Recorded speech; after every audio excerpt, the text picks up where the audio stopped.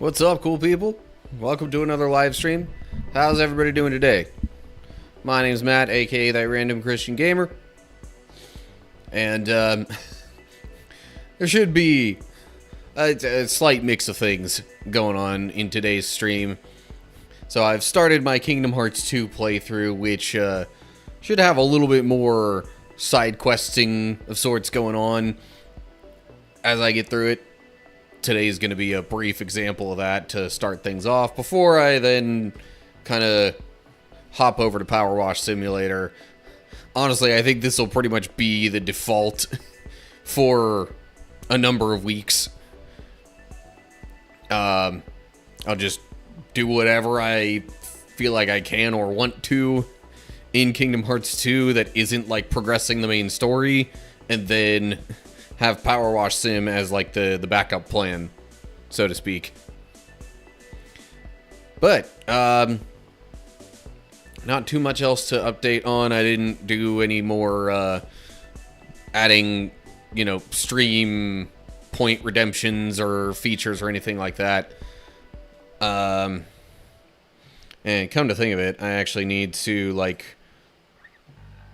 remove the chat thing that just wasn't working in the last stream. I don't know why it doesn't seem to want to work. Maybe I'll try some different overlay thing from Stream Elements and see if that'll make it work the way I want it to, but I don't know, we'll see. So, yeah. Without further ado, I'll run the early Twitch ad break, and then we'll hop right into some chill time in gaming, basically. Alright. The music can get out of here.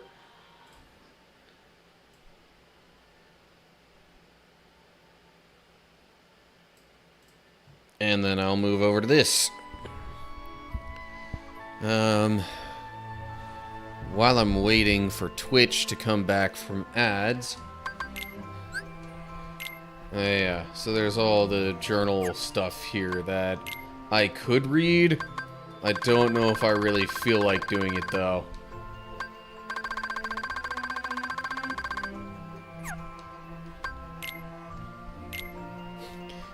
There's the thank nominee message. Treasures.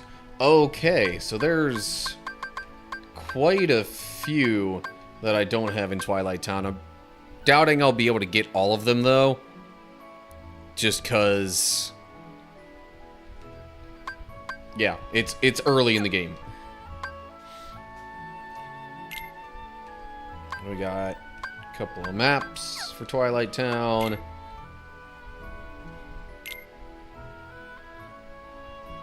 Okay, so what exactly is different about the character links? I mean, other than this just, gives you...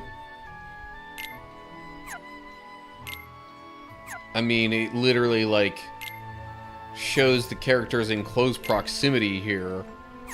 But aside from that, I don't think it really is very different from this screen.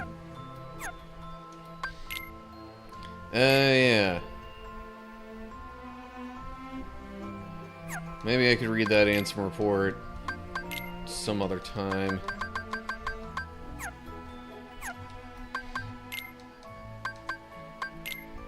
Creepers. Anyway, okay.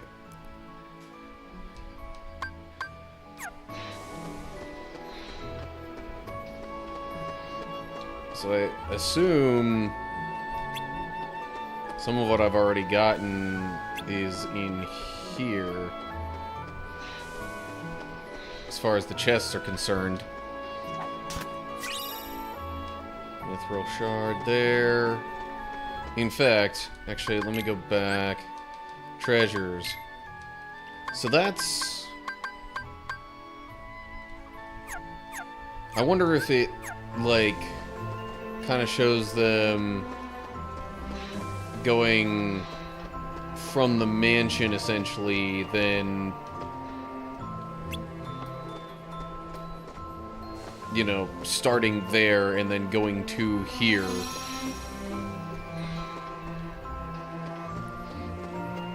Now, I did double check. I can at least leave the station here.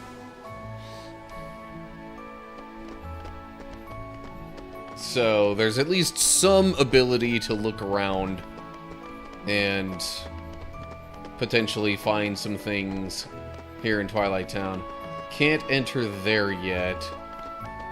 So that's why I'm pretty sure I'm not actually gonna get, or at least a big reason why I'm pretty sure I won't get all the treasures.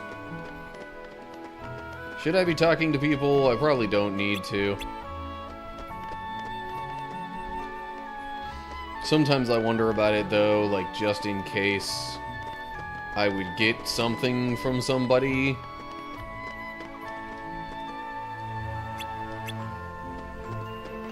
Who is this? Oh, hey, there's shop stuff. Items from previously visited shops will become available at shops in large towns. Oh, hey. I can buy stuff for Donald and Goofy already. Sweet.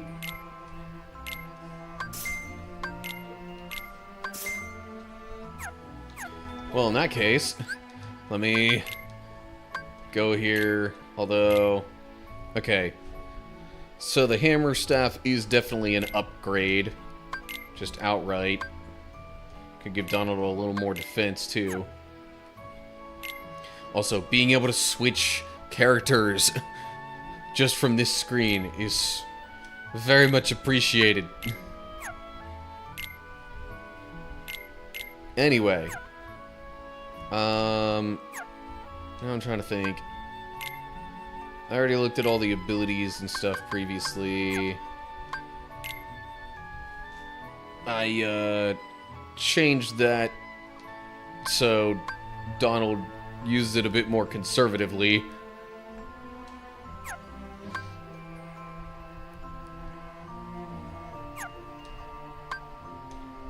Otherwise, I don't think there's too much that I would possibly need to do here. Also changed their... Well, I changed Donald's kind of just default style of attack.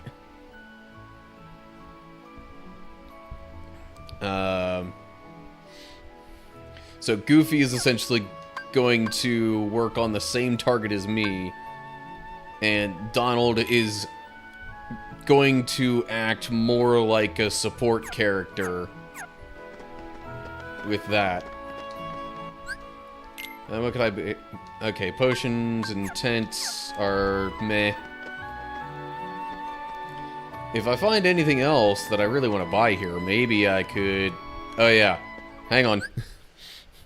I might want to record this just in case it ends up being important. I don't think it'll be, but just in case. But yeah, if I end up finding anything else that I really want in the shops, maybe I'll, you know, do some jobs in town and get some money. Alright. Recording now. And probably going to this scene so my webcam isn't in the way. Hey, you. Where'd you come from? You here to pick a fight with us or something? Fight? We're not here to fight. Okay, smart Alex. Time to teach you how to behave in my town. Bring it. Man, what a jerk. One moment. If you're gonna fight, why not make it a proper struggle? What? You see, Cypher, I'm a really big fan. What? What do you want? In other words, I want to see more of your super cool moves. You handled the tournament with real style, and you absolutely dominated the title match. But I just can't get enough. But... Don't you see? The matches are far too short. But Roxas dominated the what's your title name? match. Sora. Sora, if you want to fight a match, you just say the word. Yeah, that's nothing really important, but it does give you... It does give you another inkling of, like, things being different from how they were before. And I'm realizing I don't really have a good spot to put my webcam, other than maybe there. Totally didn't need to record all that at the end, after the scene, but oh well. Things happen.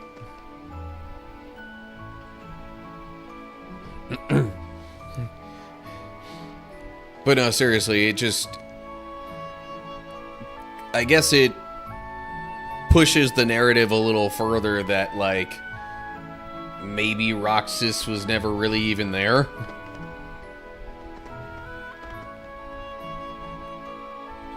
Yeah.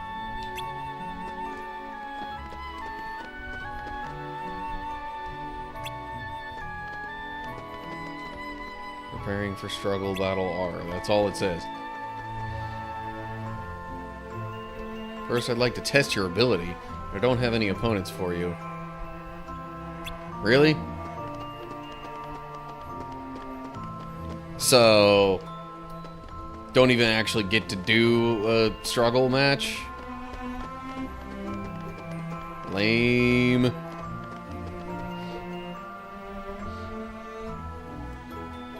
Okay, so that's where I was before. Let me go down to the tram common here. Closed. Synthesis workshop coming soon. Yeah, okay, I can see why that's closed. Accessory shop. Ooh, I could buy some ability rings, although I already have one equipped to Sora, and it's not a real big deal for the others, I don't think. Not like I'm missing out on any abilities of theirs currently, so meh. Unless I could equip another one on Sora, which no, I can't. So then, no, that's not going to do anything. How about over here? What is this? Biggs' armor shop.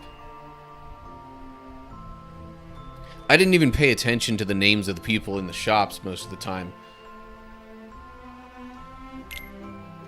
Okay. Shadow Anklet wouldn't be a bad thing to eventually have, maybe, but I'm not, like, itching to get it. Potion! Yeah, right now I'm mostly just going to be looking around the area and making sure I haven't missed any treasure chests or anything like that.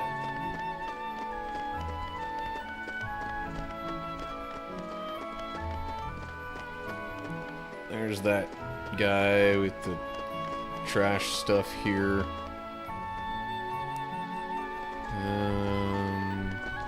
I don't think there will be any treasure immediately in this spot, but there is some over here in the corner.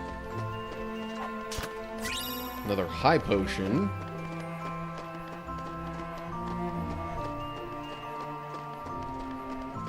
And a treasure here. Another regular potion.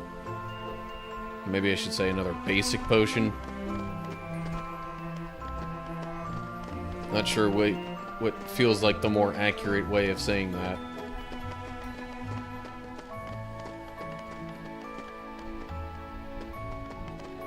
Okay. I know there's that chest up there, but let me go over this way and see what I can find. If anything. Oh, the bees!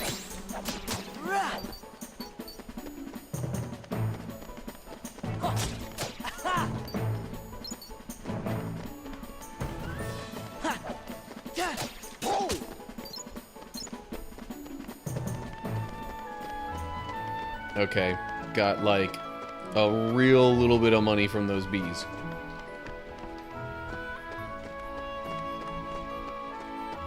I do wonder a little bit why those bees would be dropping money in the first place, but oh well. Okay, so I got a tent there. I pressed the button to jump. Why did it not have me jump? Meh. Okay, so I'm not missing anything in any of these corners here. But there is this over here. Another mithril shard.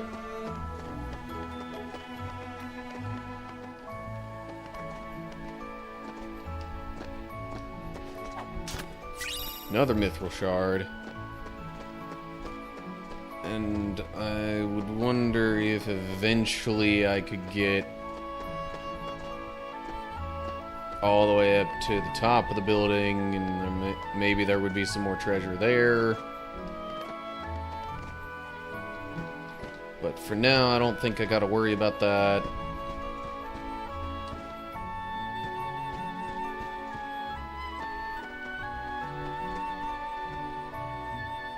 Okay. I don't think there are any other treasures that I'm missing that are reachable in this area. Except for this one way over here.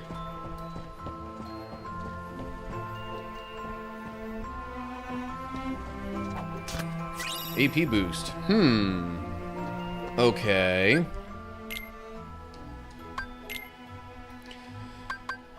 Might as well use that on Sora. Because, like, why would I use it on either of the others? No offense to them.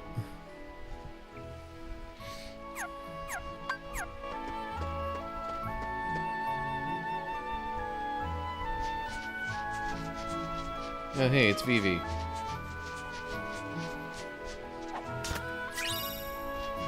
See, I thought I remembered there being treasures out here in the woods, but earlier this week when I was going through, like, the introductory part of the game playing as Roxas, I guess it just, like, doesn't have them in that part.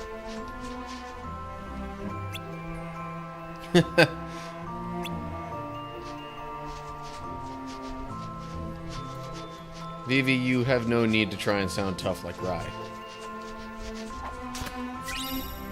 Another mithril shard.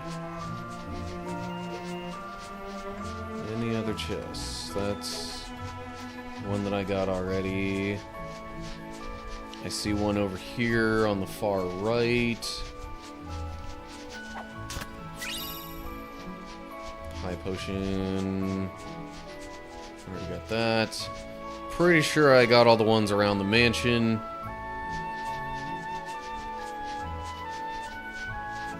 But I'll double check anyway. Yep. Got those corners there.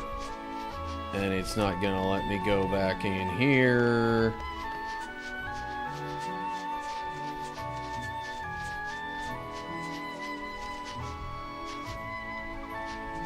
Just double checking that I couldn't jump on top of those. Okay, no. Nothing in those corners there. So how many of the possible treasures have I gotten? Oh, all of them. Okay. Well, I'm definitely not going to argue with that.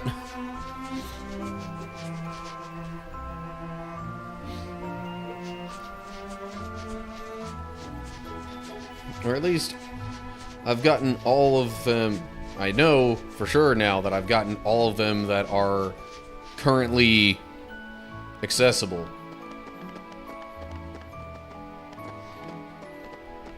Which means I'll just head on back to the train station, and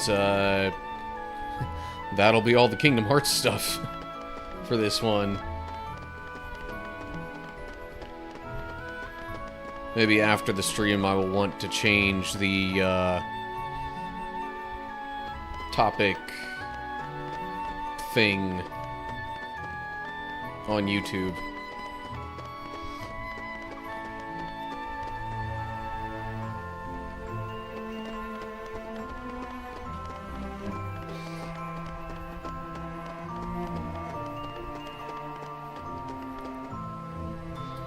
So, yeah.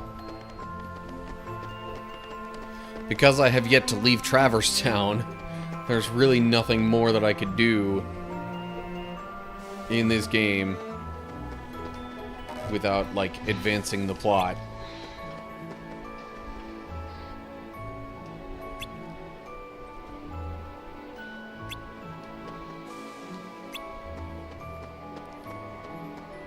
Alrighty.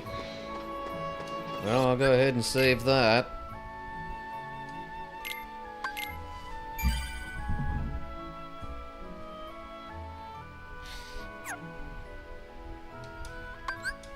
Okay.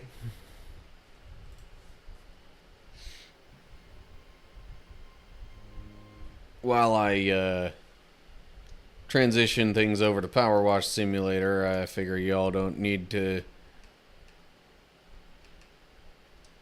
see stuff on my Xbox. So actually, that does get me wondering real quick. Looking for the... Yeah, okay.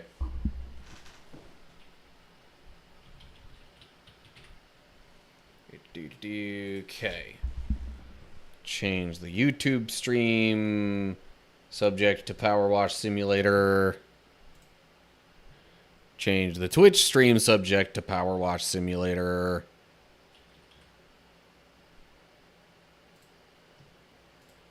And there we go. Now I can switch over to here, move my webcam over to the bottom right corner, because that's probably the least in the way for this game.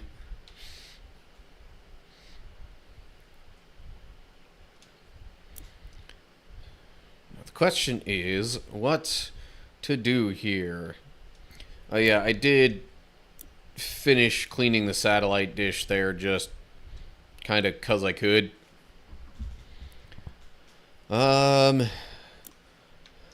I should probably be able to make a fair bit of progress in the main career mode.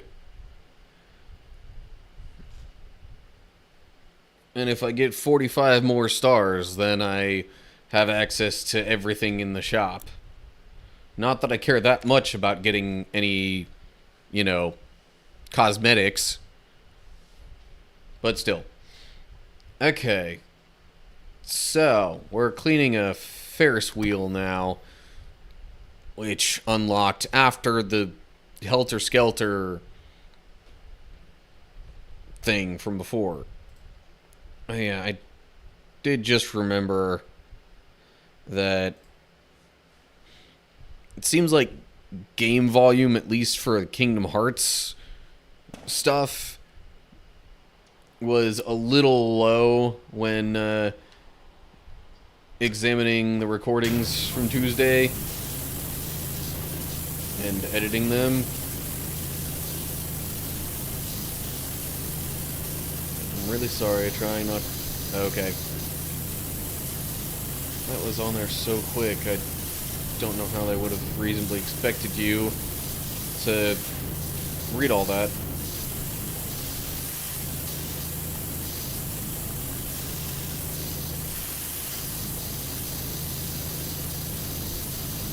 I'm just gonna get everything I can that's down kind of low here first, and maybe then try and work my way upward.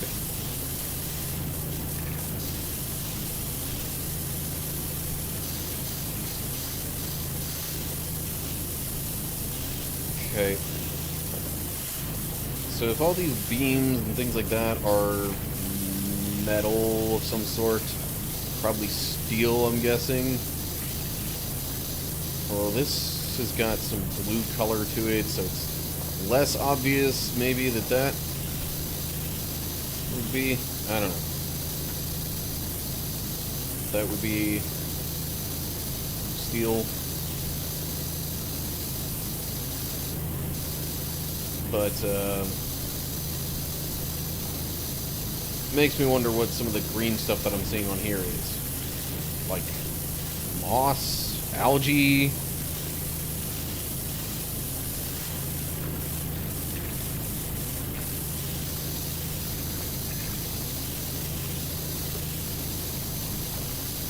I know realistically, if anything, I should probably actually try and start from the top and work my way down, but it just never seems like the most efficient way to do stuff in this game.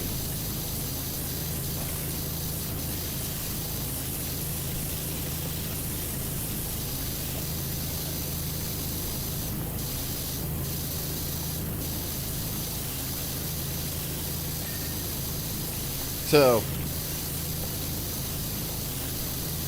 in case anyone was wondering how stuff is going for me, generally speaking, one thing I can definitely say went pretty well this week is just my work stuff. Had a really, like, big earning day Monday. Got, like... So, like, I have sort of a daily earnings goal that I've set for myself. I'm not going to say how much it is, but I have a particular number that I set as a goal for myself each day. And I earned almost double that much on Monday. Which meant that today I was able to pretty much just work the morning and then, like, do some editing stuff for some short videos.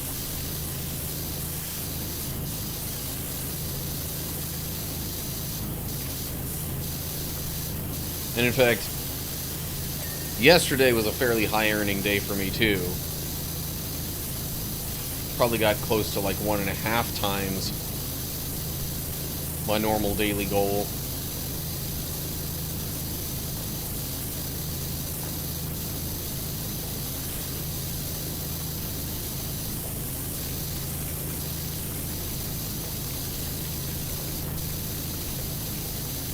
But in any case, I was able to not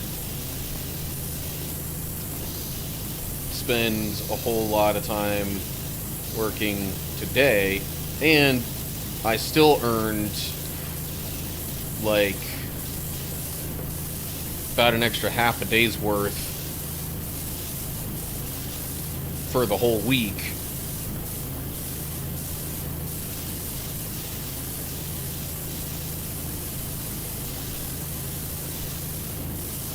So yeah, had a pretty good week in that regard. But there was a pretty high-paying project that came across my board on Monday, and late yesterday that carried over into today.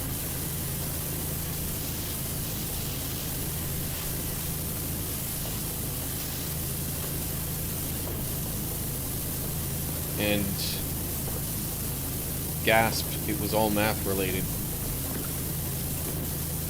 I'm actually using some of the math that, you know, people stereotypically say you never really end up needing to use in real life.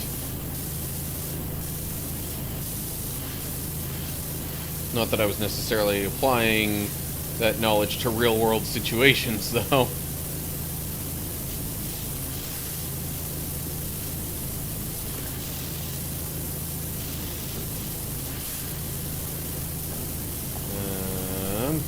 There we go. I'm like, I'm missing some dirt on this generator. Where is it?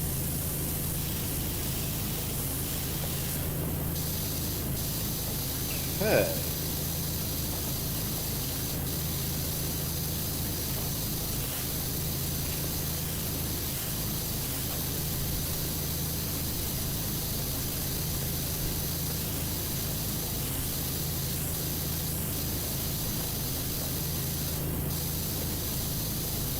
So I said to people in my Discord server just before, well, a little bit before going live for this stream that, you know, that I doubted traipsing through Traverse Town was gonna take up very much of the stream.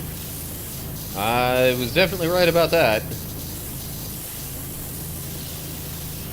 I just wasn't sure how much time would potentially be used up by that.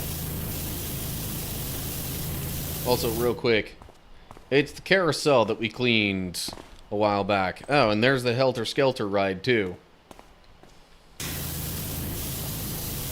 So, are they like... I guess if this is like a county fair kind of thing going on, it would perhaps make sense that they're bringing in the rides. But my question is, how are they getting so dirty in the process of being brought in?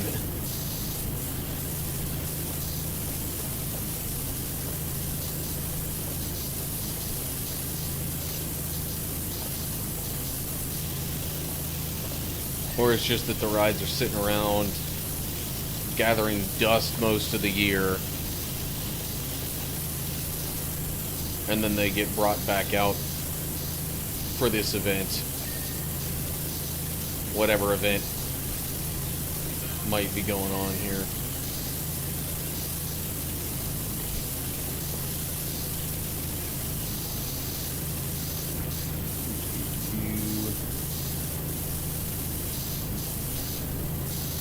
Gotta make sure I get the sign before I move on to the rest of the ride.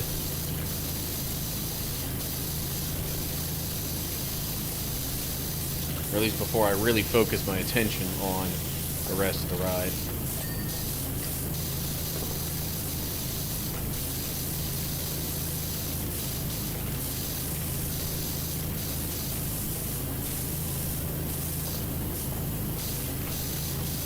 And that includes this side of the sign.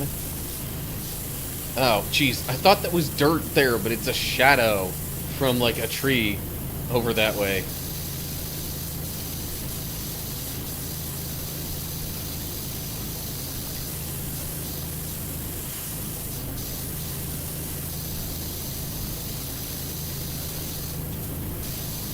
Had me confused for a second. I was like, I'm pretty sure I washed that. Why is it dirty now? Nope. Just a shadow.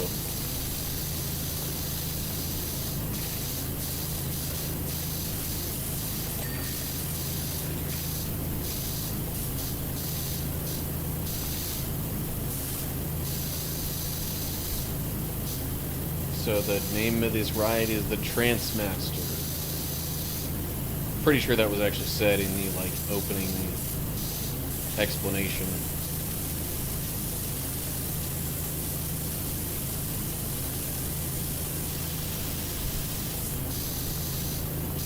I might actually need to get a ladder just to get up on top of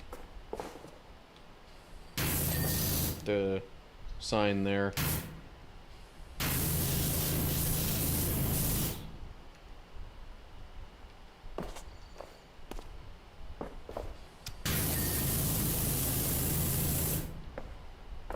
Okay.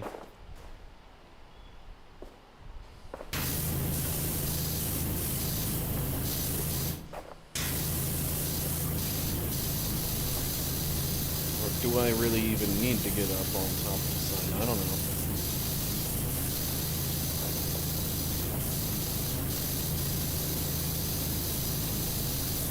I'm thinking probably yes. Okay. Barriers are all clean, yes? Yes. Okay. This post, however, still is not. Can I... maybe? Doesn't seem like it wants to let me hop up like that. Drat. Okay. So yeah, I might need to find me a ladder or something. Scaffolding seems a bit much for this situation, but a ladder should be helpful.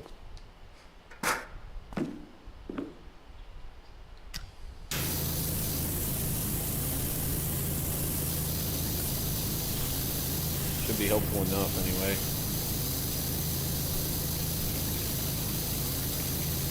Okay, yeah. There we go.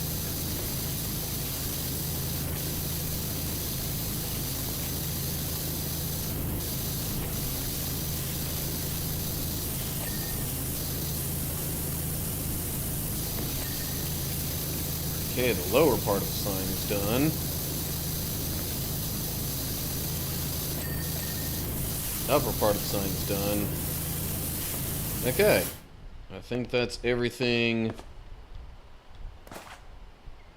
regarding the entryway.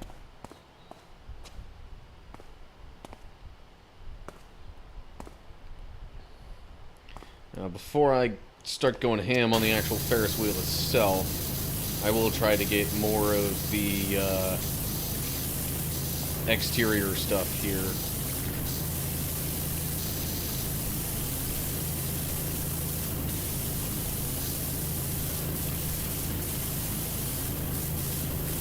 Pretty much whatever I reasonably can from ground level.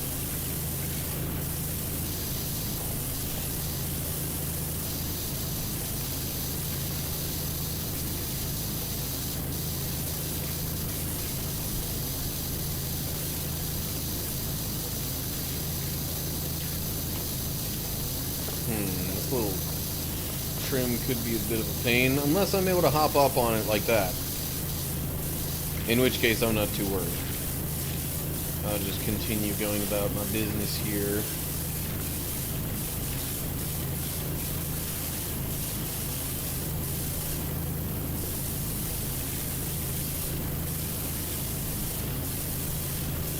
For a second, with some of those lights, I thought I was genuinely just getting this that shiny that it was like reflecting a bunch of light. But no, there's actual like individual electric lights on the beam there.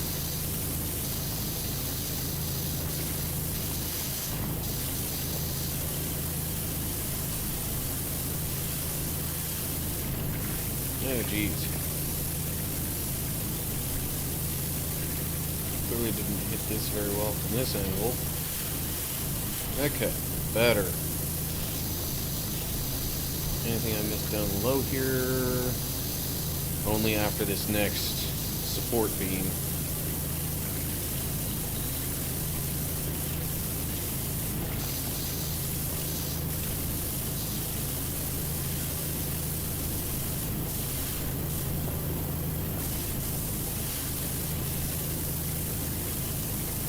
There's a bunch of this stuff on this one that looks kind of like rust, but it's not being stubborn like rust, so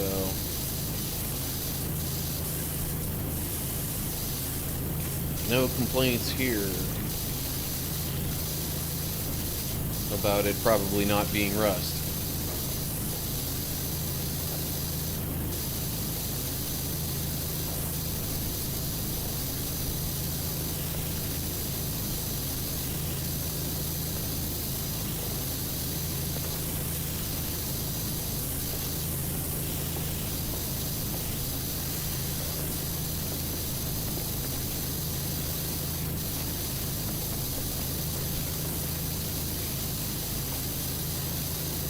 I guess I've actually probably already gotten most of the fence planks here from the other side. So now I gotta focus more on getting them from this side.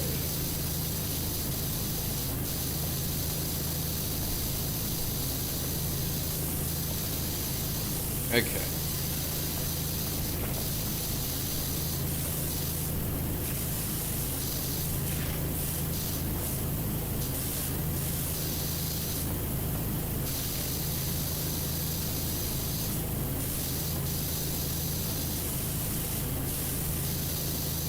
There might be just about enough angles on that post to get all of it at the top clean without even going up there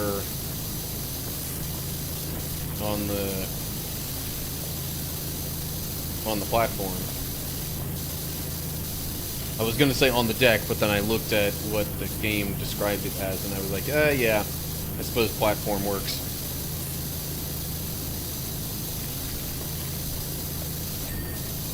Okay, cool.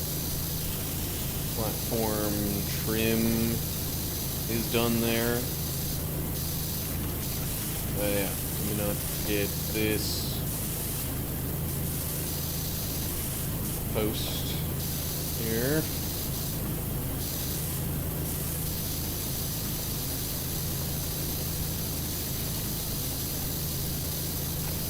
Gotta make sure I get the planks from the sides too.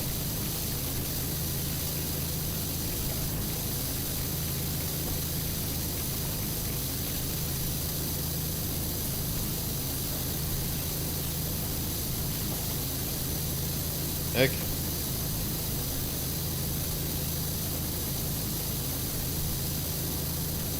fact, maybe I should just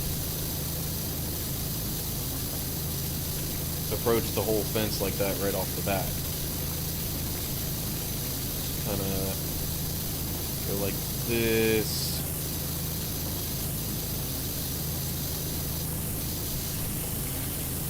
As I move along from one direction, and then maybe whenever I come back the other way, I can get it from that angle as well.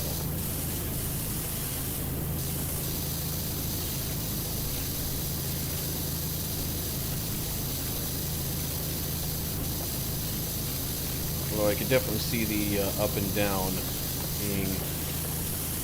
Okay. I can move around with it being locked in like that, but it just seems odd to me.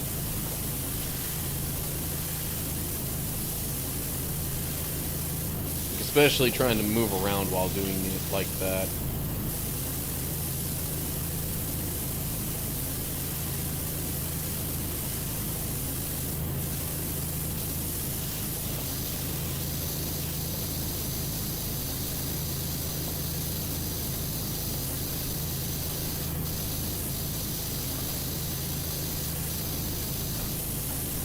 Maybe I'm just a little too used to, you know, first-person game perspectives basically giving you, basically having, you know, the middle always be your focus. Because, I guess, you know, even physically speaking, in real life, we tend to focus on whatever is in the middle of our vision more than, you know, stuff that's not in the middle of our vision.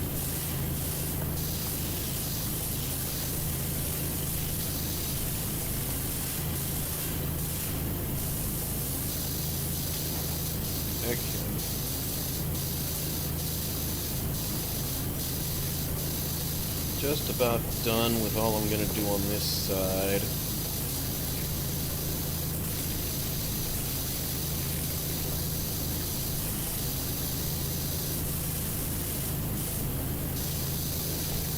This here real quick.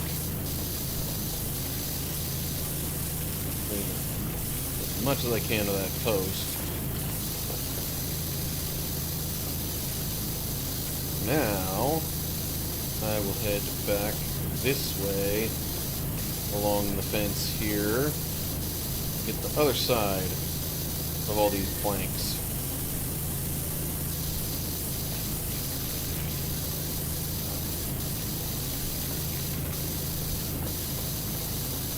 That helped me get the last little bit of the platform trim that I needed to on this side. That's good. I like that.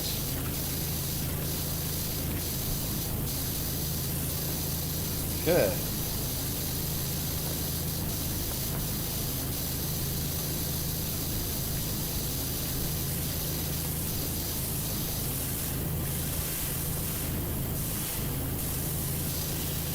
I still have the whole inside of the fencing to get, which is probably a big reason why it's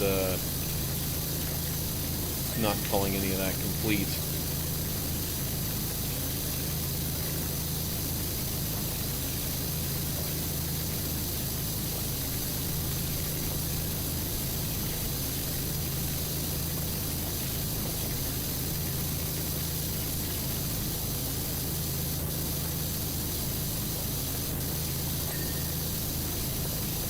Okay, more platform trim is done.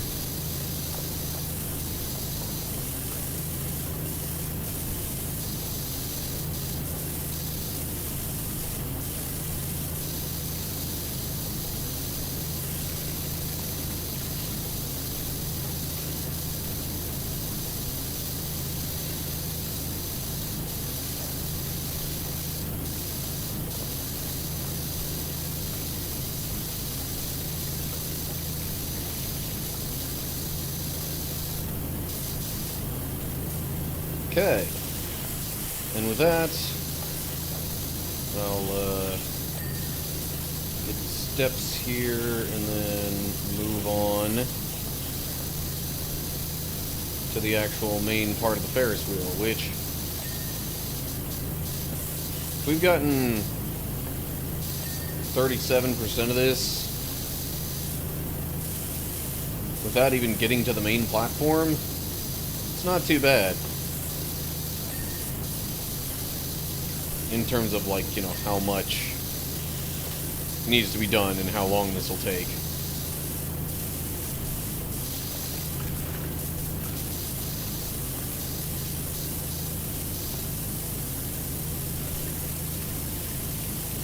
I'm gonna try and make sure I get as much of that stuff as I can.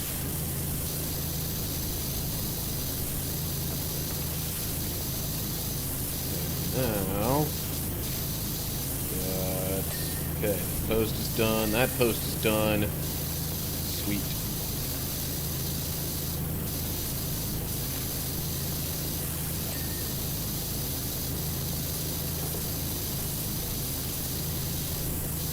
This is going to be another one of those things where there's an achievement for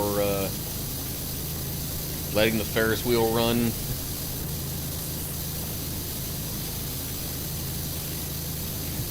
Hello, Owl. Yes, feel free to play around with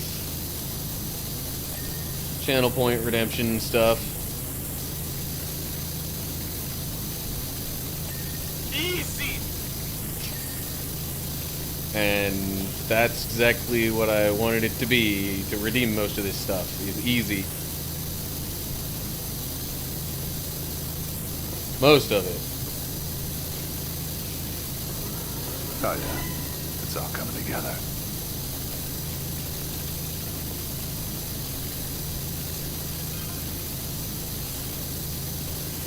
Hello there. Yeah, I have like two different greetings in there, you could say. I've got the Obi-Wan hello there. Okay, dude. But there's like a SpongeBob one too. I'm sure you'll get there eventually.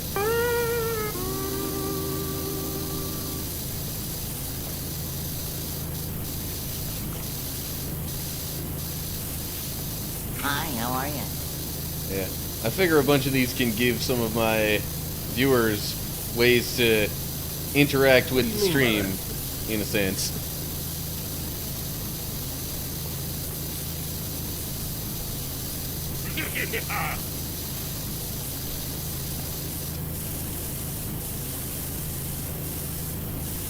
Betrayal. That one I don't even know when it would come into play, other than I don't know. The whole betrayal thing was just, oh yeah, having a flashback to the days when I played Halo with my friends. The days when I at least regularly played Halo with my friends. Not that I like never ever do now, but it's pretty rare Streamer, these days. look at chat. Look at chat, streamer. Streamer, chat, streamer, streamer. Look at chat.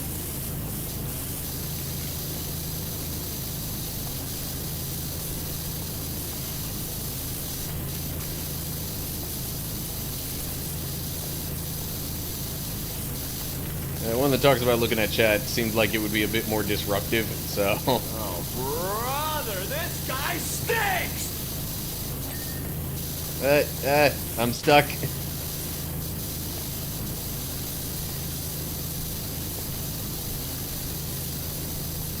Okay.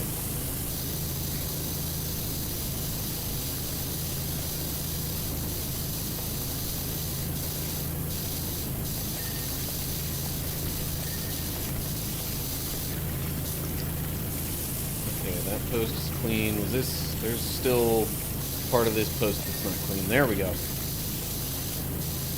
That was fun. Other than that, I'm doing pretty well, Owl. You actually just missed, like, a few minutes ago I was talking about how work went this week and the fact that, like, I earned pretty much double my normal daily, like, goal amount that I set for myself just on Monday.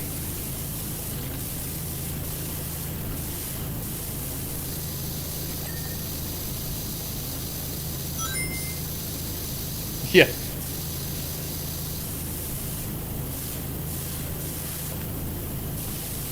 If I were Sonic, that would be the sound of what I'm earning.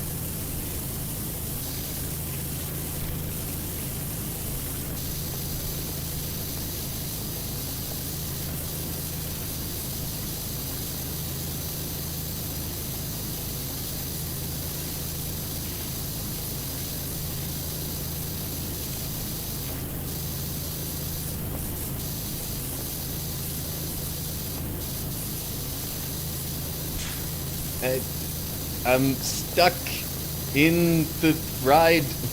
Help. Okay. At least that seems to be temporary.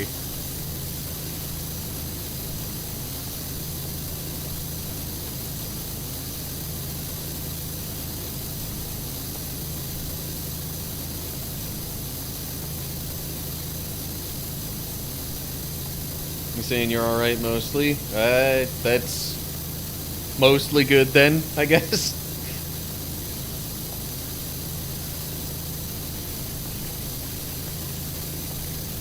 That's, you know. Life is definitely on the whole not perfect.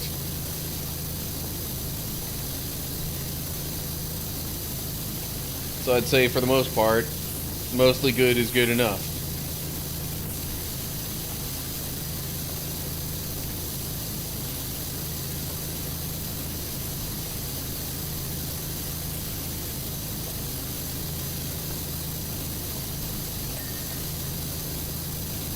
I also, just through sheer circumstance, I was...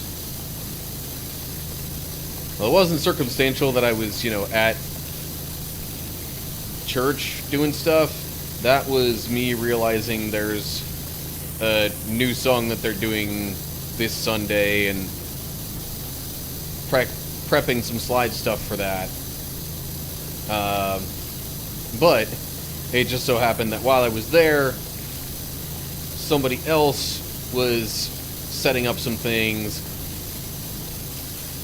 told me that there was a, like, new car wash place in town that, because they're new, they wanted to, you know, kind of go big and get on everybody's good side early on, and they were offering free car washes. My car really needed it. So I got myself a free car wash this week, too. Not good stuff is out of my control. Nothing anyone can do about it. Eh.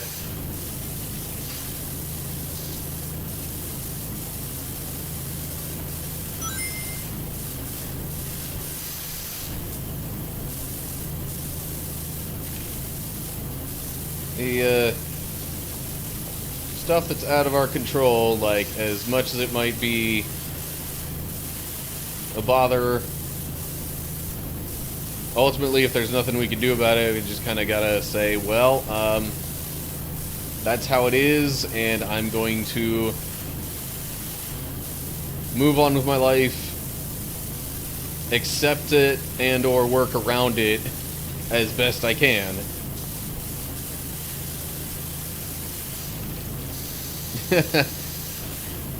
The more rings were for the free car wash. Yeah, I kind of figured.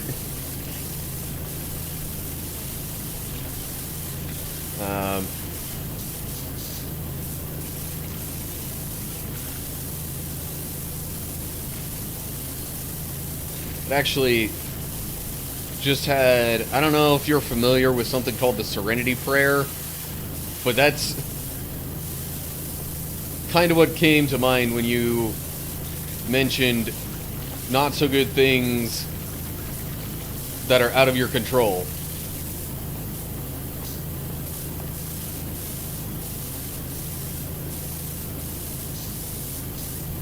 Not aware. Now, I'm not going to say I remember the exact wording of it off the top of my head. And of course, you know, it is a Christian prayer, but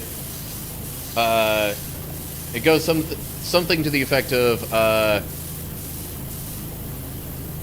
God, give me grace to accept the things that I can't change, or I'm trying to remember. It's something about, like, basically accepting things that we can't change, realizing the things that we should change, and, you know, being wise enough to tell the difference between the two is like the opening line of it. As far as prayers go, it's pretty safe to say that. Probably don't know 99.9% of them. Yeah, that one's a little bit more common in popular culture, though, even just outside of Christian circles. So that's why I wouldn't assume people don't know it.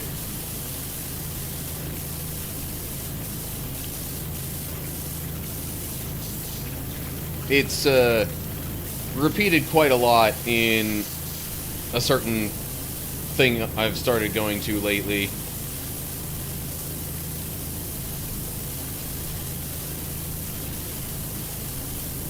Certain, like, group thing at church.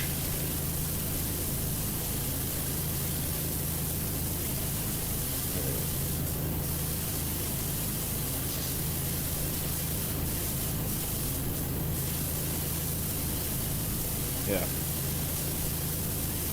On the whole, especially that opening part, like, I figure that's pretty broadly applicable. And, I mean, shoot, if you get rid of the more religious wording from it, like, it's kind of just generally good advice for a helpful attitude to have around most things.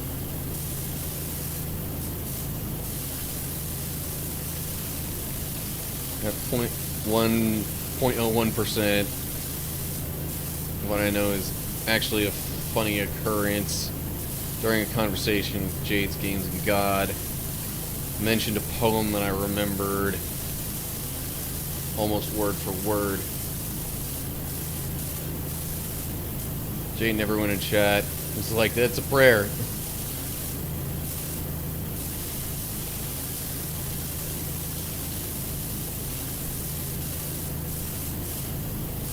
Yeah, I mean,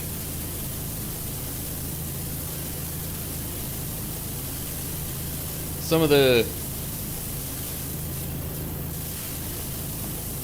some prayers have managed to make their way a little more so into popular culture and spread beyond the walls of the church, you might say.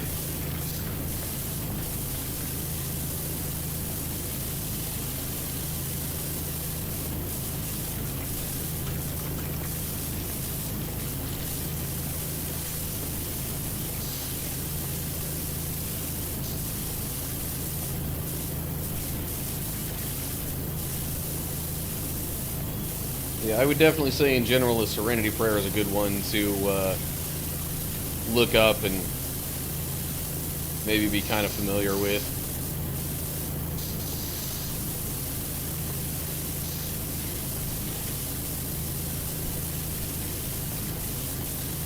Especially if you're going through a tough time, it can kind of help to keep some things in perspective.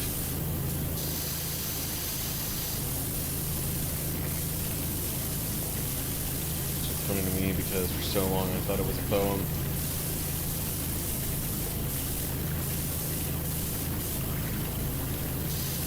I mean, some prayers do end up sounding rather poetic.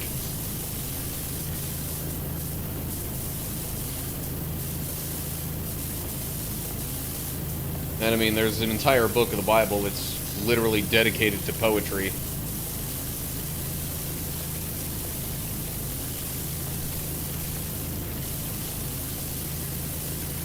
And some of that stuff is kind of in the form of a prayer, too.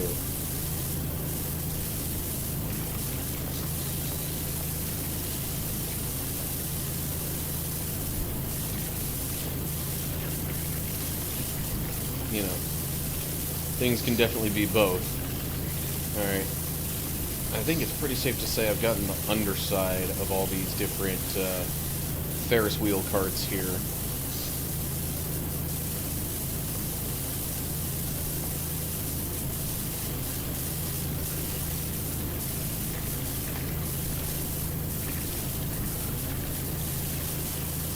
Now I think I'm going to start focusing more on, you know, other surfaces around the carts.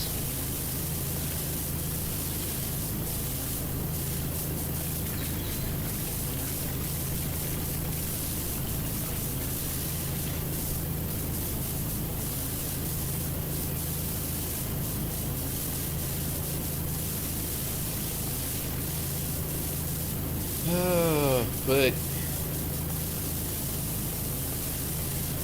yeah, can't say I've had anything like super duper exciting happen lately, but definitely some good stuff this week.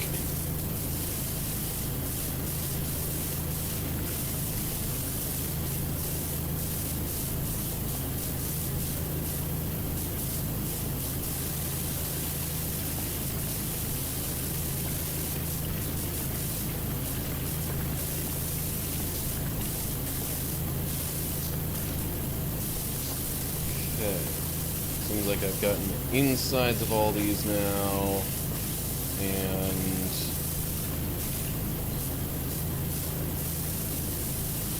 most of these,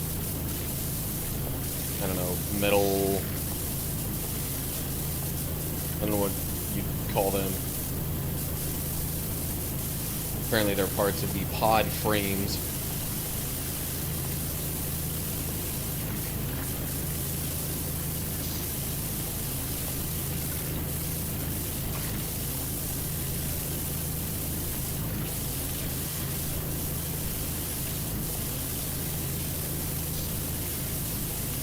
I don't know how well this is going to work if I just let this thing run the whole time. But I'm going to try. And we'll see what happens. Streamer, look at chat. Look at chat, streamer. Streamer, chat, chat, streamer, streamer. Look at chat. Oh, yeah.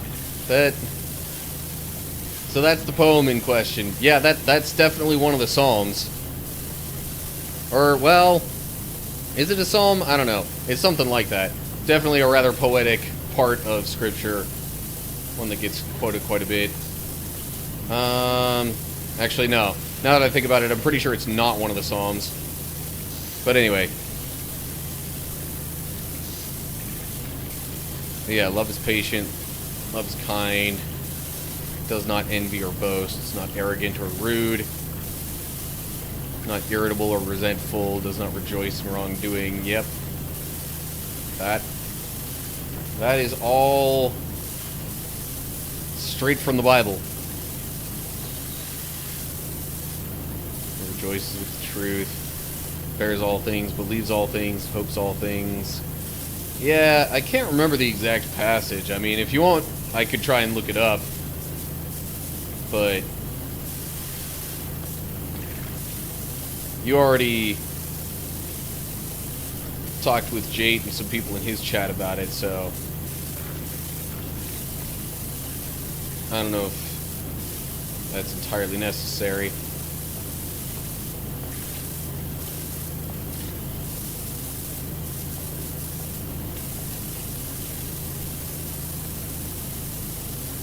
Alright. Probably going to be doing a lot of this. Oh look, another new job available.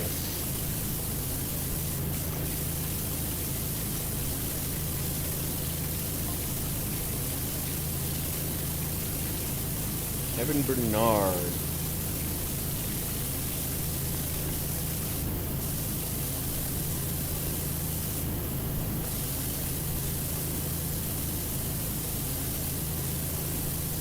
Also, why do these people sound like they're competing to, like, have the best ride at the fair or something?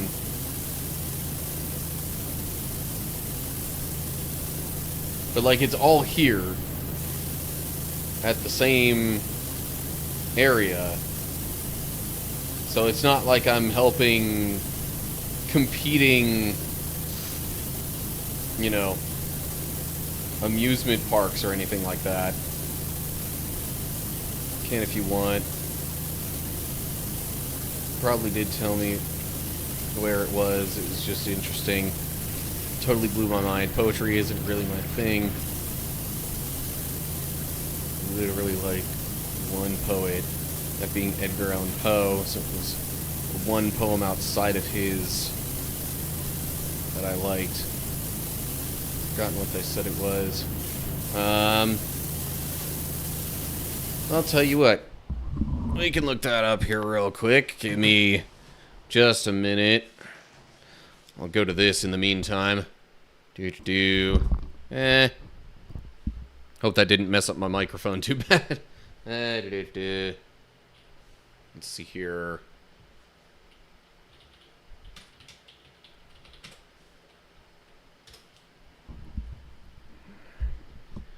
Okay.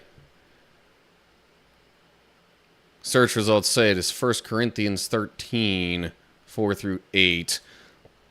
Let me actually just go ahead and pull up that passage just to confirm. 1 Corinthians 13. Yep, sure looks like it.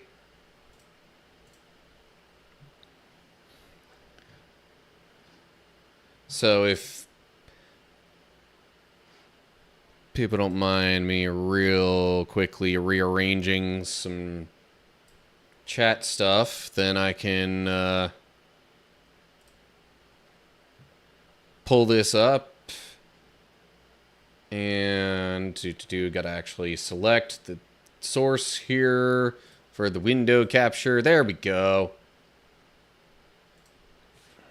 But yeah, this is it right here. 1 Corinthians 13, 4 through 8. Love is patient and kind, not jealous or boastful.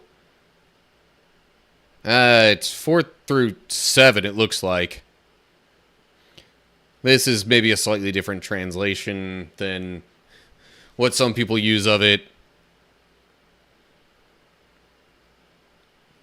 And I also find it interesting that immediately after that, it's like, hey, all these all these like spiritual gifts that people like to talk about and think are real special and all that kind of stuff, they're completely useless eventually.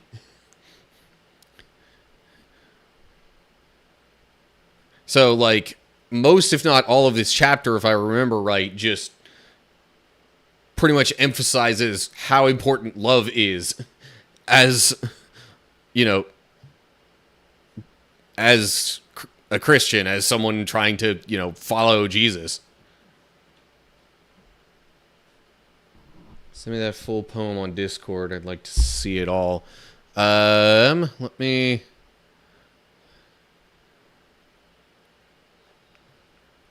I wonder if I can just send a link of the URL in there. Real quick, gonna open that up.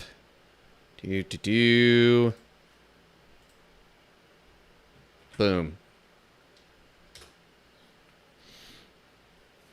That'll be in the New Living Translation, which is what I've been using for my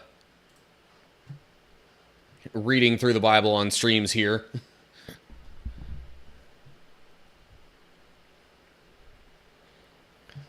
And I guess I could specify, I know we're talking about it here, but just in case you try and go back to it later,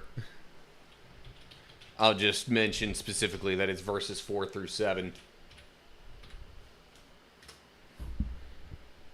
Okay.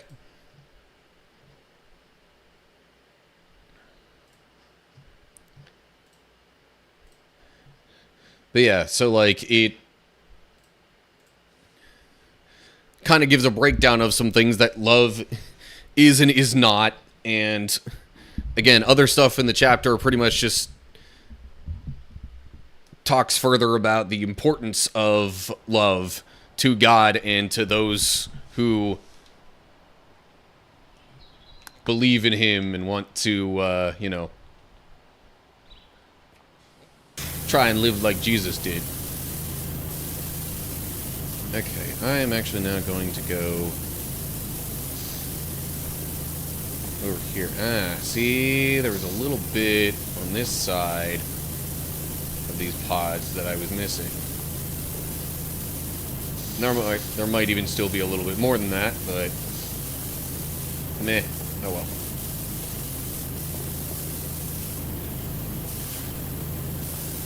I'm just getting whatever I can here as it comes around. Eventually, I'm probably going to have to go into one of the pods to get, like, the center of the Ferris wheel here.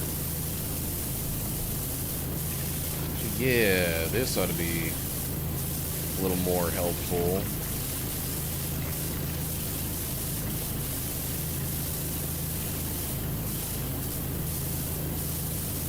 It's a little cramped on this side of the pods.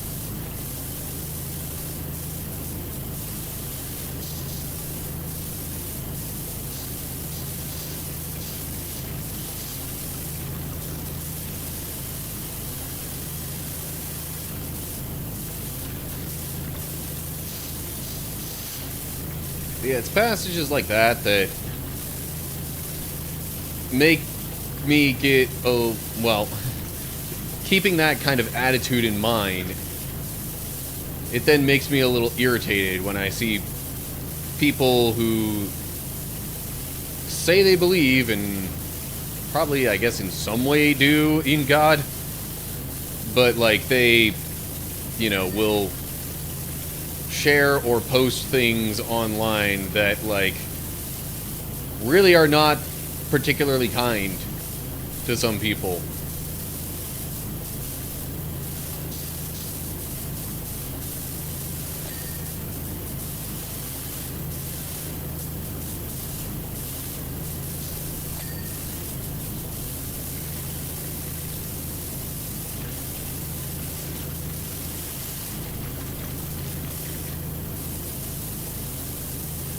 Like, there are very few nouns in the Bible that are used synonymously with God, where it would say, like, God is this noun thing and not, like, just some adjective. Like, sure, you get things like righteous and holy and things like that that are adjectives, but of all the words used to describe God, very few of them are nouns, and one of the few that is a noun that's basically made synonymous with God is love. I would not be able to recall that reference off the top of my head, but it's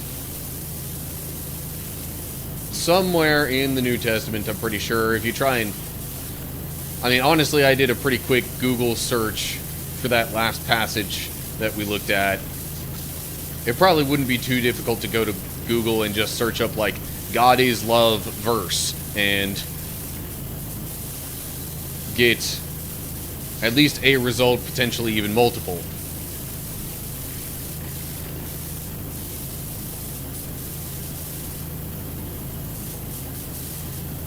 Not a believer.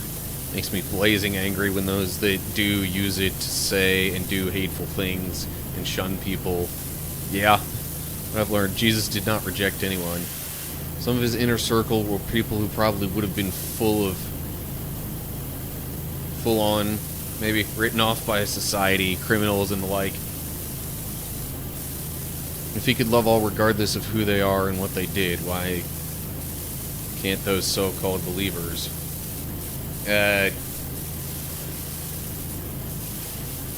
They can, it's just sometimes they don't because they're flawed and they're human. And they're probably not thinking about, you know, being good examples of God in the world in those moments.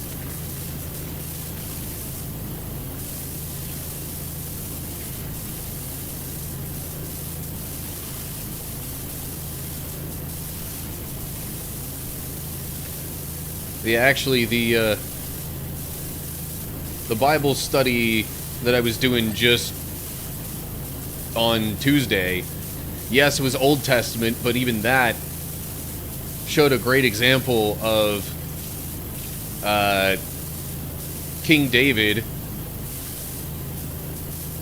you know, many, many years before Jesus. King David is basically being kind to somebody who was the son of a good friend of his, but who also happened to have a significant disability. Like, it describes this fellow as being crippled in both legs. So, dude would have been a major outcast in society that day for not being physically capable to do a lot of what kept their society running.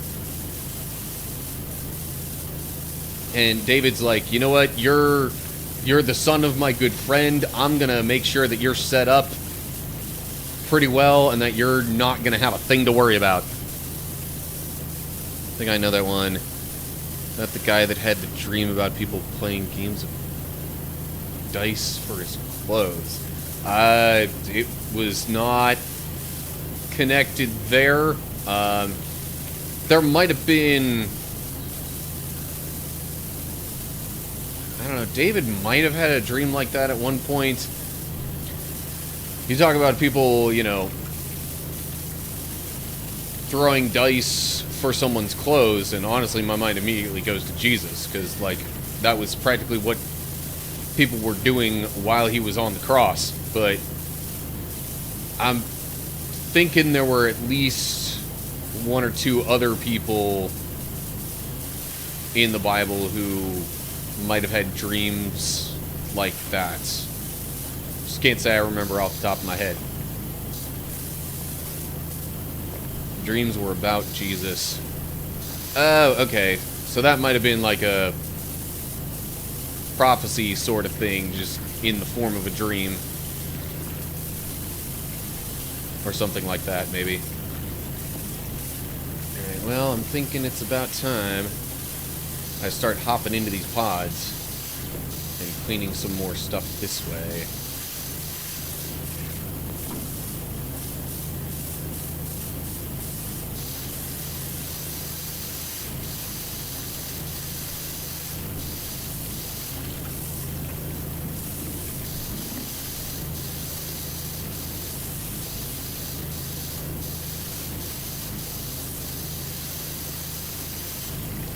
remember more than that in another Games and God conversation. It's probably months ago. Hey, I know. I certainly don't expect you to, remember all the details of all that kind of stuff, because a lot of people who are professing Christians don't even know that much about the Bible to know that there are things like that in it. And even if they've heard about it at some point, I mean, it's not guaranteeing that they'll remember.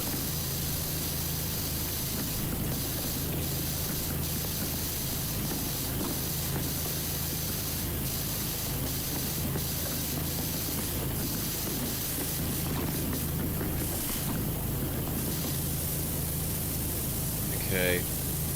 What is still dirty about this pod frame here?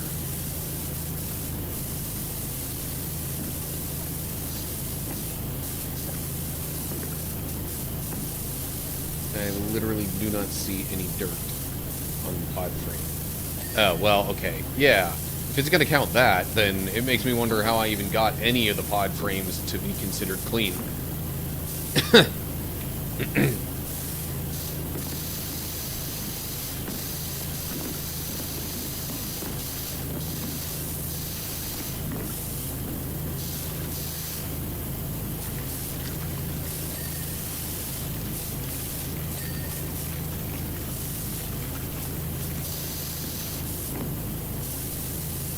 Might have to get out of this pod soon, though.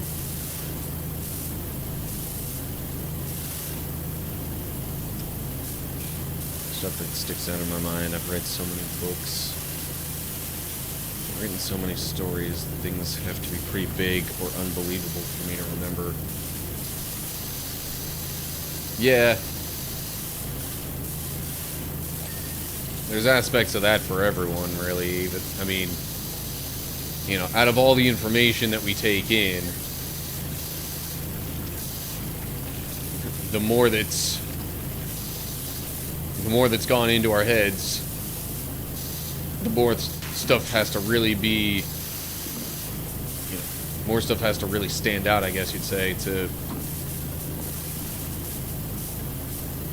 remain memorable.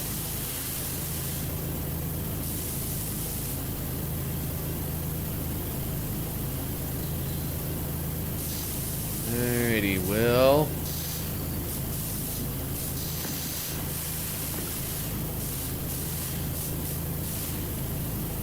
Jump. Yeah.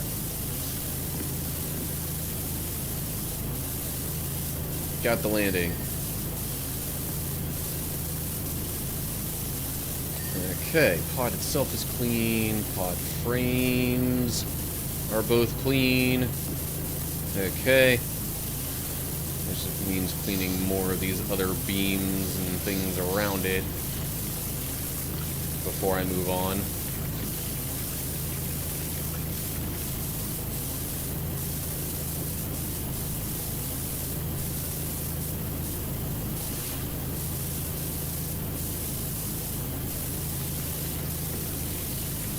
Also watched so many movies, TV series, and played so many games. Yeah.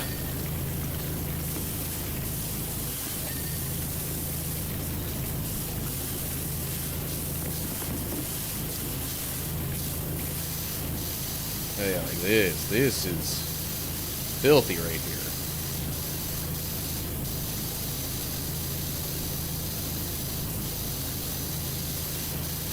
I do wonder if I could clean this a little bit quicker were I not trying to do things this particular way. But you know what? It's fine. We're taking it easy. Having a good time. Chilling with chat.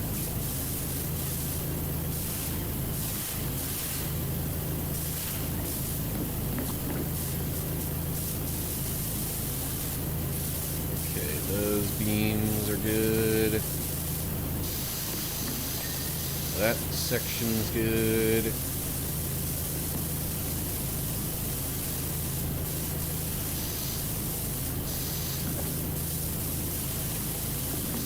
I've gotten what I can of those spokes there, really.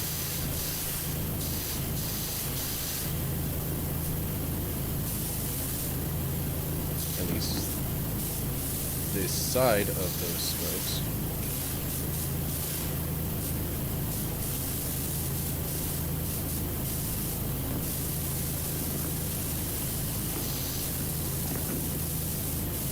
Sure is a lot of dirt on there for it to not show any.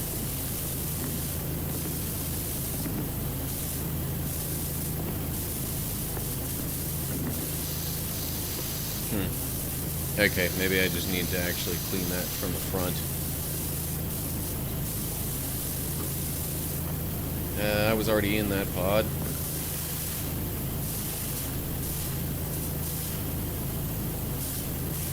Guess I'll wash some of this stuff as I go by. And maybe on this side too.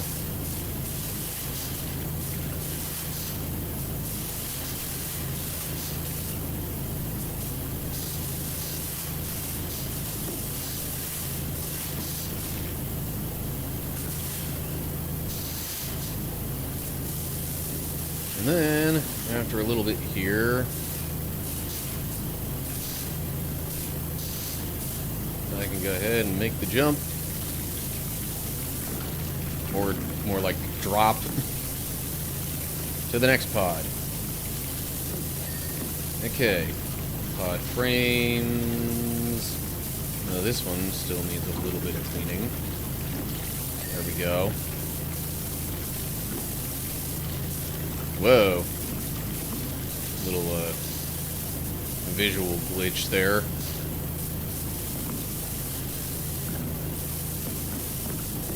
More visual glitching.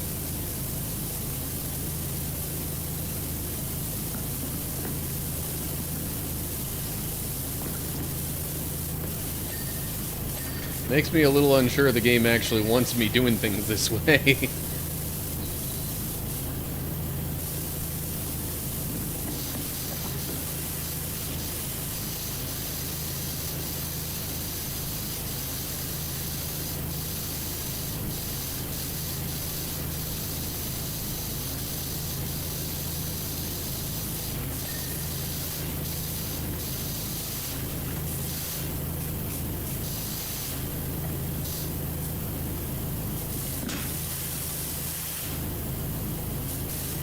That's probably about all I get. Probably about all I'm gonna get from that pod.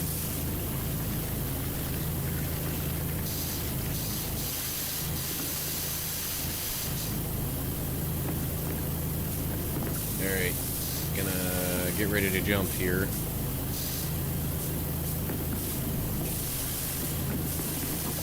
And hit. Oof, almost missed.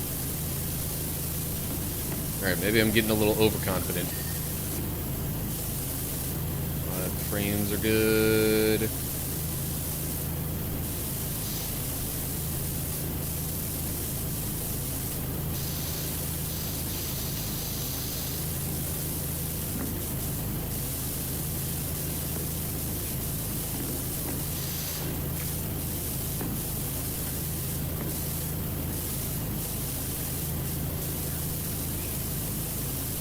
Alright.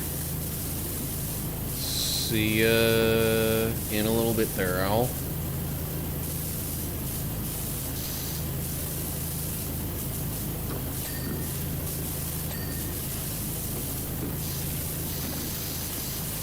Yeah, the visual glitching is... seems like it might be getting even worse. Okay, that part's done.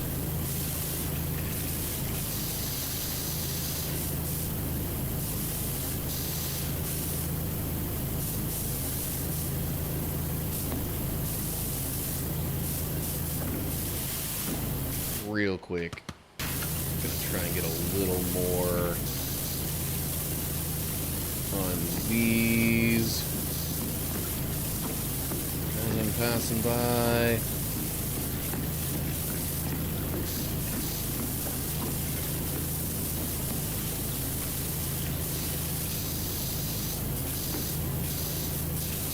Okay.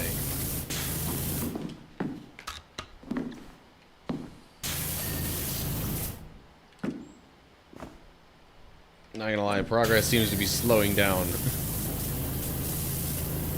quite a bit.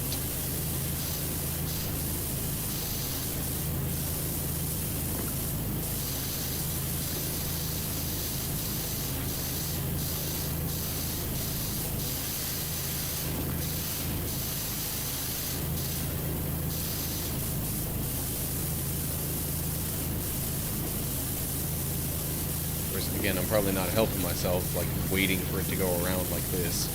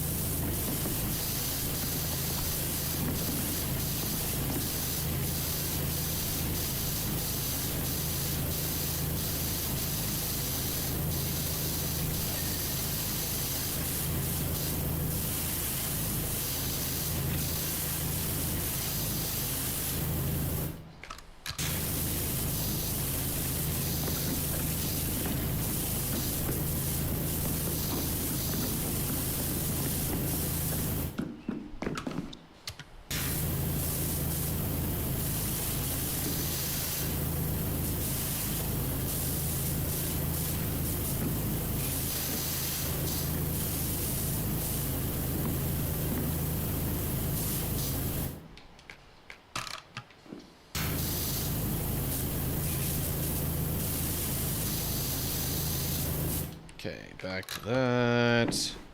Jump into the next. How did I miss that much dirt on the inside of this one? Meh, oh well.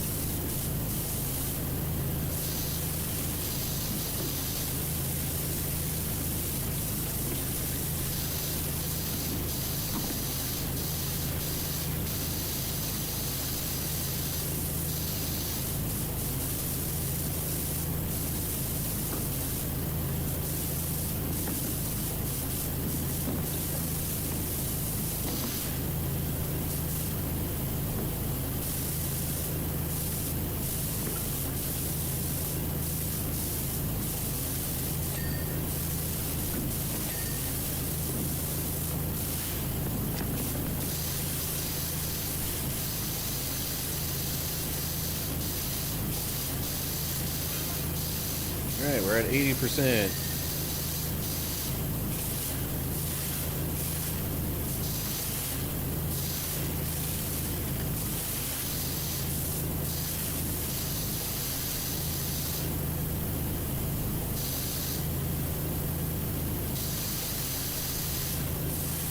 So you're talking about this view of the volcano right when I am not at the top of this.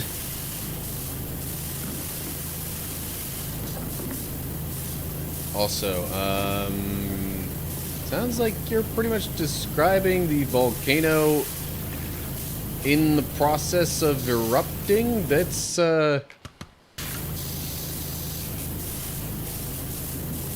usually not something that you want to be in the, you know, sight range of when it happens.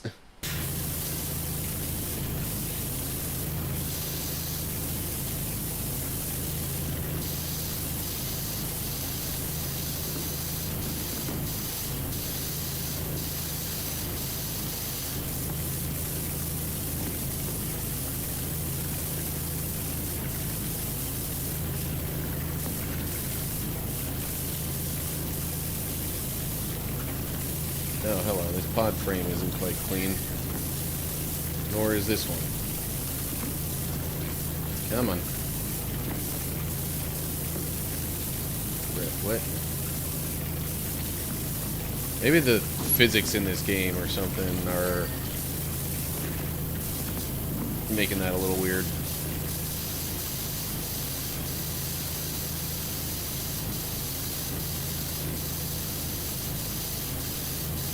Okay, cool. That section's clean. Real quick, gonna check my phone and make sure I don't have any major notifications in here. Nope. Okay. Sure, plenty of people looked up.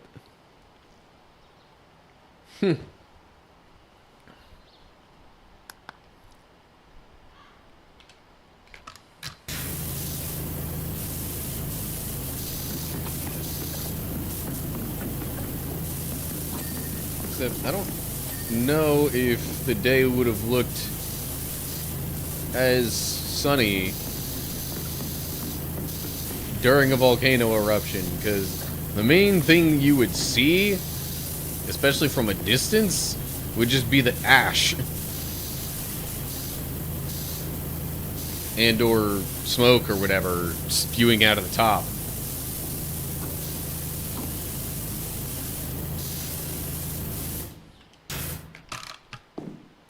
Okay, on to the next one. Clearly I haven't gotten this one entirely done, because the one frame wasn't totally clean.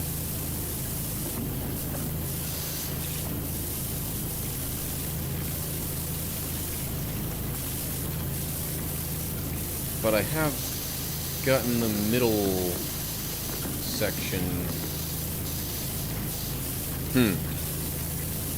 Literally happened without warning. People were going about their lives, and suddenly, boom! Yeah. Oh yeah, there's the volcano they're talking about. And it's, looking quite active.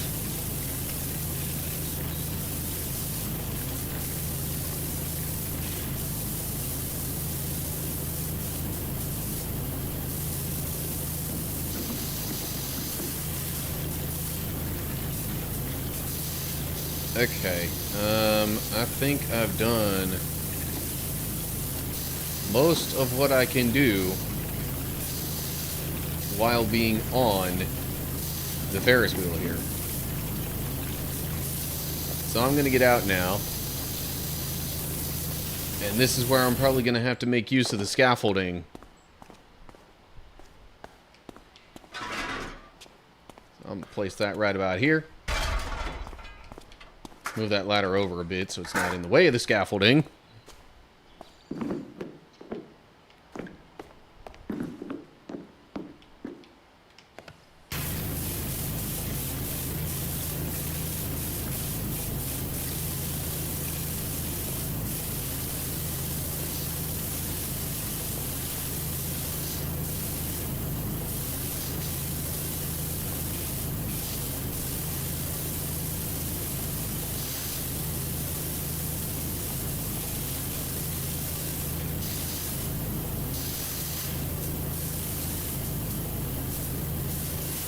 Okay, yeah, I've still got to get the front of a bunch of these spokes on here. But maybe I should wait until I get up to the top of the scaffolding. That way I can make sure I've gotten all this other stuff as much as I can.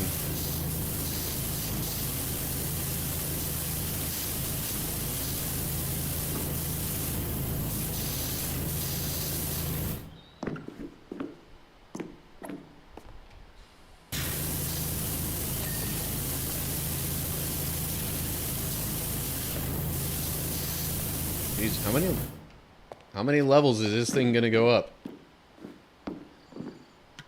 I feel like that had to be at least 5 there.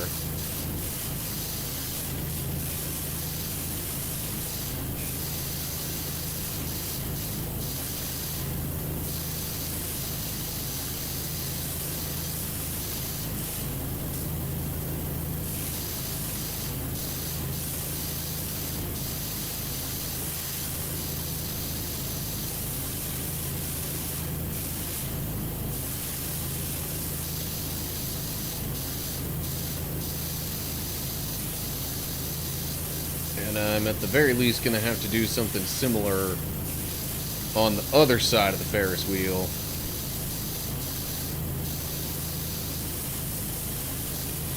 Like the opposite side from here.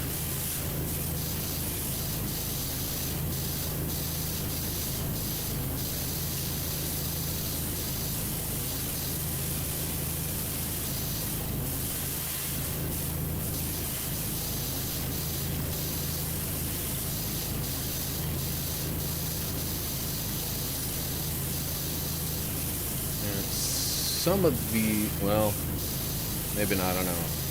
For a little bit it seemed like the game did not want to let me get all the way out to the end of some of these, are they calling them, okay, spokes. I was like, are they calling them spikes or spokes?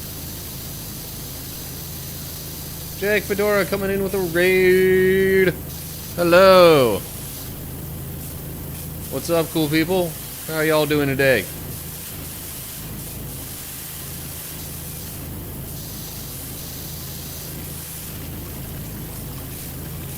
Alright.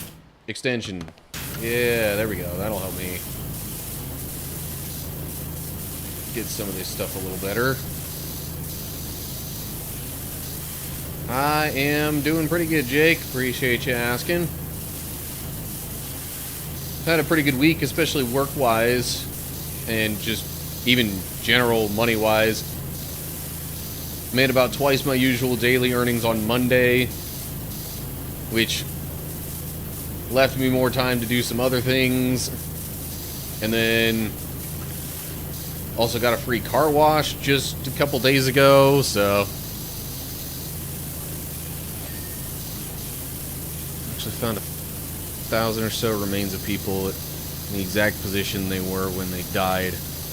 They remains, but it's more like ash turned to stone covering. Yeah. I remember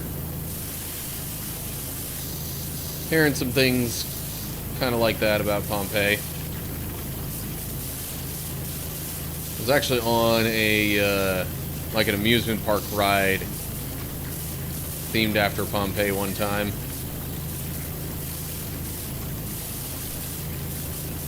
Honestly, for the most part, it was just a, like, one of those log rides that have you splash down at the end. But up at the top, they had, like, a little cinematic display sort of thing that was supposed to be like what Pompeii might have looked like at the time of that eruption.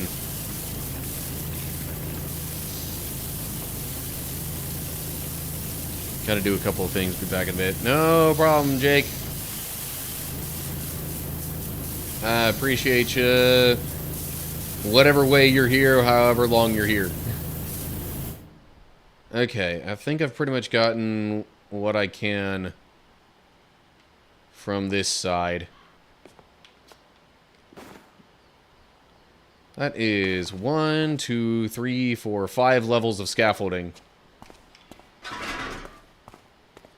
Would definitely be fatal jumping from that in real life.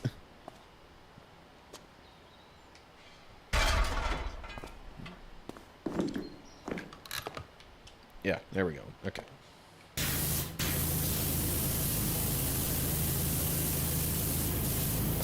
I didn't quite get all the angles of some of this stuff, though. I just realized so I'm probably going to have to go back around to the other side.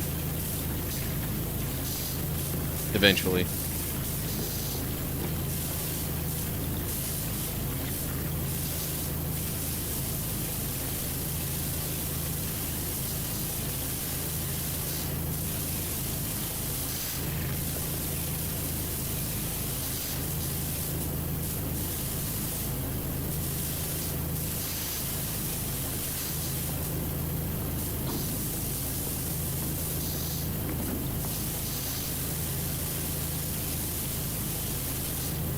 Alright, so this is maybe going to seem like a random thought to everybody else, but, man,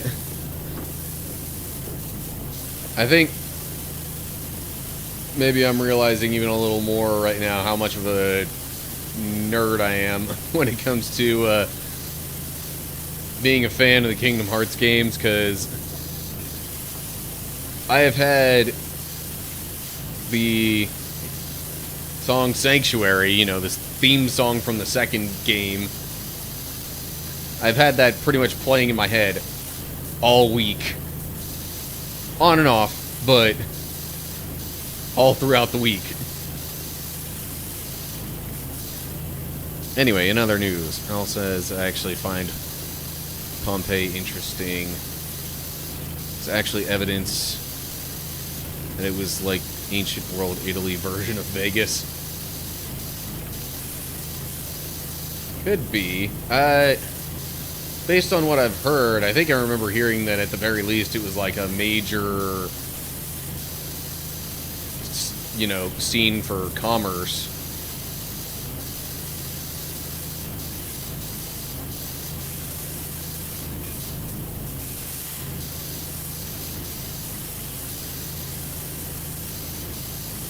Both my favorite Kingdom Hearts games have the same theme song. So, you think Sanctuary is the best one? You know, it's definitely a good one. I'm not sure I even know all of them for the whole series.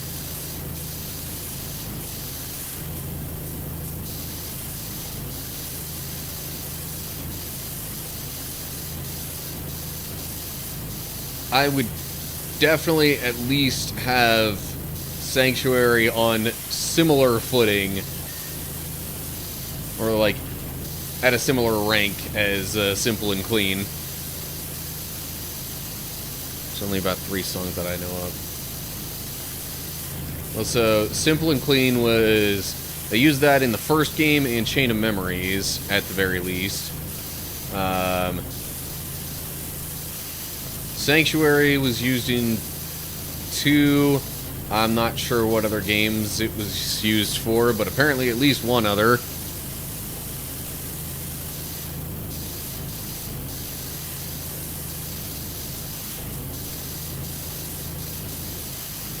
Could see that being, was it Birth by Sleep, the other one that, you know, has Roxas pretty heavily involved? Simple and Clean, then Sanctuary. The third, yeah, the one for Kingdom Hearts 3, I believe it's called Face My Fears, and probably the reason a lot of people think it's meh relative to the others is because you also have Skrillex involved. It's not just Utada Hikaru.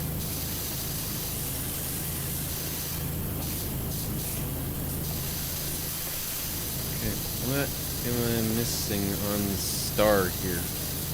What is still dirty about the star? I don't know. Anyway. But yeah, so with Skrillex being involved in that one, it's got a little bit more of a techno-y, maybe even kind of sort of dubstep feel to it.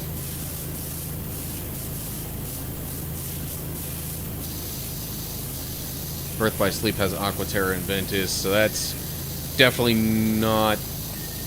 Or is that the other one that also has Sanctuary? I don't know. I thought you mentioned there were 2 games with Sanctuary. It has to be one of the other ones that I haven't played, though, because we've already mentioned all the ones that I've played.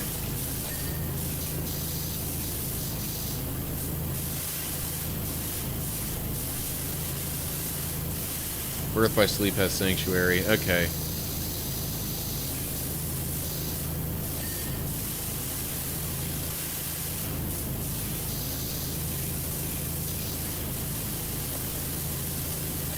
I thought there was another one, or maybe just another song that I've heard a lot of the fans mention, and it's not necessarily like the theme song, so to speak. I want to say the title of the one that I'm thinking of is Dearly Beloved.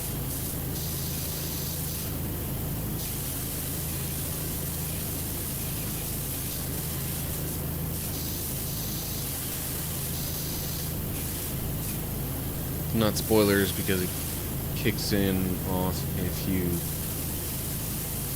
leave the main menu idle. Find it on YouTube.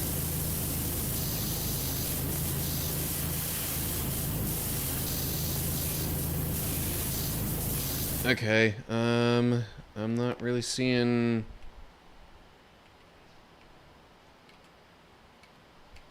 any major dirt from this. Well,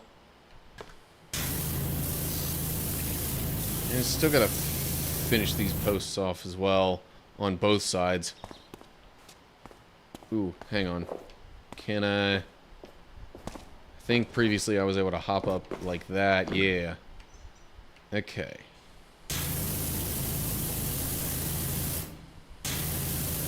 Oh, geez, yeah, that's still a lot. I'm probably going to need more than just this kind of angle on it.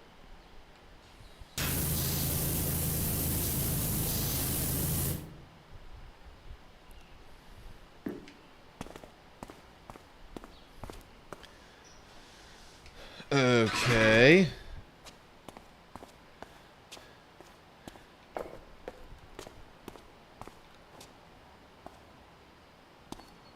Gotta have it back this far, apparently. I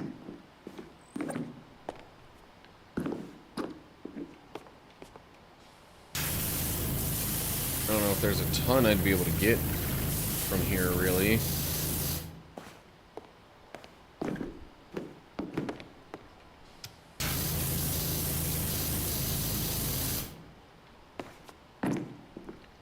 There's a lot of these, like, middle trim things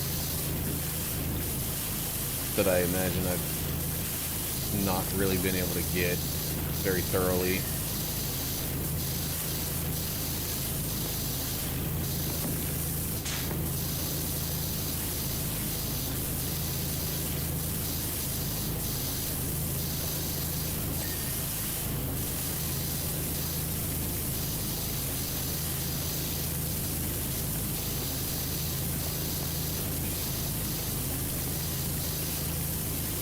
There's also a bunch of the front spokes that for some reason I wasn't, or at least it seemed like I wasn't able to get them fully clean before.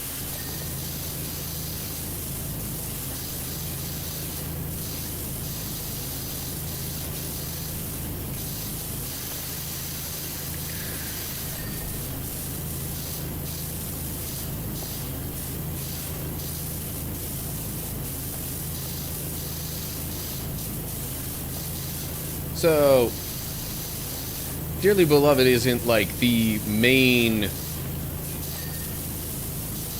menu music that gets used throughout the whole series, is it? Because if so, then I'm familiar with that tune, I just didn't realize that's what it was called.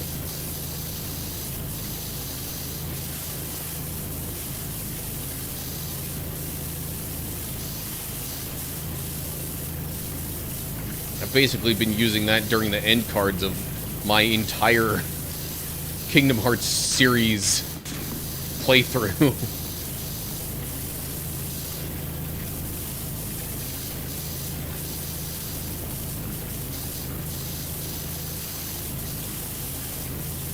Got it. In the process of sending it to you. Someone did a capture of the PSP version. Alright, I really don't think there's much for me to do while I'm still on this side here. Gonna drop back down.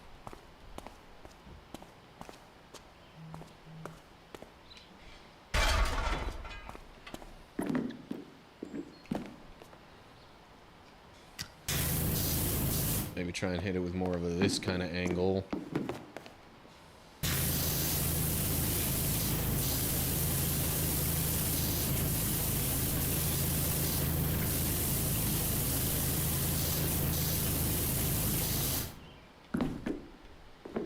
Alright.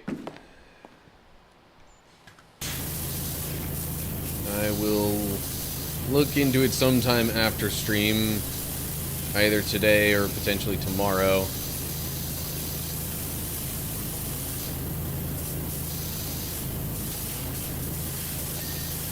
Hey.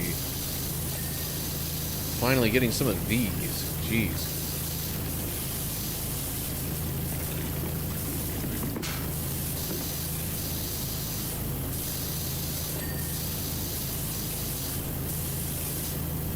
Only took like half of forever.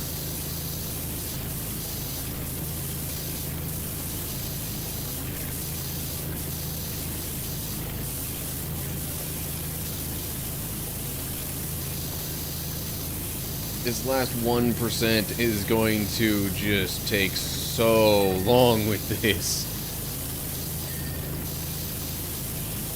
At least that's what it seems like. Sanctuary was used for days, birth by sleep, and the ending of Dream Drop Distance. Okay, so that was used a lot.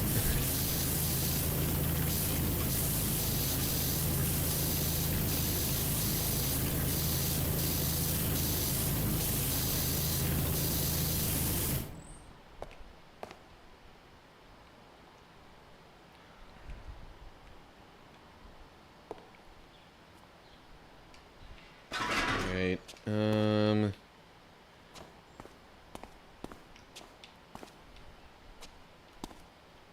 I gotta try and find a different angle for some more of this stuff. Oh, pressed the wrong thing on the D-pad for a sec there. Alright, whatever.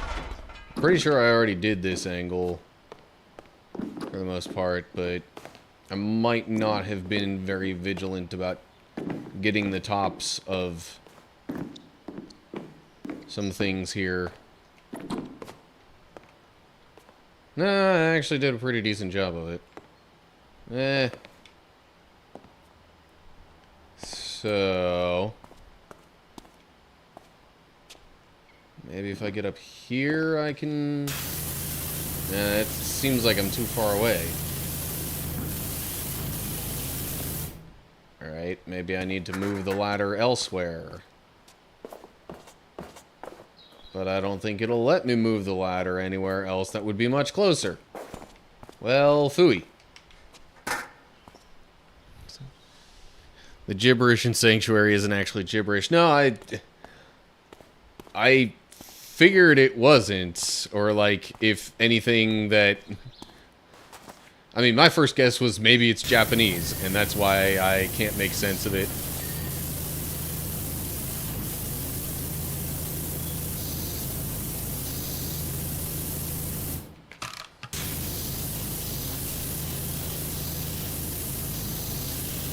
Unless you're going to tell me that it's actually English, but it's, like, been, I don't know, mixed around in some way where, like, maybe it's backwards, or it's actually the lyrics said backwards. Ah, okay.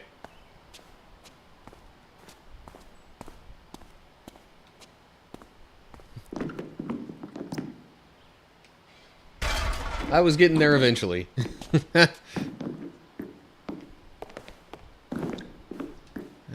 Yeah, definitely want the longest extension.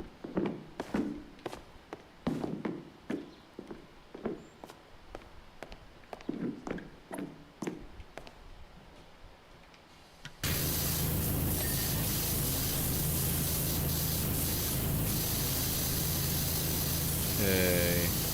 Still got some of these support poles I would figure that aren't quite done, although...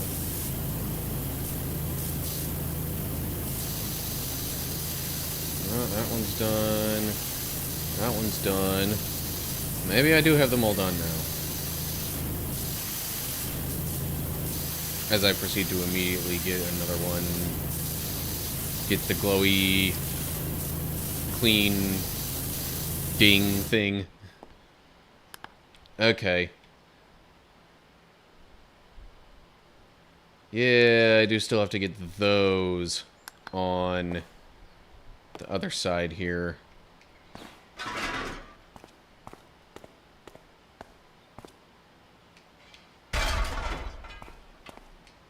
Hopefully that will be a decent enough angle for the one A-frame support beam here.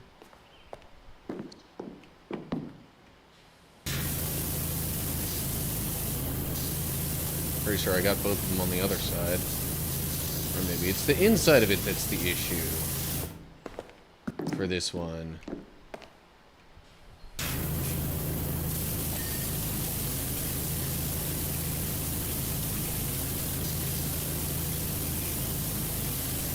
Not seeing much on the outside of it, that's for sure.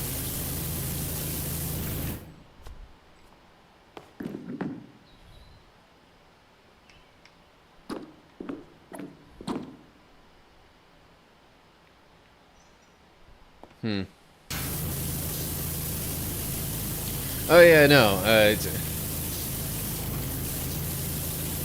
So like, are those lyrics in Sanctuary additional to the other lyrics, or is it some other lyric from the song that is just then also said backwards?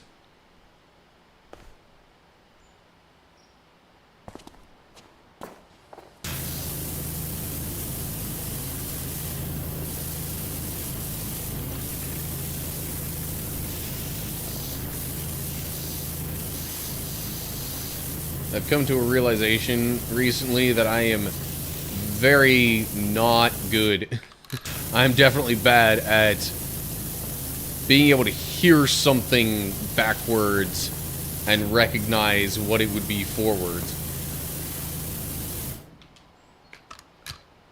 It's in the actual song, it comes up quite frequently. Yes, I know, but like, is that part something that was already said within the song and it's just being played again backwards? Or said again backwards, I should say. Or is it something that is a completely new lyric that is only said backwards within the song? That's what I was trying to ask about.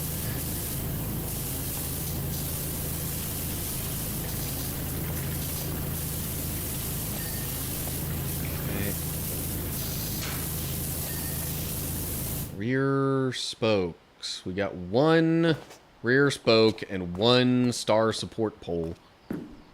It's only said backwards, not repeating the same line. It's never... Okay.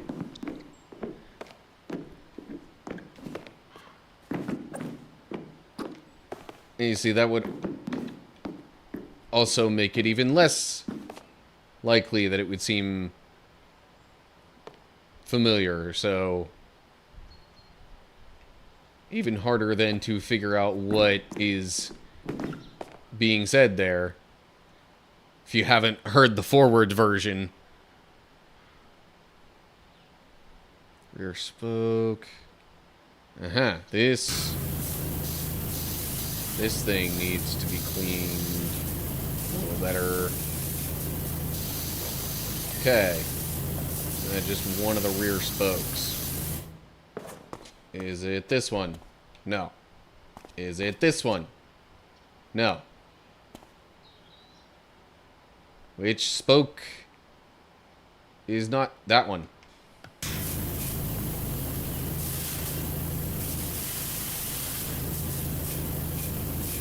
There we go. Job complete. Haha. Superstar. Earn 150 stars in career mode. Easily missed for so long. I thought it was gibberish. I think it was in the last couple of years that I looked up the lyrics. Yeah. Okay. And the whole time, I had the Ferris wheel going. Holy cow, 2,000? That must be an absolutely huge job compared to some of the others that we've had. Good grief. Well, ads are coming up soon. I'm going to take a quick little break to go to the bathroom while that happens. So I will see y'all in a bit, I guess.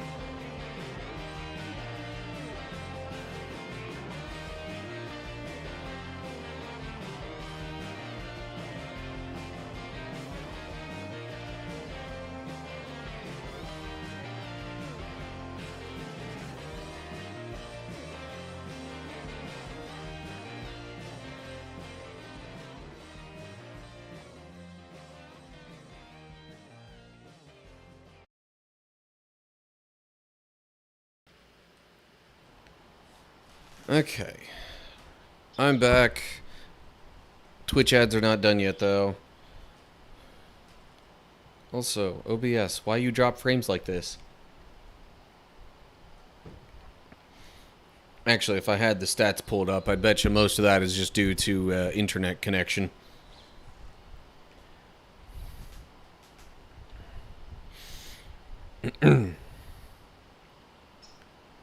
And... okay, ads should be right about done now. Alright, well, I mean, I've got some time, so... we'll see about this subway platform here.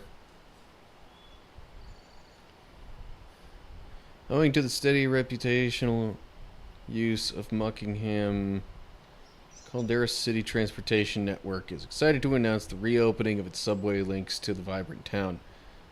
We'd like you to deep clean the platform area ahead of the grand unveiling. Please note that whilst much of the graffiti in the facility could be said to possess artistic merit, we would like you to remove it all. Okay. So this actually isn't even Muckingham that we're doing stuff for here.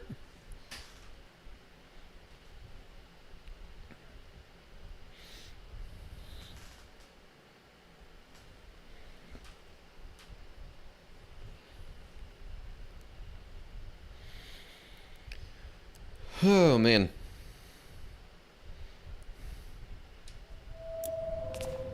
Alrighty, well.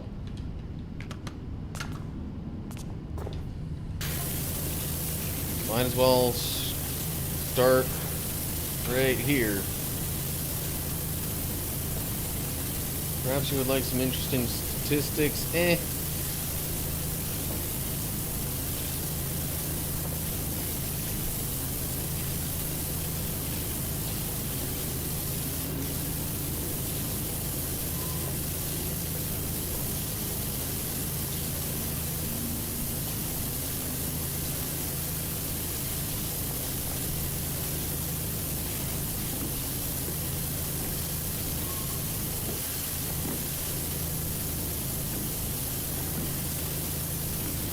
Why is it so difficult to actually just clean in a straight line?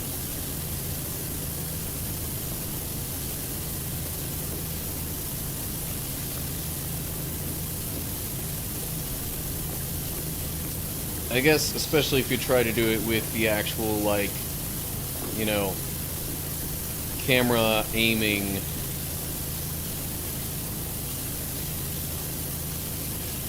Then there's, I don't know what the effect would be called, but there's, you know, some sort of effect of, like, things being closer as opposed to farther away, and how that, like, affects the angles and all that.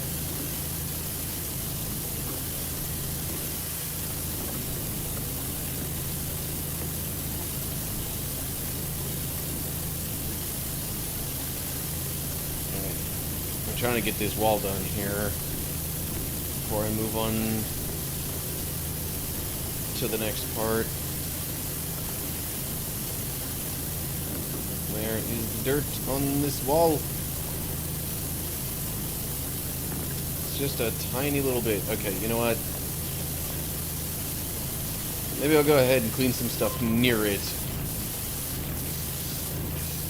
And I'll, like, be able to incidentally finish that up.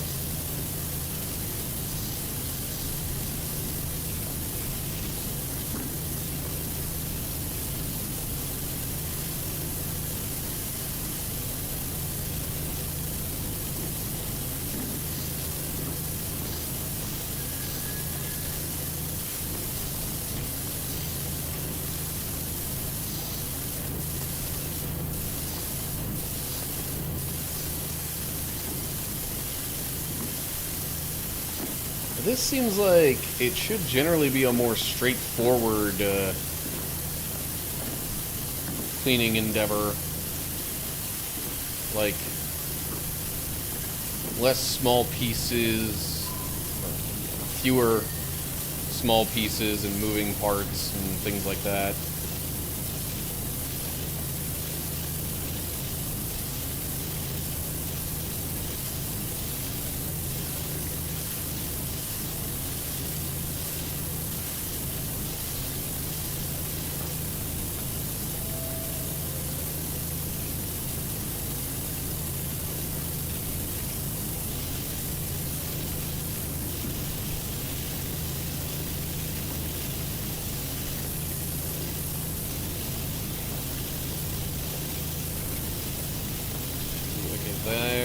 There's the separation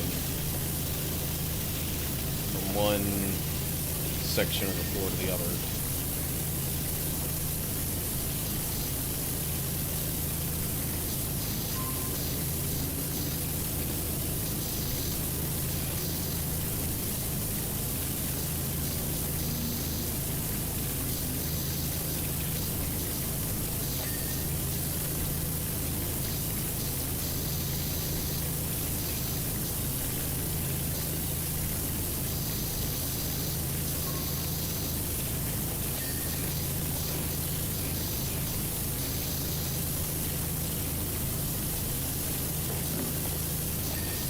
Okay, I think pretty much everything around the door is clean now.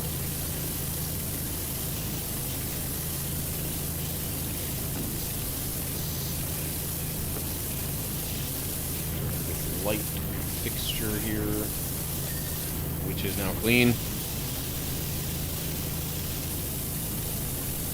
Yeah, it seems like the tile floor is a pretty steady continuation most of the way there.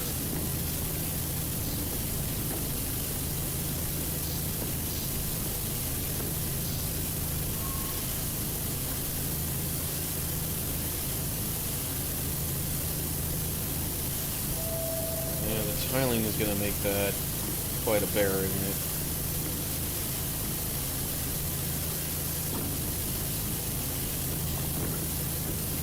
I don't know.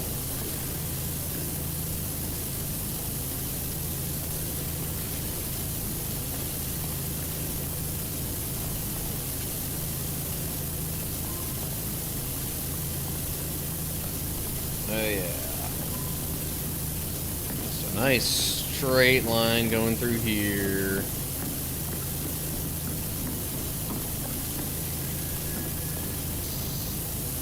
And then I can get some of this stuff. Turn around. Go like this. Get another nice straight line. Advancing just a little bit further in toward the tracks. Actually disappointed with the direction the Kingdom Hearts games is going to go. They didn't have to end it like that. I feel like they wasted the potential Aqua Terra and then had... I mean, I'm making no assumptions at where things might be going, honestly.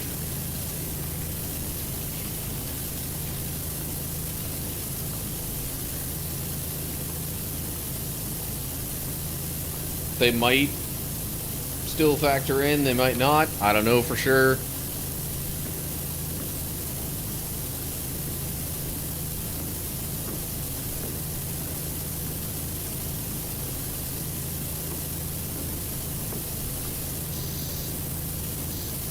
But it was definitely hinted or all but outright said that, you know, certain other characters would become a more significant driving force of the plot moving forward. I forget again what they're called, but Lucio and them.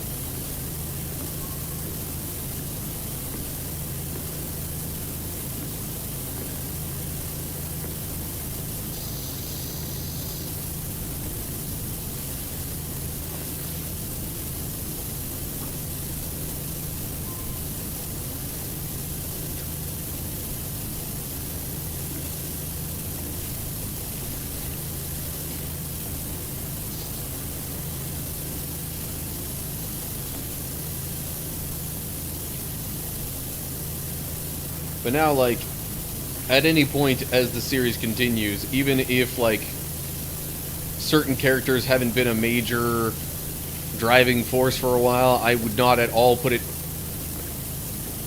past Nomura or other people at Square Enix to, you know, basically have their version of, you know,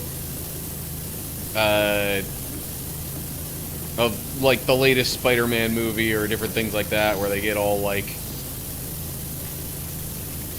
maybe not exactly multiversal, but basically just bringing in a lot of the characters that are already known to make potentially brief, but also, at least for the moment, significant appearances.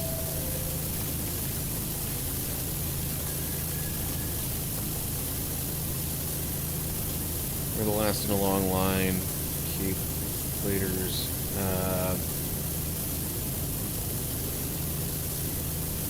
It'll be 10 years before the Keyblade would come back. Now they're all back and together again as a trio. Could be untold new potential. They don't even get a full story in their game. They all got 1/3 of a story, and Aqua gets the epilogue.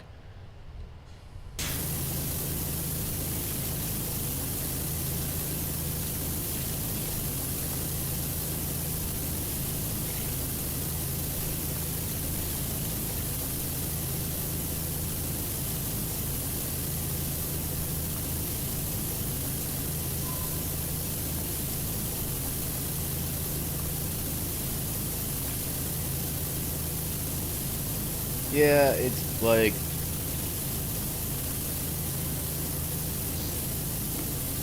I think maybe at some point... you know, the series should have some major plot line other than, oh hey, somebody's trying real hard to find somebody else. And maybe some of the in-between games like Birth by Sleep and Dream Drop Distance did some things like that, but also, to my knowledge, at least Dream Drop Distance partially was, like, you know, at least part of the major plot was, oh hey, something happened to, if I'm remembering the right game, it's like, oh, something happened to Sora, and now he's stuck, and we gotta go get him.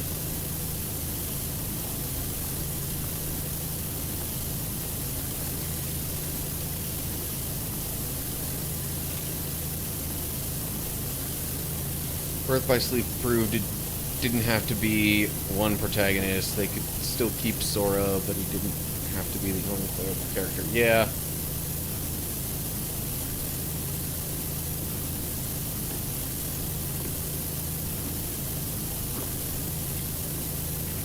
And that's like, as much as I wasn't the biggest fan of the combat in Chain of Memories, I really liked the fact that they let you play as somebody else besides Sora for a while.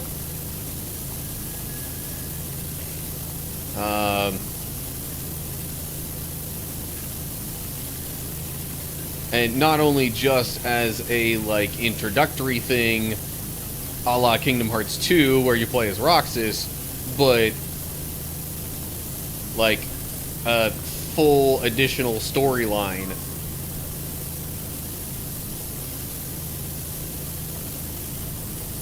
That is actually happening, like, in tandem with what Sora's doing.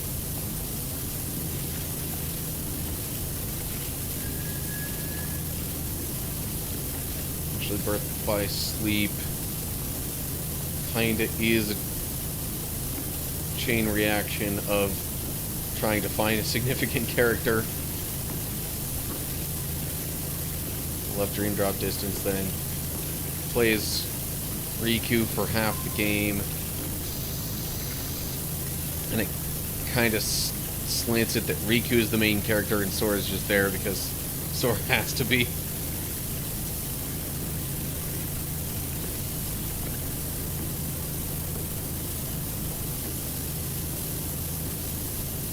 Eh.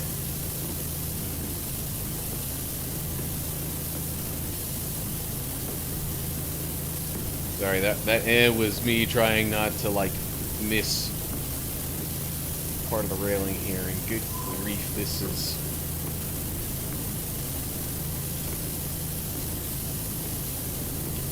At this rate, it is gonna take me a while. I'm only at 9%. You know, maybe this isn't exactly the most efficient, method of getting this stuff clean. I thought I would try and do it a little more organized for once.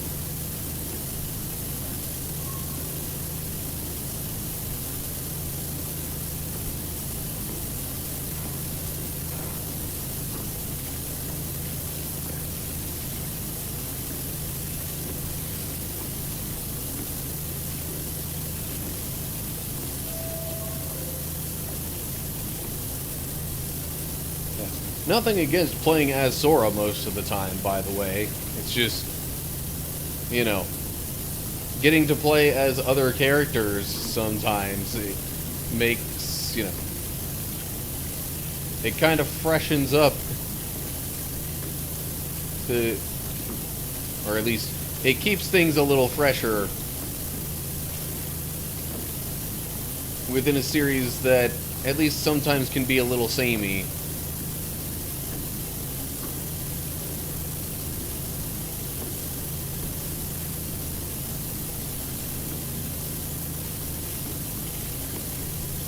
A lot of that isn't trying to find someone. They're both taking the Mark of Mastery exam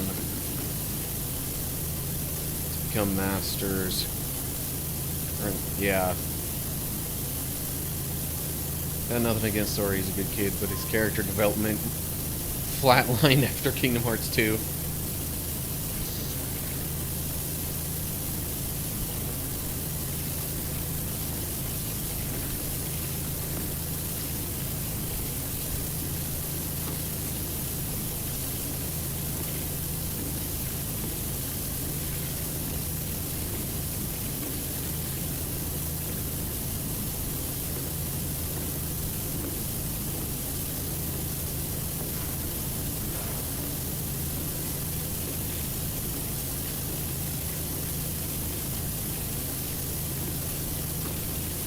Yeah, I thought I remembered hearing that, like, as part of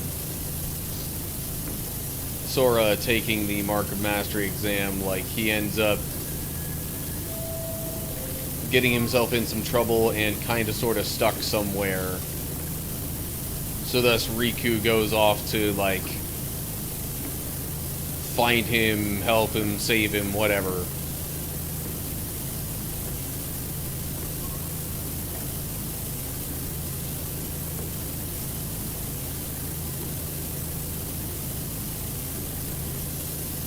Other than him being the main character, there was no reason really for him to go out on that adventure.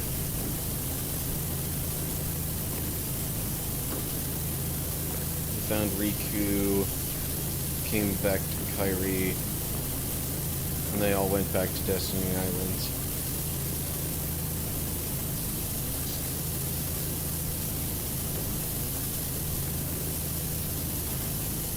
Why he's weak at the start of Kingdom Hearts 3. Dream Drop Distance literally destroys his strength.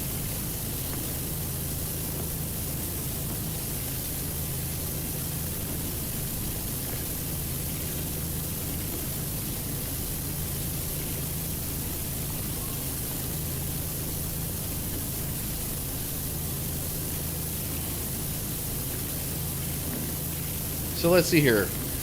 We had Kingdom Hearts 1. Sora gets real powerful by the end. Chain of Memories. He has to be made weak because his memories get all messed up and then have to be reconnected or whatever. Then we get Kingdom Hearts 2. He starts off weak, gets real powerful by the end. Then there's Dream Drop Distance, where he, once again, finds a way to lose all of his strength and powers and stuff.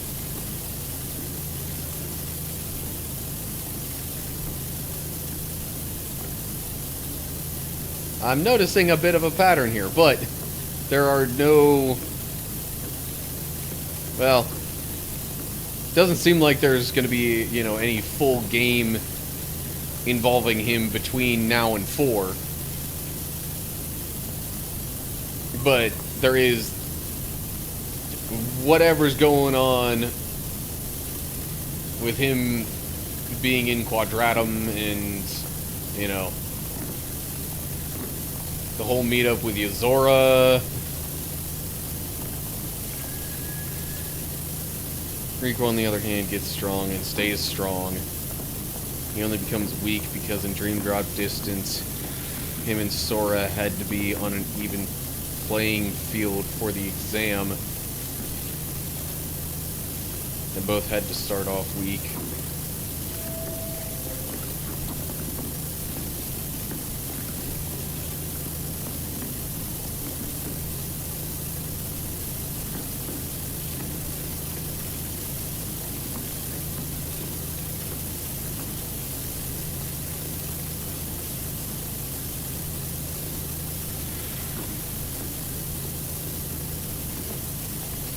Is it going to consider the entire tunnel floor done by the time I get through this pass? Nope. Great.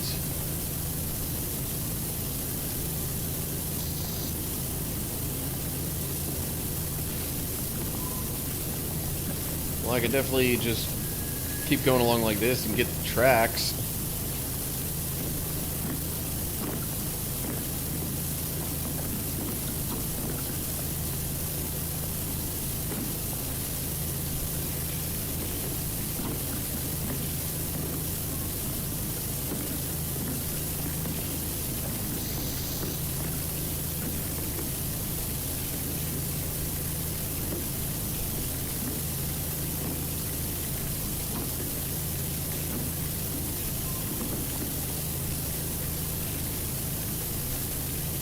I mean, come on, Kingdom Hearts 3's plot was basically, hey Sora, go level up. There are probably a tiny handful of friends you haven't made yet.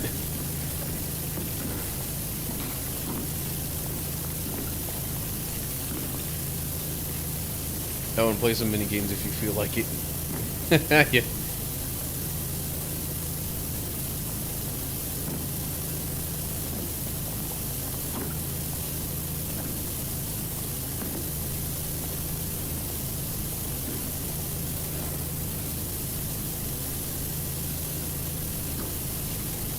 Yeah, literally the main plot of 3 was, hey, we need you to have this power of waking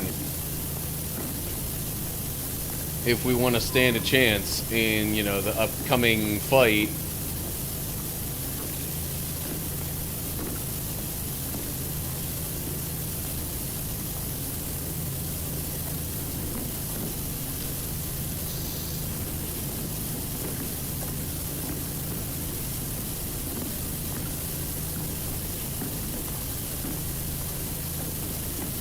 Yeah, right? Like, they could make a whole separate game, potentially, out of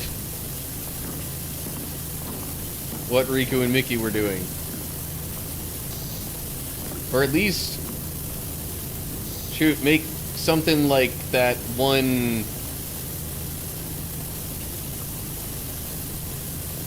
Like the one part that's basically just Aqua. I forget what exactly it's called, but... Yeah. Okay, well the floor's all done. Still got the rest of these tracks to clean though.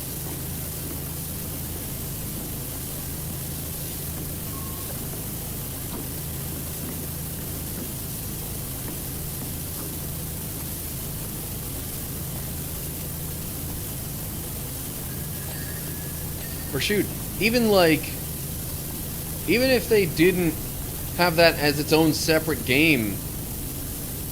You know, with Riku and Mickey doing stuff like that. Have it as DLC for Kingdom Hearts 3.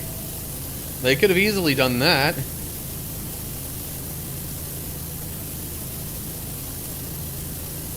Okay, track is done. I think that takes care of everything along the floor here. So, I'm gonna run back over to this side real quick.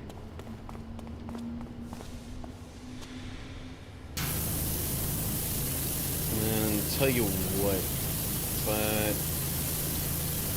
that doesn't quite seem to get everything as clean as I would like. Might pop an extension on here.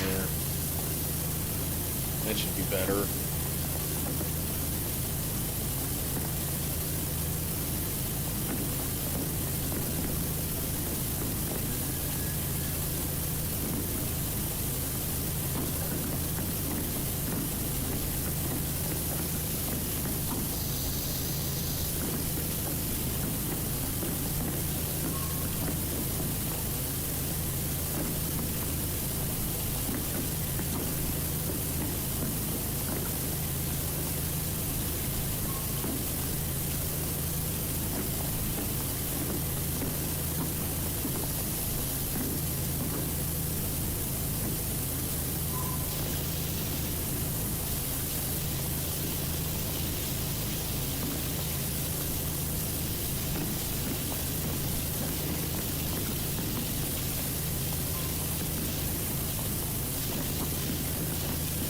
Okay, cool.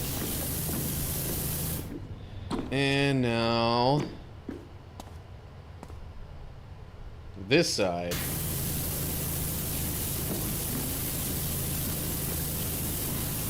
Oh, I'm missing some of that at the very bottom.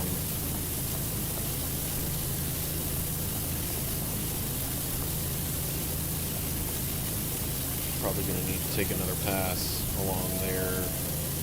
Just aimed a little bit lower.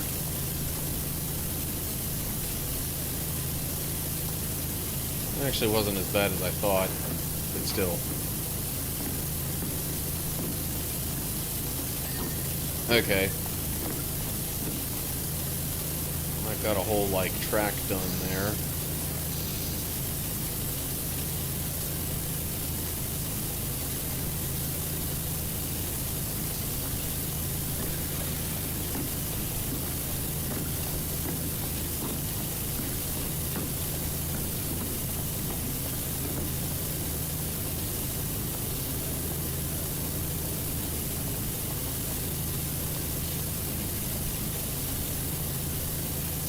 The walls and ledges are kind of my friend with the way I'm doing this. I'm trying my best to take full advantage of them.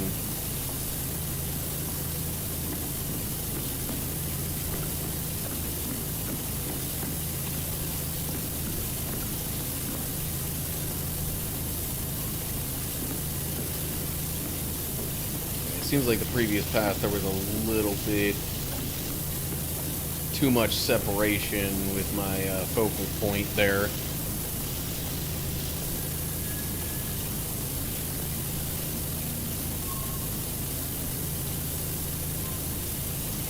See, like that. I went just a bit too far up again. It's leaving little bits of dirt behind in some of these spots.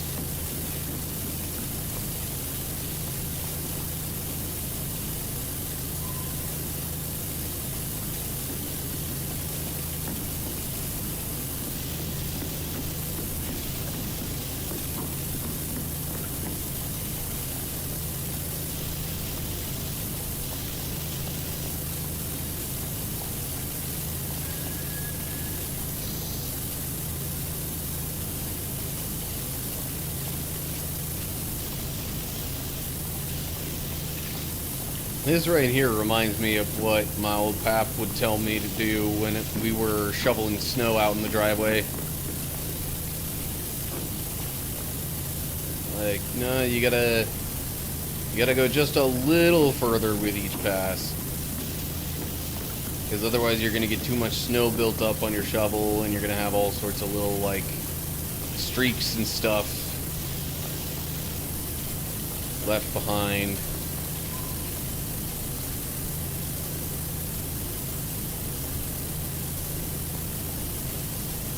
Okay, maybe I could have gone a little bit higher with that pass.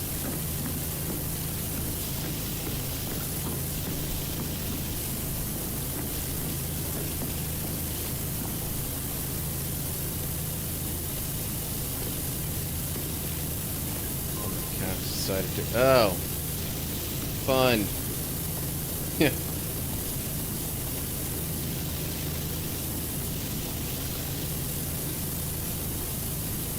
Yes, lovely little present from the cat.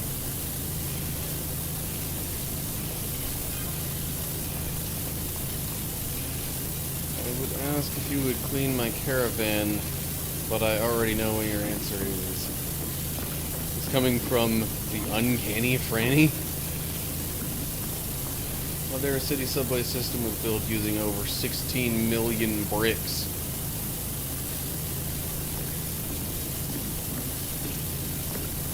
A lot of bricks.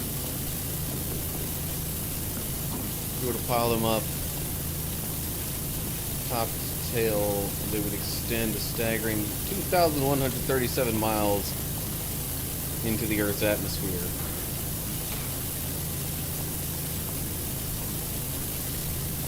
Only 236,718 miles short of the moon's surface.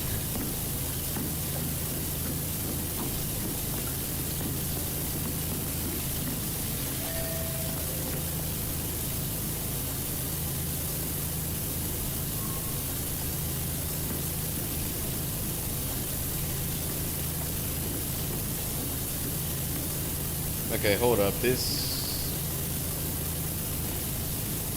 okay. So there's a few different sections to the tunnel wall here. Below this particular, like, pipe or whatever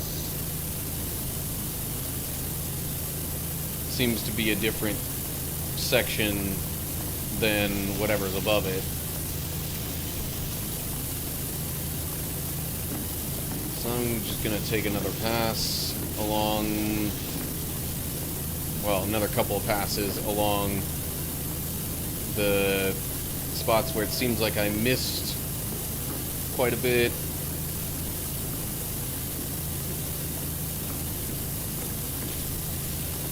Ah, that little set of blue bricks seems to be another dividing line for the walls.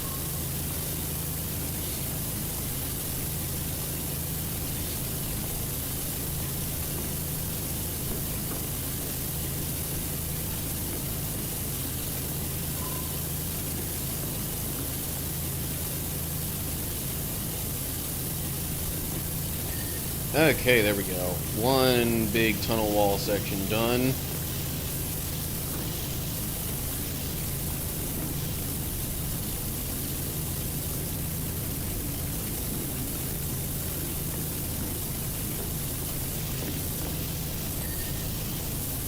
Okay.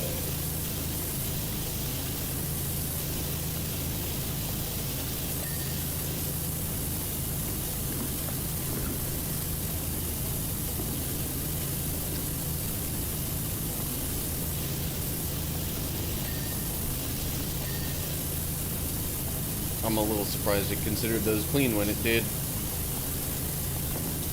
But not complaining.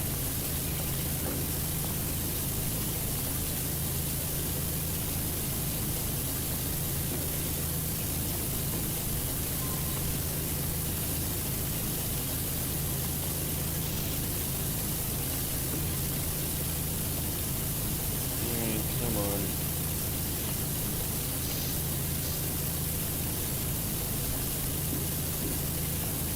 Where is there dirt on this section of the wall? I do see some on the lights.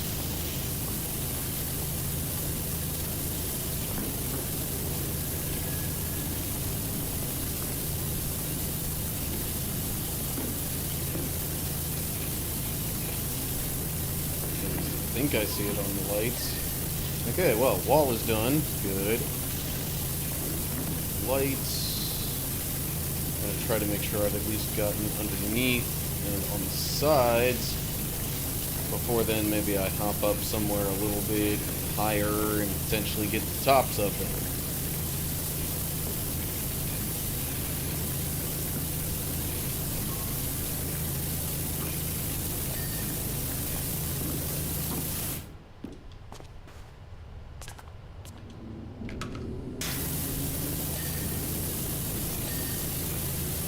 Oh, yeah.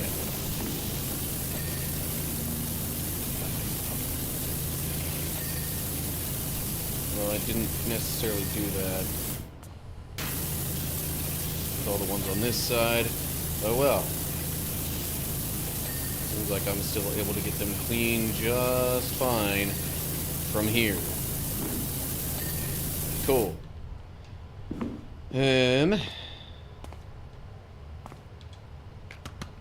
Okay. Back to more of this, I guess.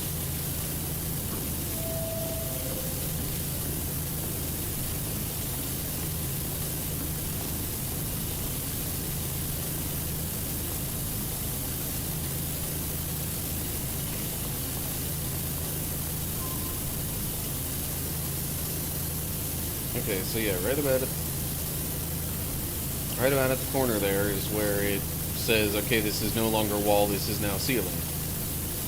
As it should.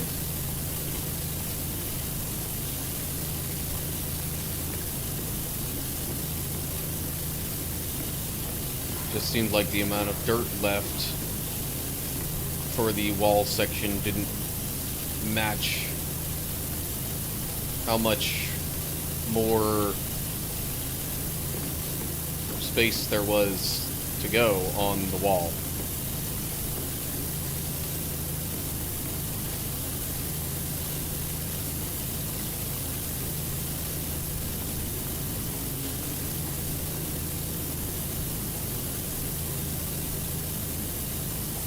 Yeah, I think I can pretty confidently say that this job is going to take the rest of the stream, if not more. Which reminds me, last week I was very close to the end of cleaning that satellite dish. I finished that up in between streams.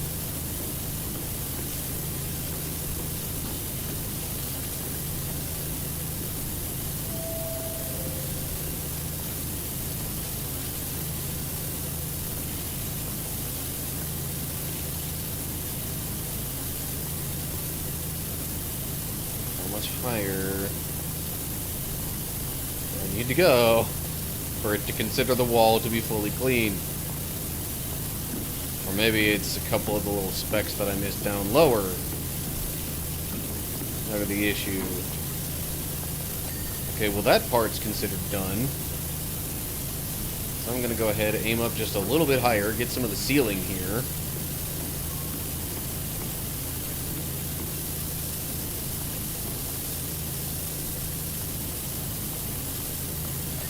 Okay, and if it didn't do that, then I was going to aim down lower to finish up that wall.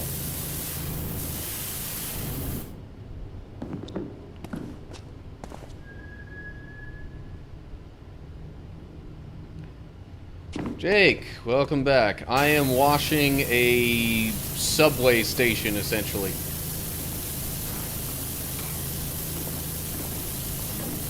This is supposed to link some other town than the one where we've done most of the work to that one. I think they said this is called Caldera City or whatever.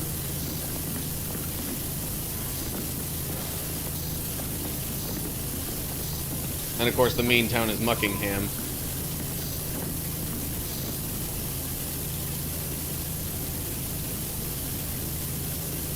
Washing a workout routine. Oh, hello. Okay, hang on. Alright.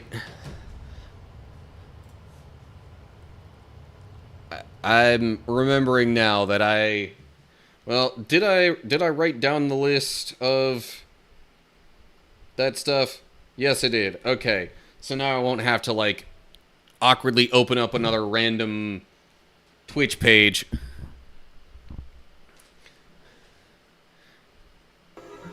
Oh, yeah. It's all coming together. Okay, so the question is, would you rather see me roll a, like, virtual die through an app on my phone, or would you rather I actually pull out an actual die and roll it in, like, a dice tower thing?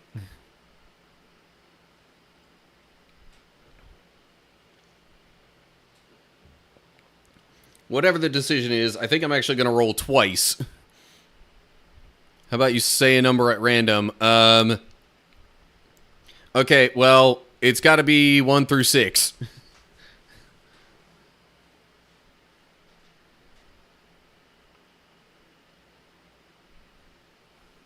Five? Okay. I will show it to you right here, I guess, if I can.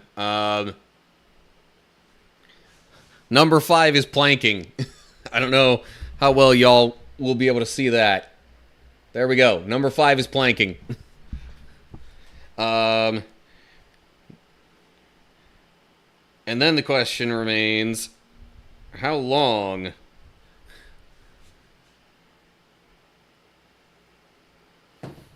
Where at the other exercises, I would say, hey, let me just roll the die again to see how many that I do. But, like, this isn't a how many kind of thing. This is a how long sort of thing. Let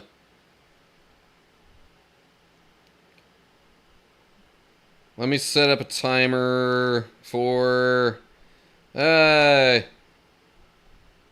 you know what? I've got one already built into my phone that's 35 seconds that I apparently used to use for stretching stuff. I guess maybe I'll just roll with that. And now the problem is doing this somewhere where y'all can see it. So I gotta move stuff out of the way a little bit here. And I think if I just kind of set myself on, like, hold up. Flip-flops coming off. If I just set myself on, like, this part of the floor, you can at least see. Yeah. Hey, I've literally, like, kind of asked for this. So, anyway, okay. 35-second timer. Once I get myself kind of set up, I'll actually get that rolling. Alright. Alright.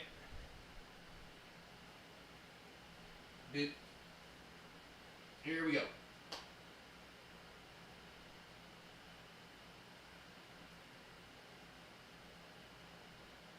See, I wanted to set up some stuff like this so y'all could, like, help me stay in better shape. I kind of need this a little bit.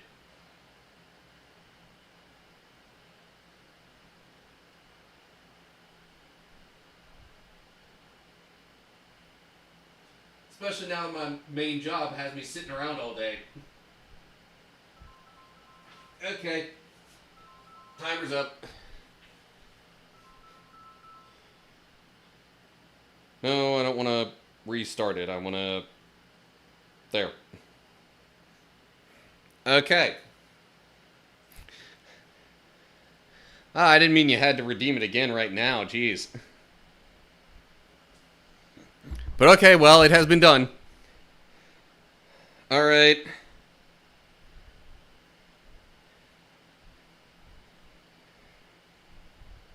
Exercise number 2 is sit-ups. Now for this one, I will actually do a virtual die roll for how many. And yes, I realize it's only going to be single digits. I'm in much worse shape than I used to be. So, anyway. Alright. You can see that, and hit. Well, okay, 1's a little low.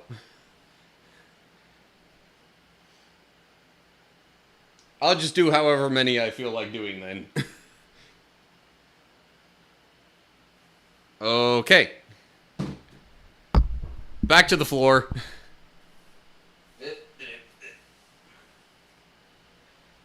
Alright. I guess y'all can kind of see me from here. Alright. Good.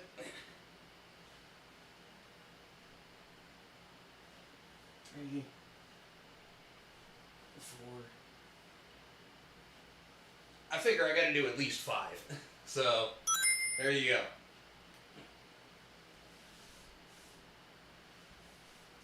This floor doesn't exactly make that very easy. Yeah. Back when I took Taekwondo, I used to be able to crank out like 100 of those.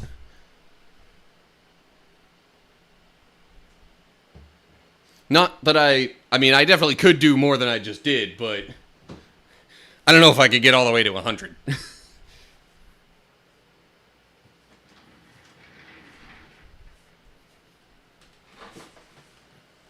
Okay.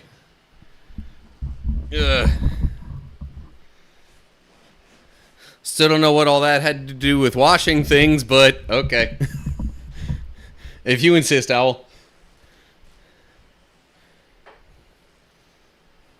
Extra hydration.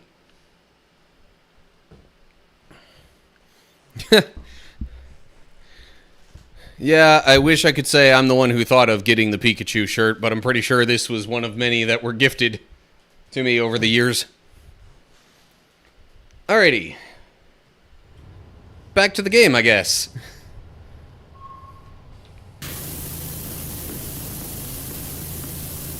Had absolutely nothing to do with washing, I just felt like Nikki.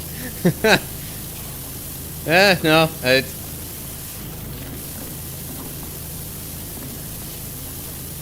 you are totally within your rights to take advantage of things that I have set up.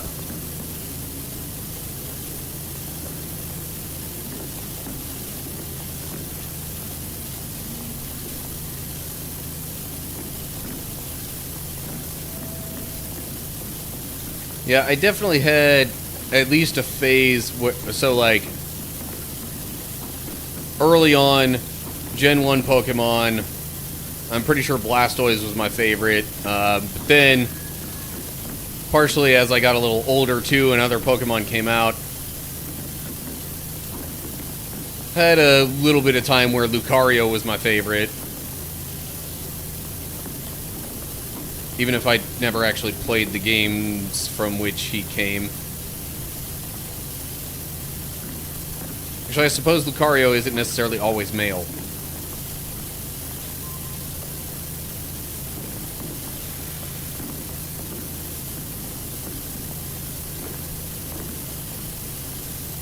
I also kind of like Greninja. I guess, really some of the more, like, I don't know, agile designs tend to be ones that I sort of like now.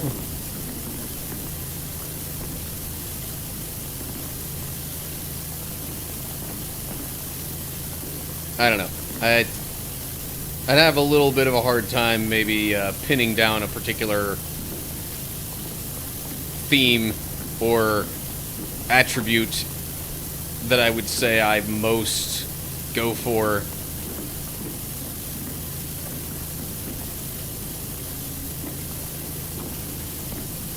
Seriously wish Game Freak would stop fat-shaming Pikachu.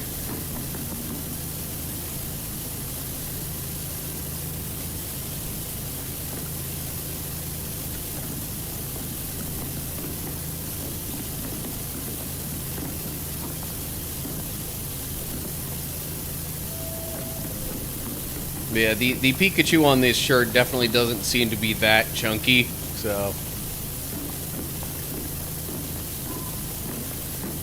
I think it's the one that, you know, normally gets more of the advertising attention.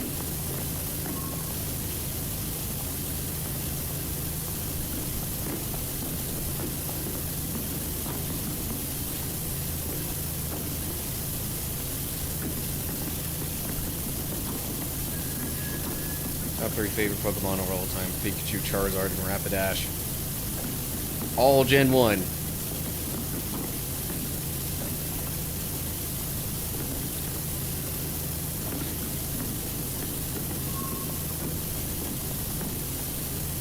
Design-wise, even if the typing is not the best, I also would say I really like Scizor.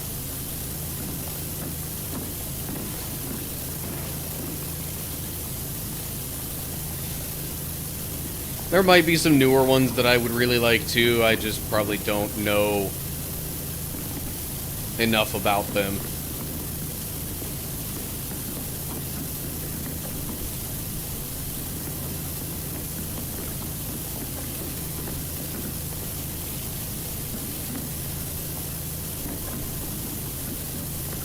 In my chat listed our favorite by type. Fave's Flygon. Flygon seems to be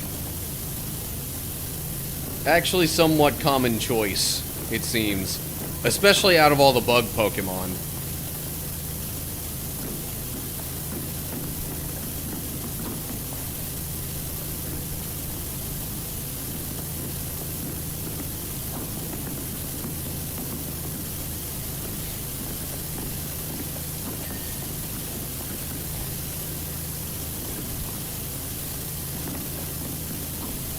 And now I have, like, the flippin' theme song from the Pokemon 2000 movie playing through my head, I think. I think it was that one. It was the one where they, like, spruced up the Johto theme song. Not a bug. Oh, Ground Dragon just looks like a bug. Okay. My apologies. Out of the ones that look like bugs. I suppose dragon typing makes sense in there though, because that would be the Gon in Flygon.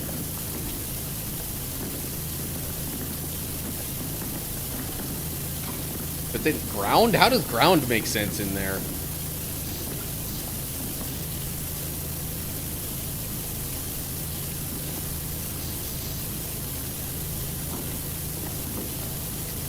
I mean, don't get me wrong. It's an interesting typing. I'm just saying, how does...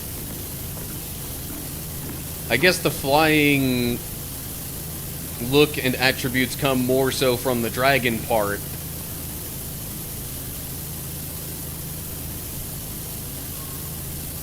First stage is pure ground. Flygon started off as a ground. Yeah. Okay.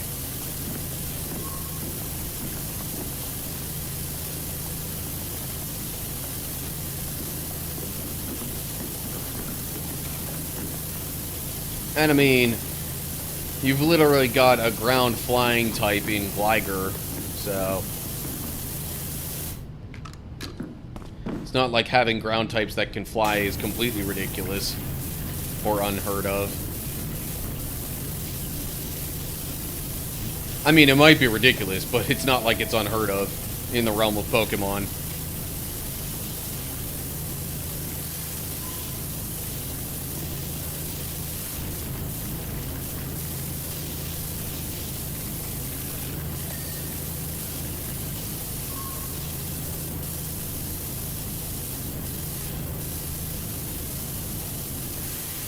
Dragon, then Psychic for my top 2 favorite types. Yeah, I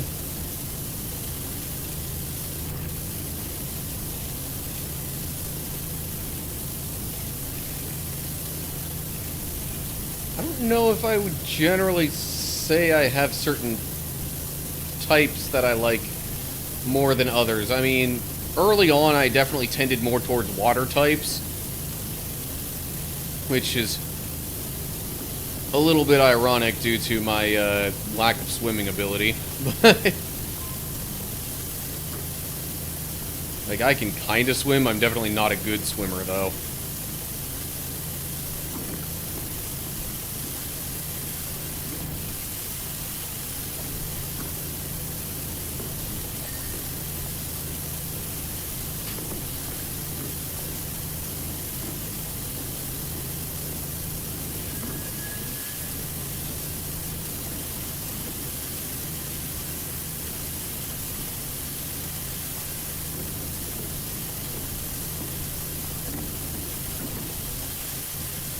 was favorite type in Gen 1.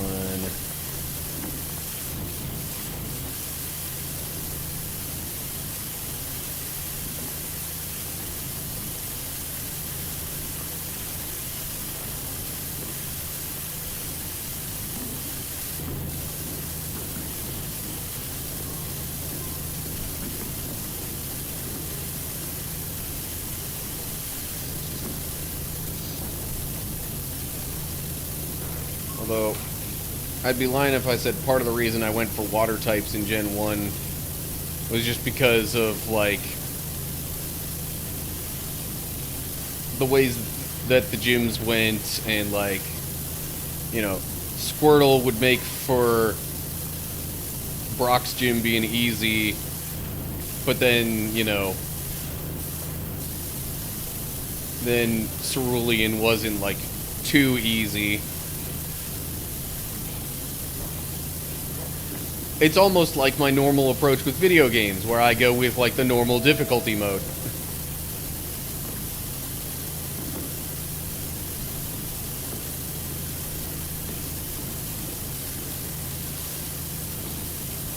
Choosing Squirtle as your starter Pokemon in the first gen is basically normal mode.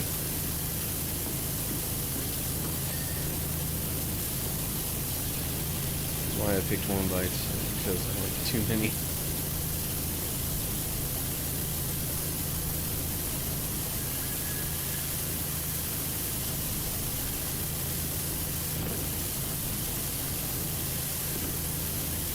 I find myself picking water most of the time, even though I like fire types.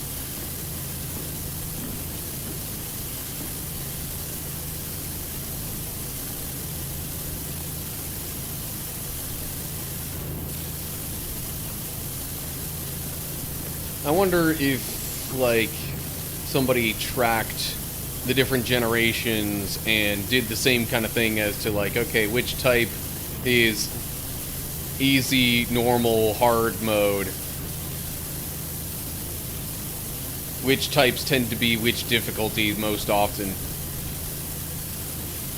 Although I'd imagine Game Freak has probably tried to balance that out somewhat over the years.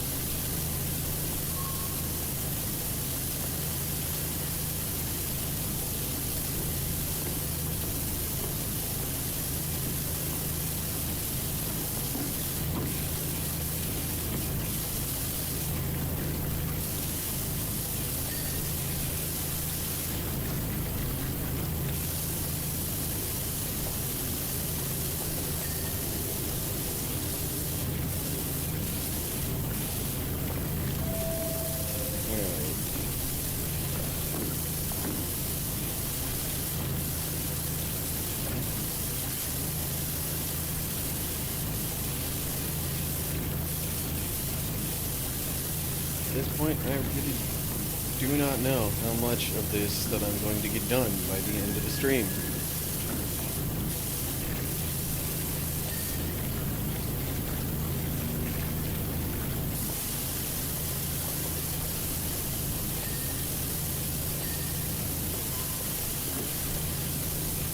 Okay, that light's good. In gen order, these are my go-to picks. Gen 1, Pikachu and Charmander. Gen 2, Chikorita. Gen 3, Torchic. Gen 4, Piplup. 5, Snivy. I was never sure how to pronounce that. Gen 4, Froakie. Gen 7, Poplio. Gen 9, Fuecoco. Hate the Gen 8 starters. Well, it was the box starter thing.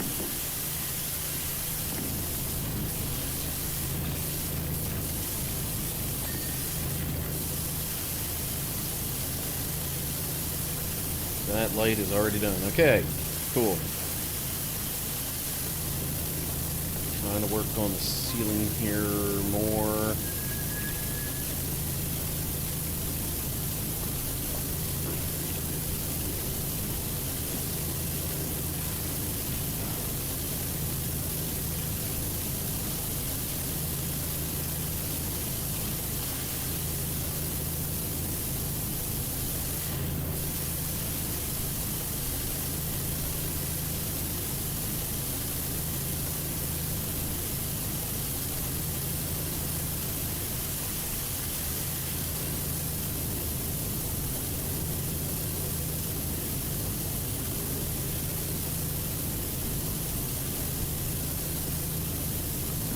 Yeah, I think starter-wise, at least the games that I played, I generally stuck with the water types. Gen 1, my go-to was Squirtle. Gen 2, it was Totodile. Although Cyndaquil was definitely a close second for me.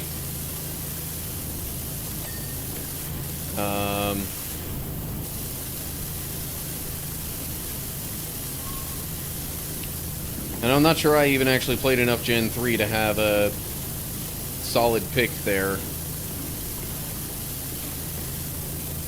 Or any of the later generations. You know, after that.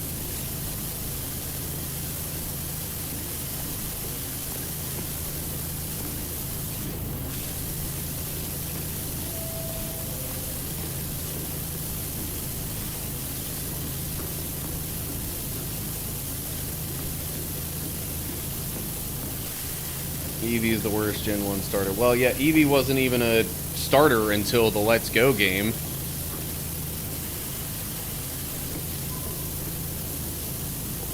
Respectfully, I kind of don't even consider Eevee to be a starter.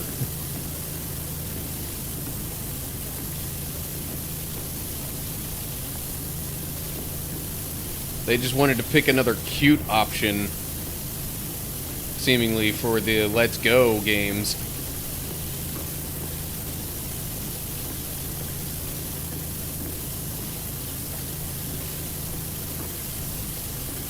Oh yeah, so while we're talking about starters and whatnot, so there is a Pokemon board game that I have in my possession. I mean, ultimately it kind of sort of should belong to just my family as a whole, but most of them didn't seem to have any particular interest in keeping it. So I took it with me a few years back to play with some students that I supervised at the boarding school job. And, I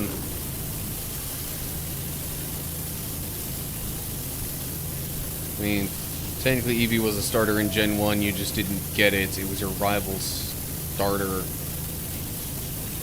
What? Was Eevee the rival starter in Yellow, I guess? Because it definitely wasn't in Red or Blue, or Green to my knowledge. Pokemon Yellow, okay, yeah, you got Pikachu, you got Eevee. Okay, makes sense.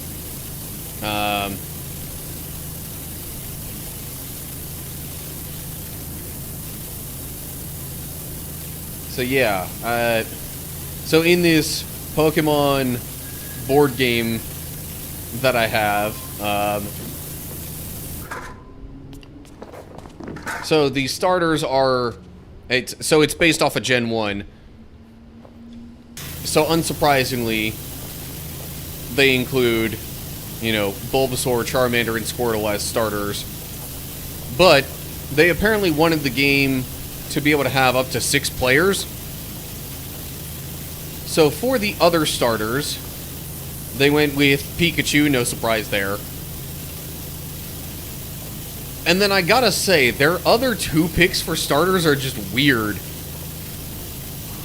The other 2 ones that they have as starters in that game are Meowth, which I guess debatably makes a little sense because of, like, the Team Rocket connection and him being a major character that way. But then the other one is flippin' Clefairy. Why in the world would Clefairy be a starter?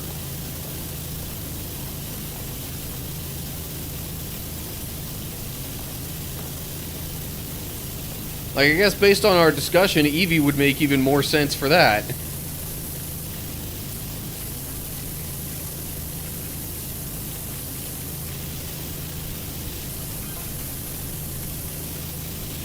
Can definitely see Clefairy being a starter.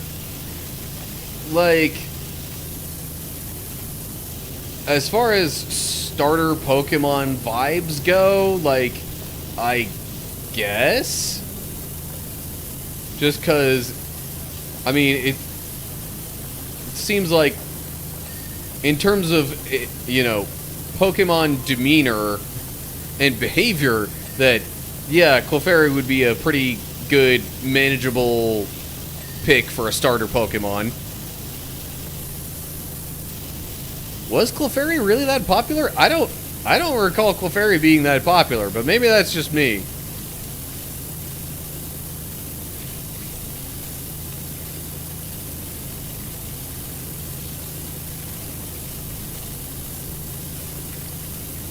I mean, I do remember them using it in a decent amount of the advertising, so I guess there's that.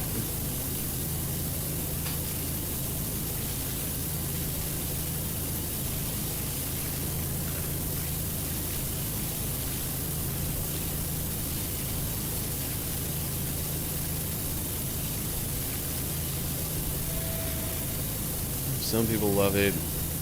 Me personally, now that it's a fairy, I hate it. When I was in school, out of the girls that actually collected Pokemon cards or played the game, so many of them left Clefairy and Jigglypuff.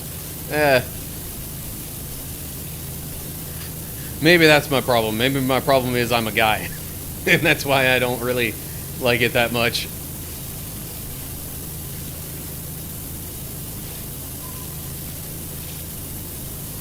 But like, so Jigglypuff was featured way more prominently in the show. It is also a Smash Bros. Character, whereas Clefairy is not.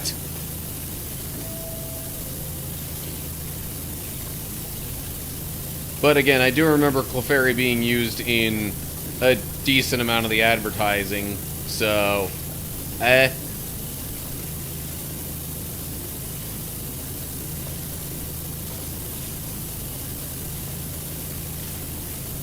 But generally speaking, in my opinion, at least in the vast majority of cases, starters should be, you know, 3-stage evolution chains.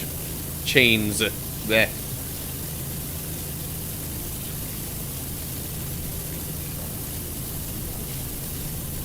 Love Wigglytuff in early gen randomizer when it's normal type.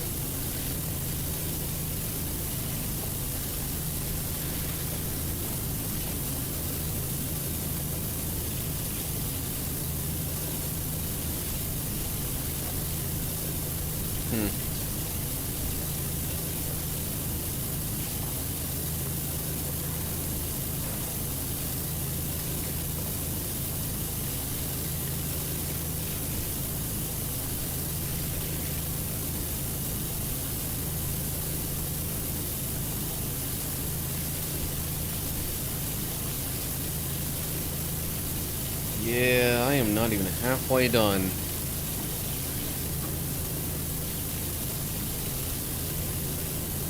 With this job. Yay. Favorite type is dragon. Ow. So you hate fairy because fairy is effective against dragon.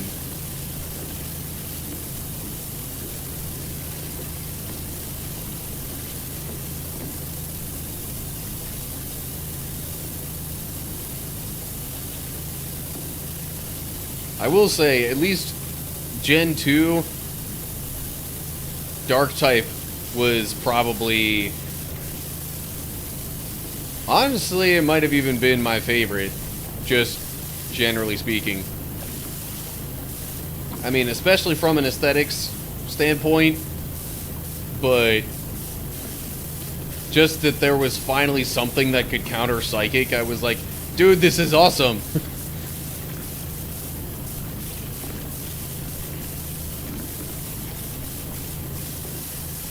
Because, I mean, like, literally, Psychic types were so powerful in Gen 1 that I think a lot of people's Pokemon teams wound up consisting of a Mewtwo, bare minimum, probably also an Alakazam.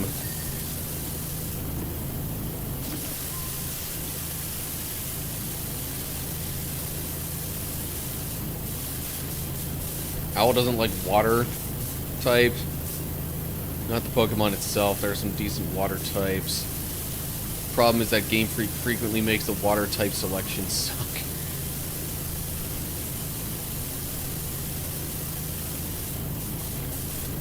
Yeah, like... It does seem like a lot of the water types over the years have been given kind of like middling stats.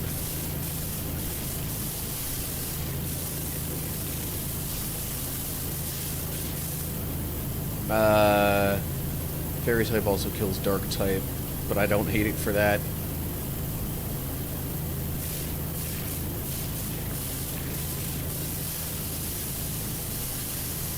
Fairy and ice types. So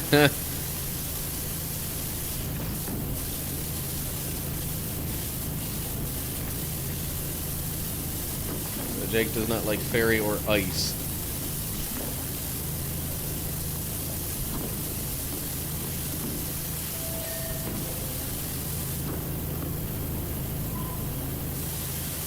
For a while, their dark types seemed too overpowered. They erased psychic and ghosts. They didn't really have much weakness other than bug types. Were they not also weak to fighting? I thought dark types were also weak to fighting. Bug typing tends to be early game, so not much of an issue later on.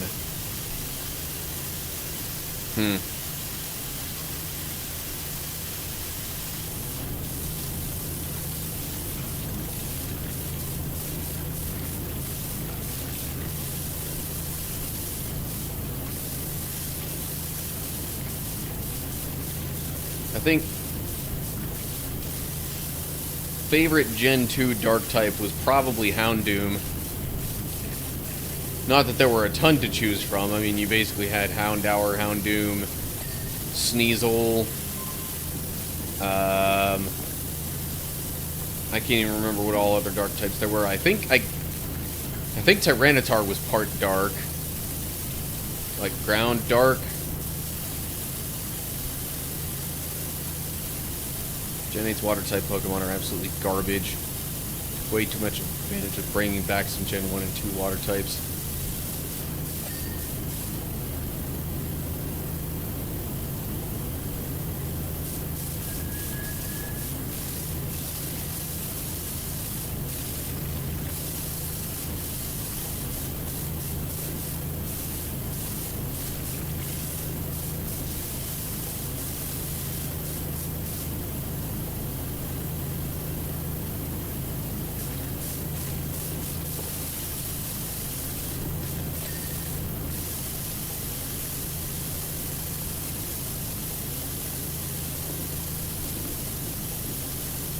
Hey, if I'm reading this stuff off quieter, then you know the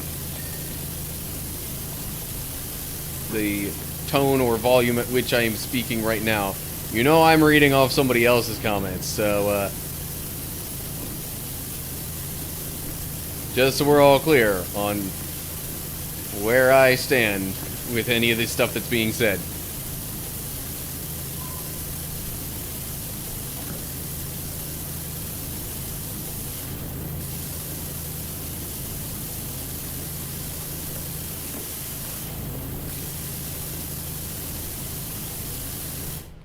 Okay, pillars over here all seem to be good.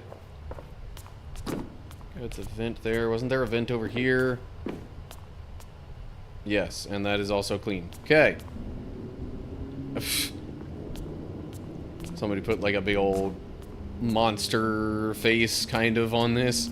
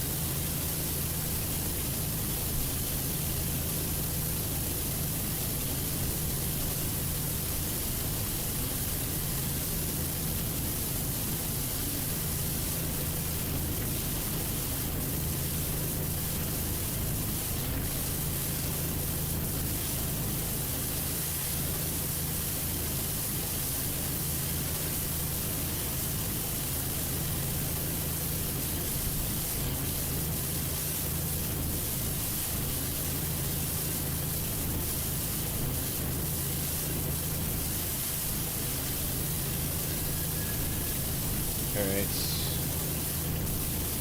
I was like, where is there still dirt on the gate? But I guess at some other angles it makes sense.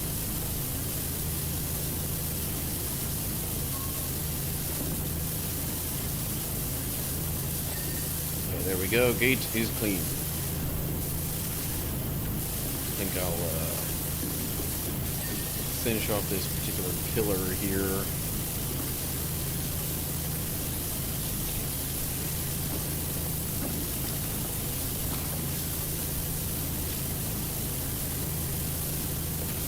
While I'm sort of focused on this stuff in the middle.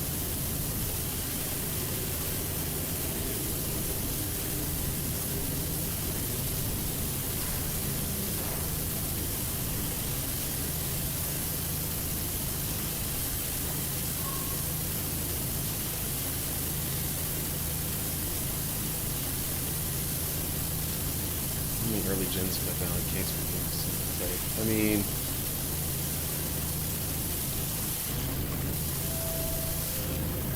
I guess we're saying specifically with the starters that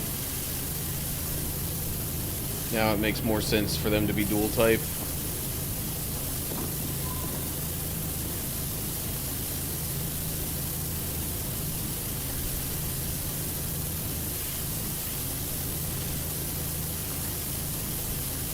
Because really, I would think as a whole you want a balance of different typings to continue being made.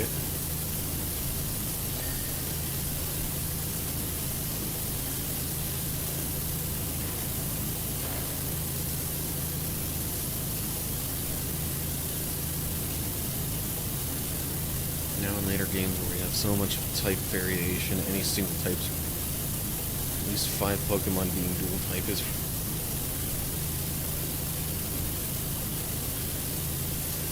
sucks. Gen 8 Pokemon are so bad because Galar is actually based off EK.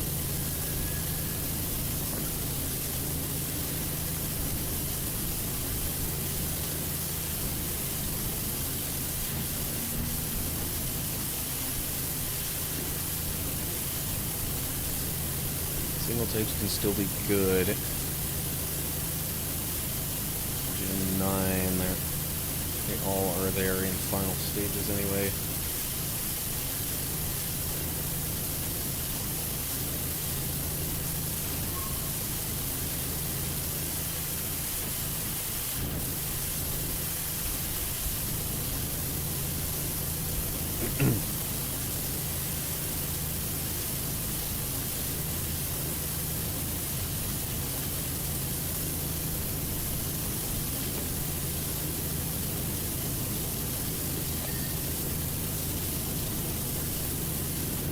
See, I think,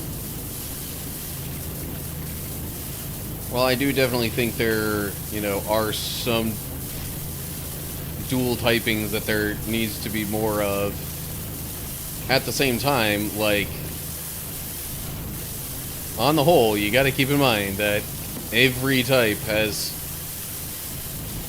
strengths and weaknesses, so, like, combining types just, all it does is alter the balance of strengths and weaknesses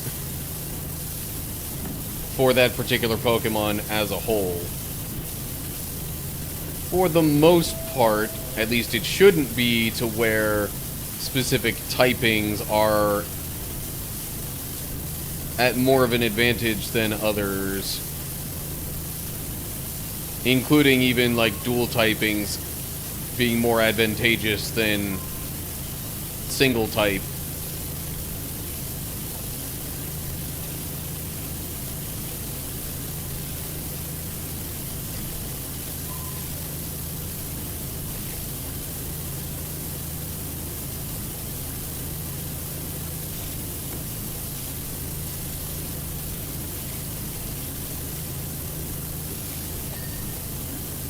Okay, now do I continue focusing on the middle here?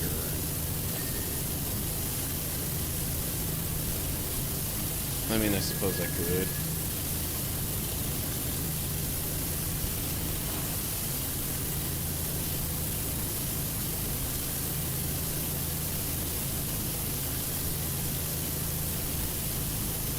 Oof.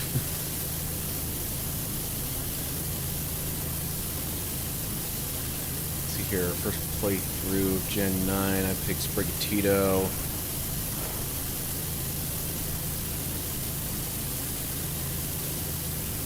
Regretted it so much. Saw Skeller Ridge and was obsessed with it. Had to delete my save and start again and choose Fuecoco.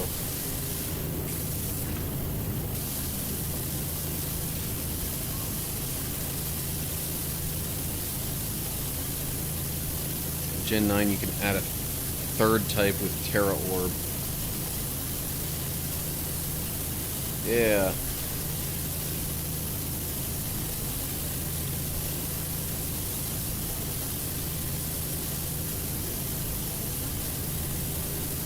Skeleridges have a habit of attacking hordes of Hoppips.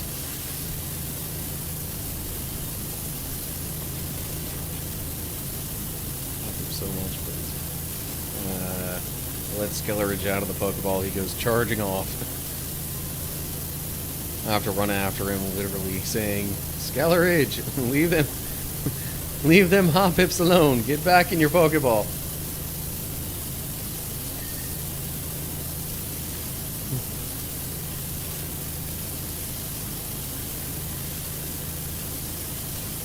And my brain wants to fit part of that in the, like, timing and phrasing of, like, hey, teacher, leave them kids alone. But, you know, adapt it to what you said about Skeleridge. That I don't think that would really fit that particular phrase too well, because there's just too many syllables involved.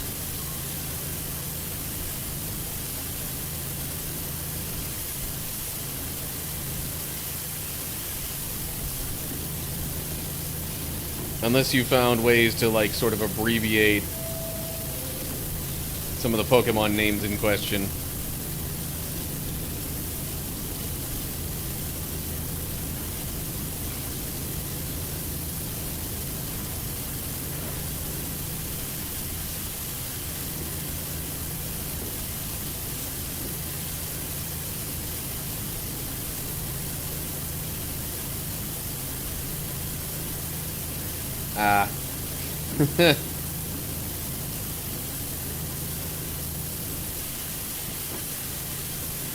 I would say I appreciate you cleaning that up, but also I don't know if Twitch would have really let it through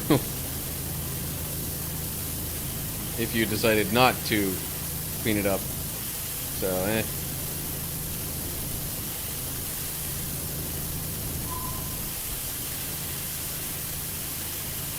not sure you had much choice there.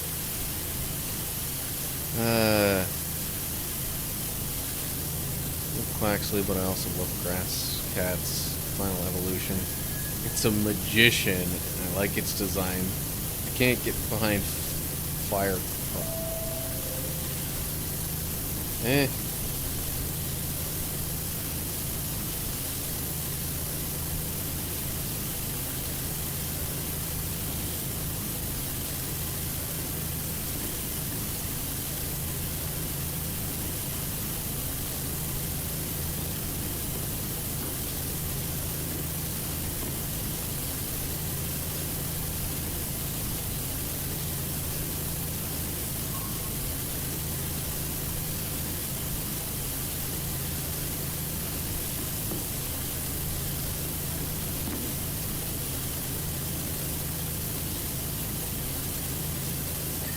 Yeah, I figured that was what you meant when you were talking about that owl.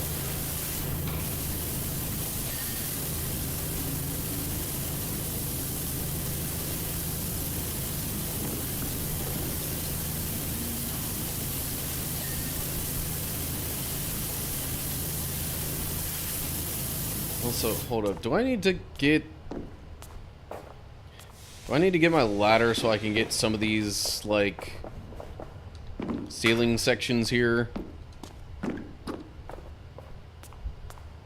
Because some of these just don't seem to want to be clean. from the ground level. See, like that. Yeah, I think I pretty much have to get a ladder for that. Although there's been a section or two where it has deemed these okay. Oh, and that wasn't even the wall.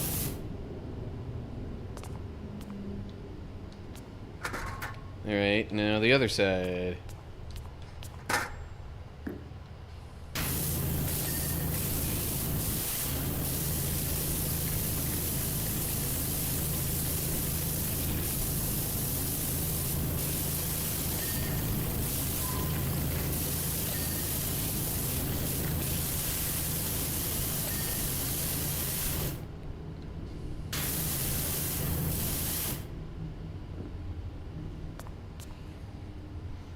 Done a playthrough with Firecroc because my chat said I can only use ghost type.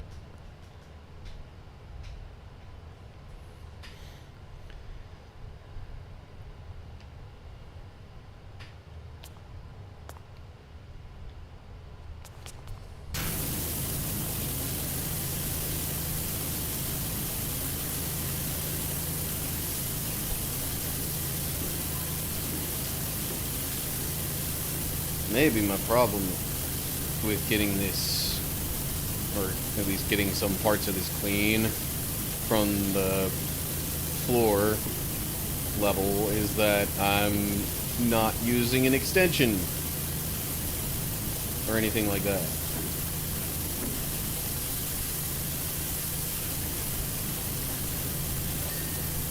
Okay, there's half of that section of the ceiling done. Well, I guess it's still a whole section on its own. It's just half of this, you know, part of it going in this particular direction.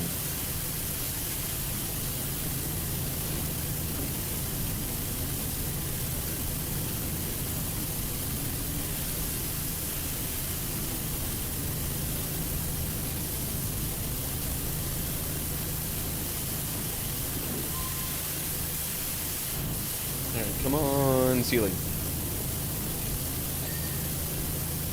Be clean. There we go, okay.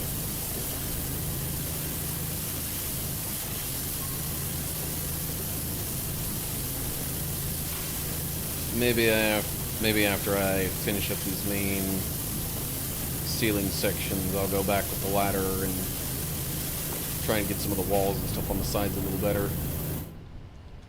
And I can't just hop up on that, can I? Although maybe if I hop here first, and then here, yeah. Okay. That'll do. That'll do quite nicely.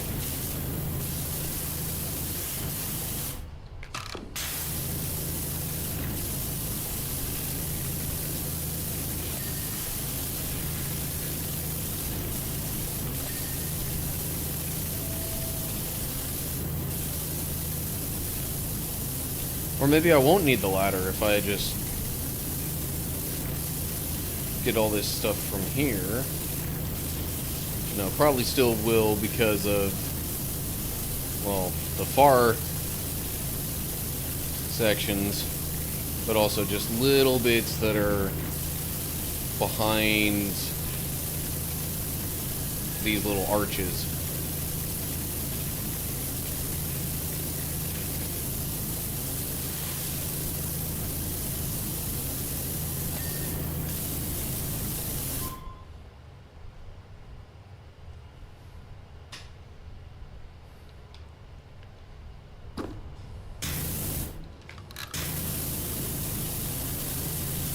Apologies if people are expecting me to keep up with chat, because right now y'all are going a little too fast for me to read all that and play the game.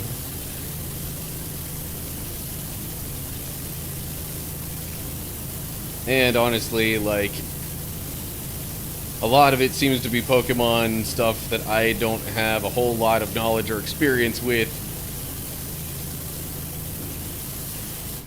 So I'll let y'all have fun with that conversation.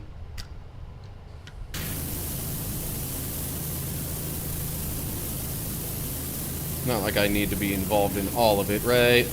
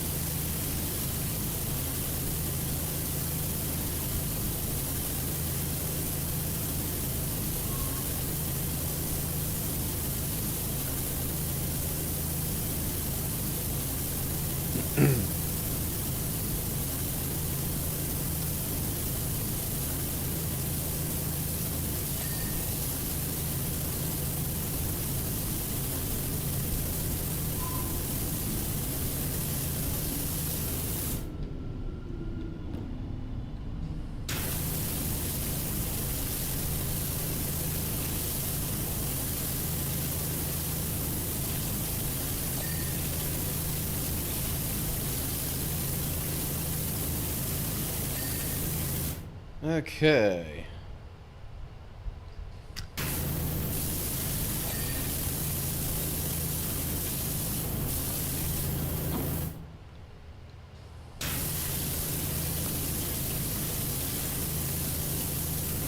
Clean this arch here.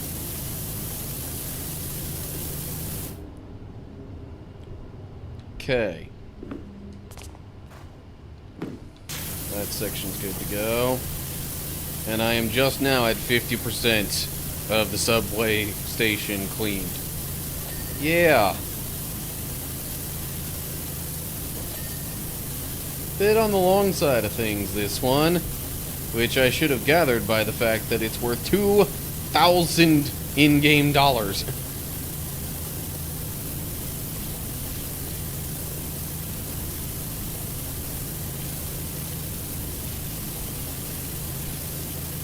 The next highest that I can recall was the, like the treehouse thing, which I think was either like 1,100 or 1,200.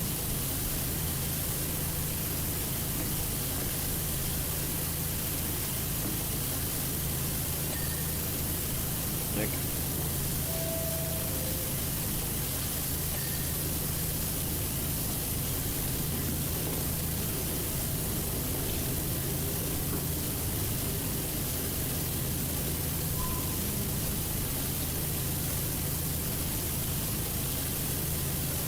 Hello, iWows. How are you today? I'll be honest, I'm not especially involved in the chat discussion that's been going on late. Lots of Pokemon stuff that I don't know a ton about because I haven't played the games beyond Gen 3, really. Honestly, can't even remember a ton past Gen 2.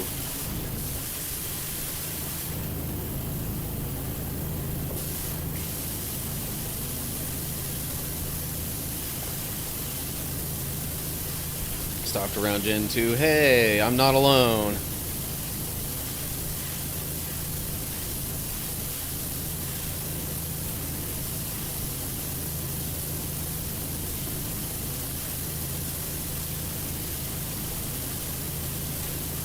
Conversations, though. It's just talking about a little fan-created evil organization. Ah, okay.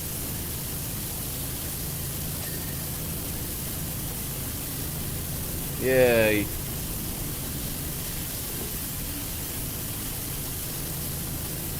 I will say, Al, I appreciate your ability to come up with, you know, interesting subplots or other small ways to shake up the games that you play.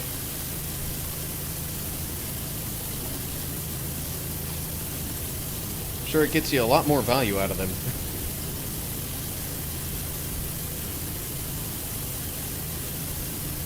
Like reading Pokemon even though I'm far behind on it.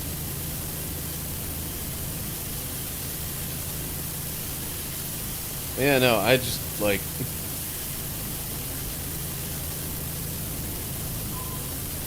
my own lack of Pokemon knowledge was what was mostly keeping me out of that conversation.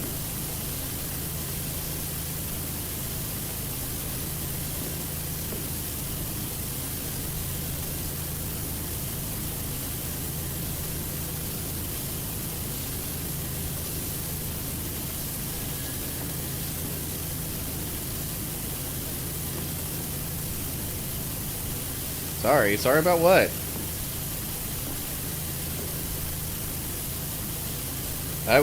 That was a choice on my part not to engage in that conversation because I figured I wouldn't really have a whole lot to contribute.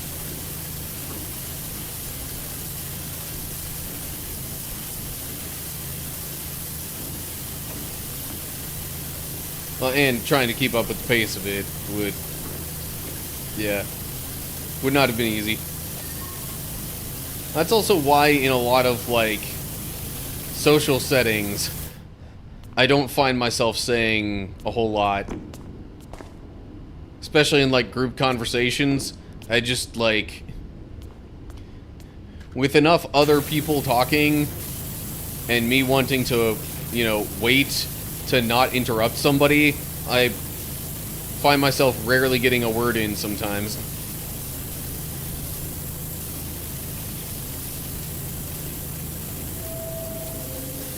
Cool that you guys do it personally. I don't RP when I play games unless it's baked into the game.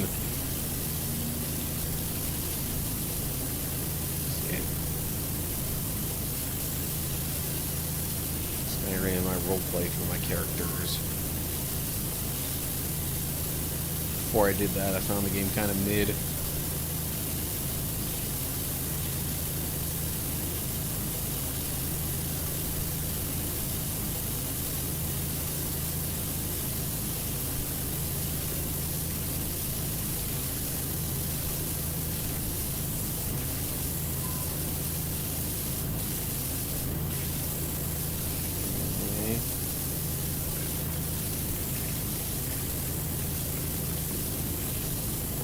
What is still dirty about this bench? Unless it... oh.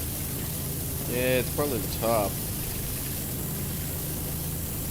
At least that's part of it. Might need to hit it from the sides too. Just to, like, help get in between the cushions.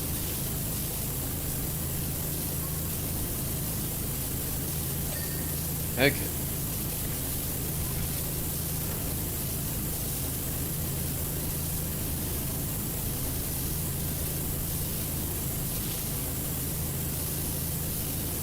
Why is this bench not done? Bench, why are you not clean?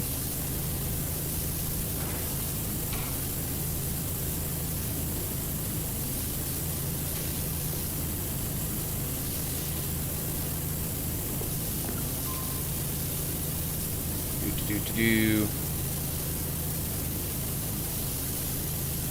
Yeah, Jake's on Discord.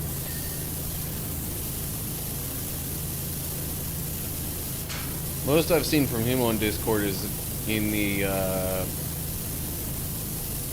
probably the Safe Streamers Discord server.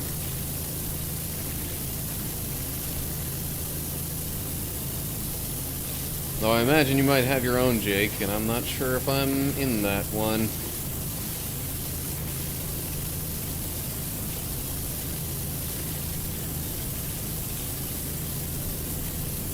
I'll be real, I have a hard time keeping up with things on Discord too. Because, like, especially if I want to keep up with other social media apps where I'm posting my content and not only be posting content on those, it's like, it's a bit much to check in on.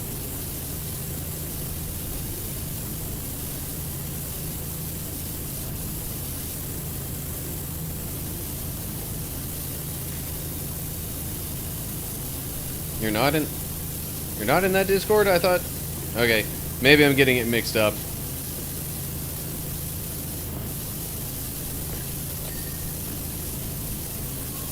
I'm in more than just a couple.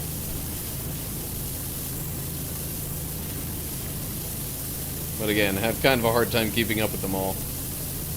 You got the Safe Streamers Discord. You've got, you got the Taco Team Discord. Or not even just team. You got Taco Discord. You've got, Checkpoint Church Discord.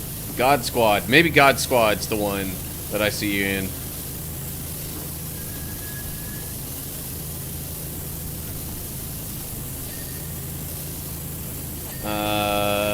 What other ones? There's a few others that are like individual people's Discord servers.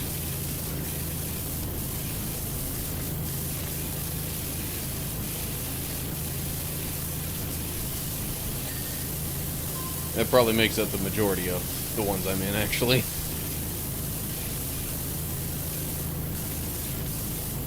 Can't say I'm particularly active on all of them.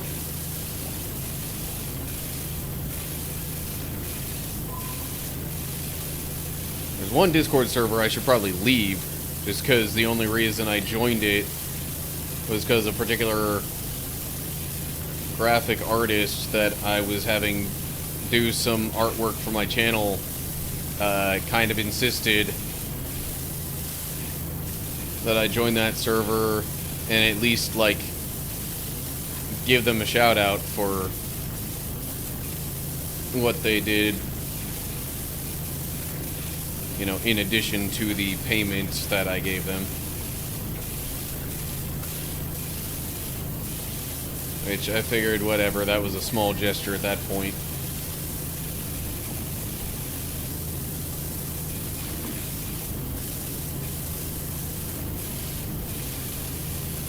Join yours, left because I did not contribute. Probably hop back in one day. Yeah, I'm trying to make my Discord server slightly more active now and engaging. Trying to at least ask some questions of people each week, just sort of like fun, maybe partially get to know you type stuff.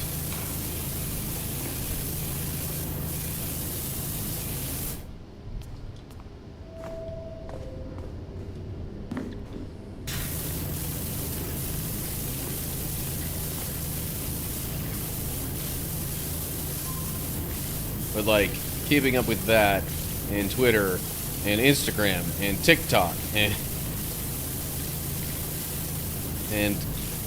kind of sort of Facebook, although like pretty much anything that I post on Facebook, I'm also it's basically a repost from a different platform.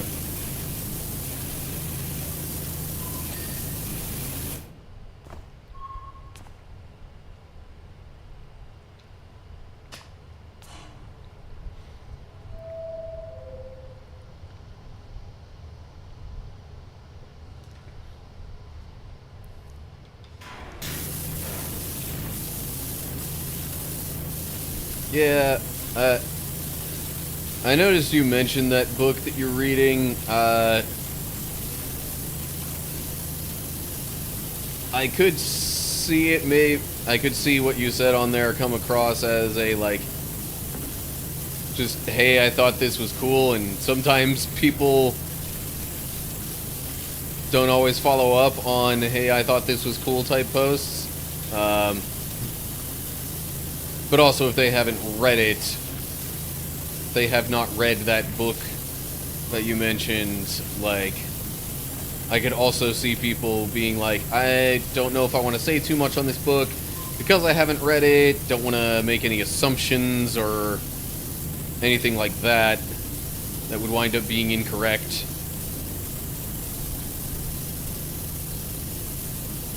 And or offensive.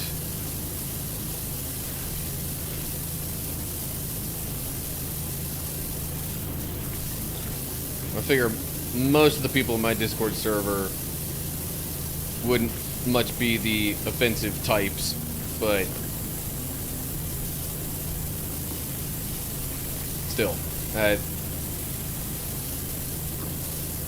I think general point there was more so on the, maybe because I don't know much about it, I won't say much.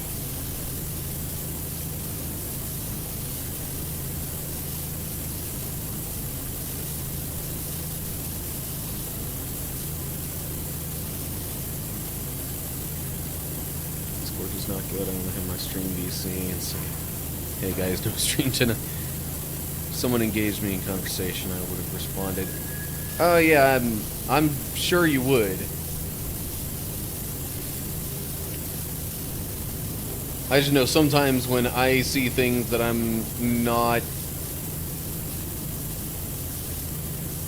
inclined to directly respond to either right away or sometimes at all because I don't do it right away, that's kind of my thought process where I'm just like, hey, that's cool, glad you're enjoying it. I don't really know much about it, so I'll just leave it at that.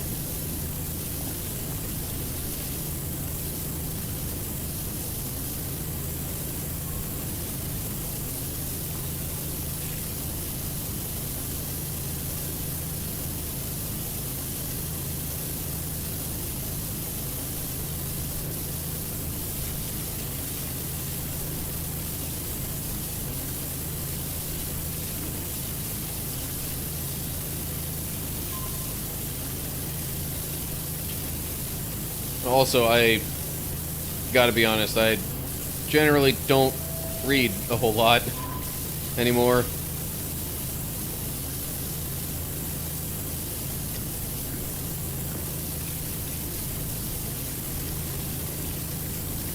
Really stopped being much of a reader after college.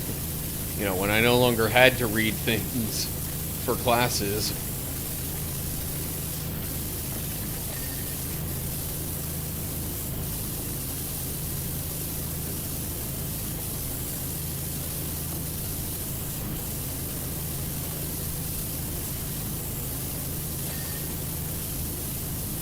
And it's not that I, like, never really enjoyed reading or anything like that. It's more so for me just it's lower than other things on the totem pole of what I enjoy.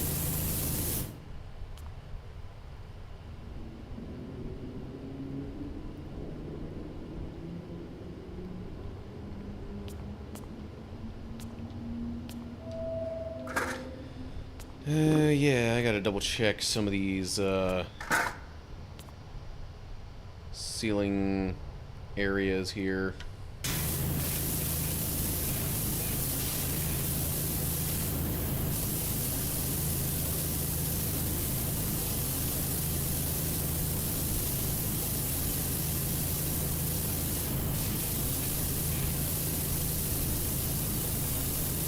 What about this ledge is still dirty? There we go. I'm like, what do you mean?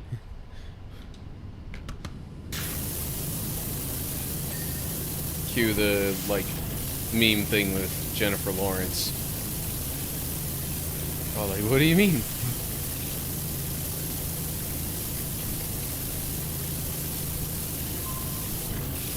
Okay, apparently it's not gonna let me get that one fully clean until I actually go over to it.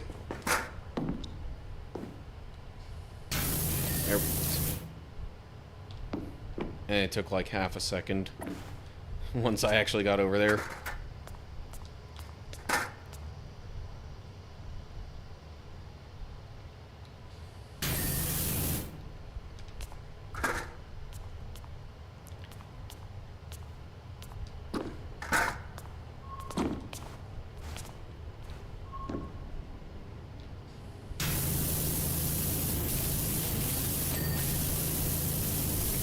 Light itself seems to be fine there. Considering the way the world is going, someone who's a Christian speaking out in a respectful way might.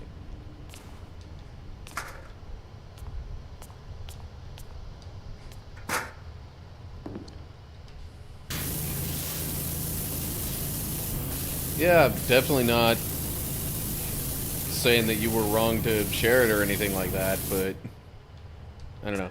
I can't speak for other people as far as where their interests might lie and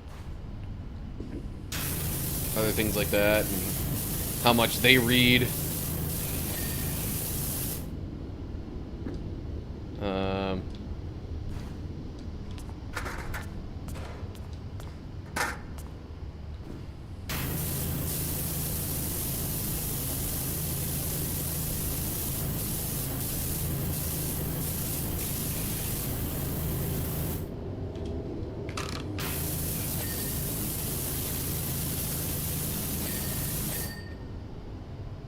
And, you know, there are, not that you would, but there are a few too many people in the world that would turn even the simplest of conversations on things like that book and some of the stuff that it talks about, at least to my understanding, and, like, turns that stuff political.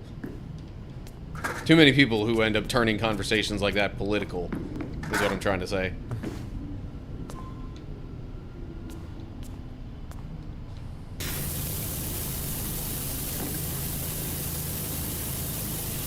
Like, so I could also see if some people are, like, kind of burned out on talking about, I don't know, a lot of things, really, in any sort of public space or forum.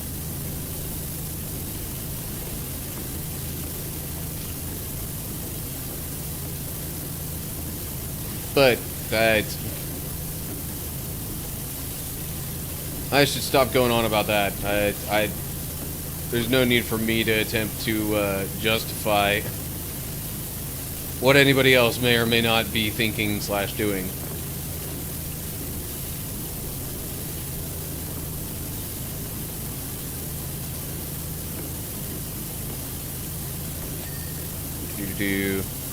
Where did you stop in Cage 2 the other night? I stopped just before leaving Traverse Town as Sora. Like, I'm literally at the station, ready to get on the train.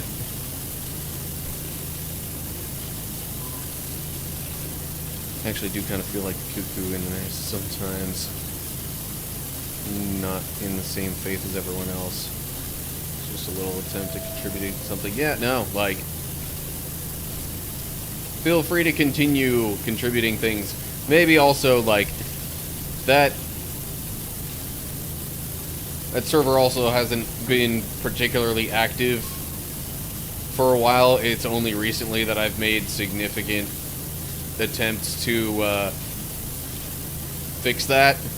So maybe if we get more conversation going on that Discord server in general, then maybe people will be more inclined to, you know, engage in continued conversations.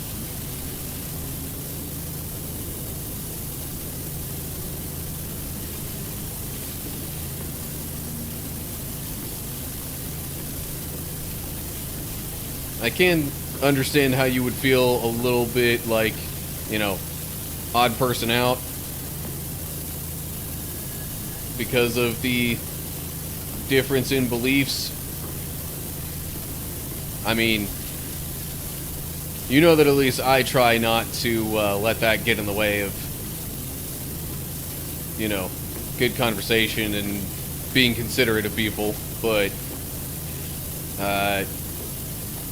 I mean, shoot, a couple of people in the server were halfway just there to try and, like,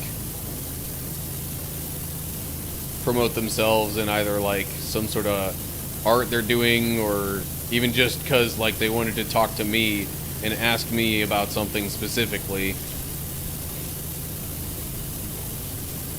But they figured, hey, I'm going to try and get on Matt's good side. So maybe the thing that I'm trying to push / promote / talk about with him will go over a little better. It'll look like I care a little more.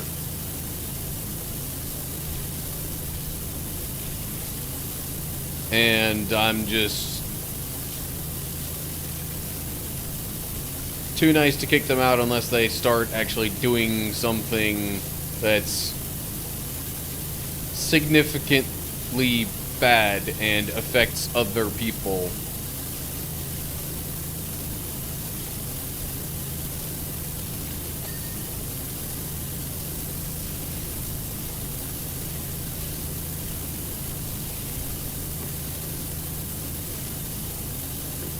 A lot of graphic designers who only show up to ask for money. Yep.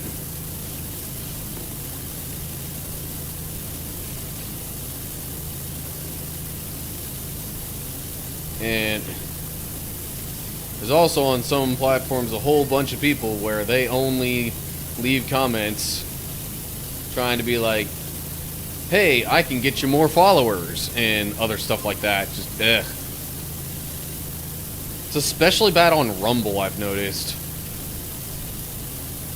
You know, that platform that is attempting to be a competitor to YouTube, but absolutely does not have anywhere near the level of content moderation that YouTube does. I can practically guarantee you the people running Rumble are of a similar mindset to Elon Musk.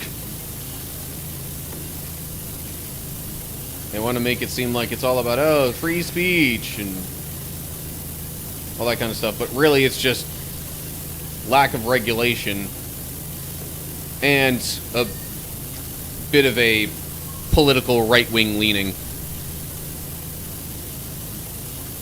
Alright, hang on a sec. I need to adjust how I'm sitting here.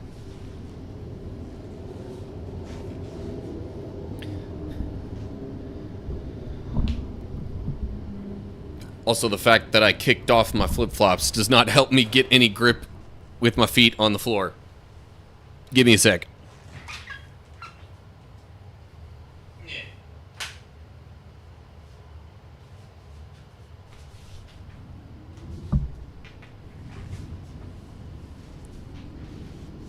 Okay.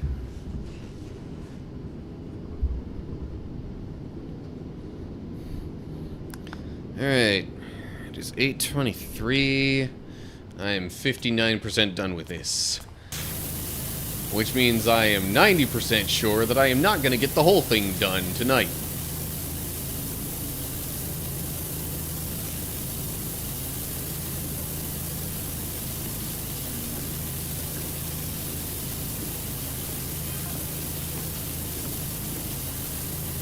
Subway was reopened again following extensive repointing in 1923 by Mayor Jeff Jefferson. Closed again the following fall after the shocking revelation. Wilberforce Trust. Been using it to funnel train trucks full of stolen money out of town.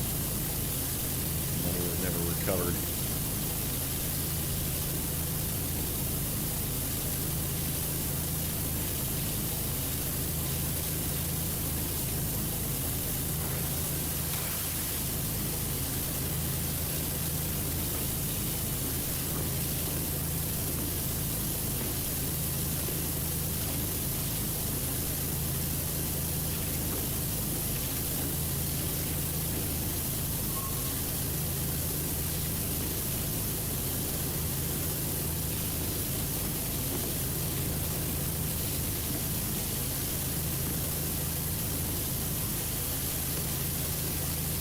Alright, well, I'm gonna try to at least get a few more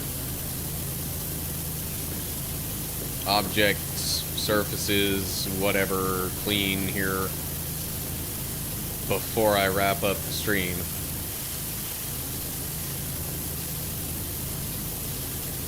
Plan is to not really go past 9 o'clock. So, give it maybe another half an hour.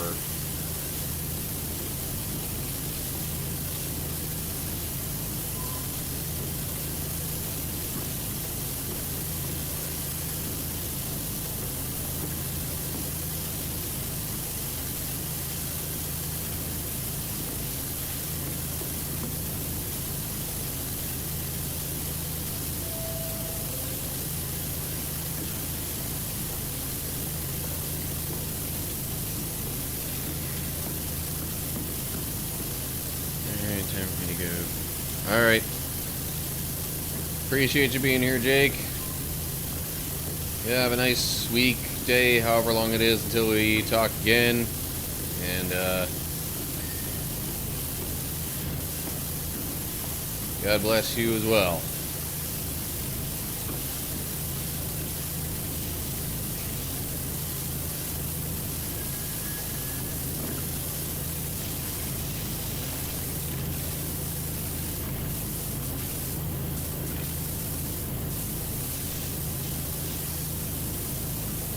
Okay. That thing done.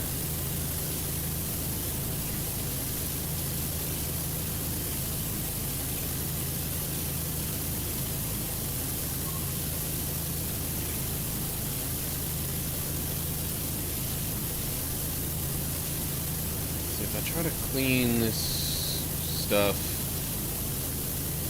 in a more orderly manner, but I'm using the, like, you know, the right stick that aims, it just doesn't seem to really like staying still well enough for that.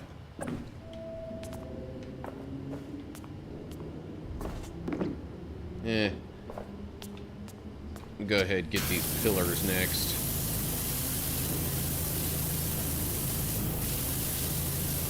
And any vents that might be attached to them, I suppose.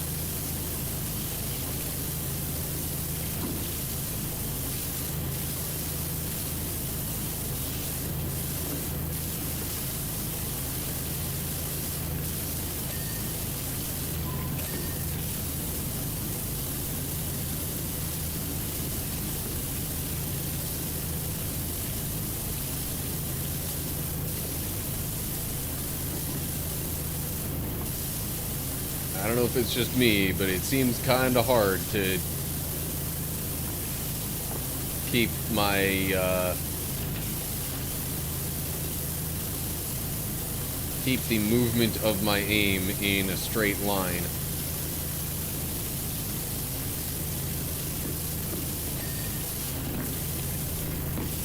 Seemingly more so when using the right stick than when using the left.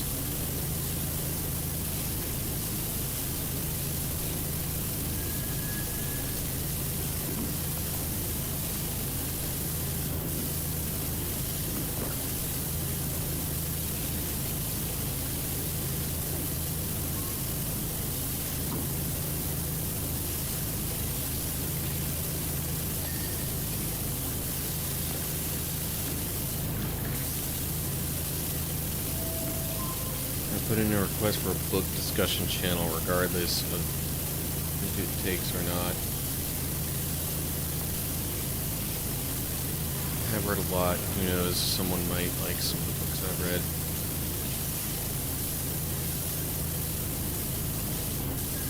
I suppose it couldn't hurt.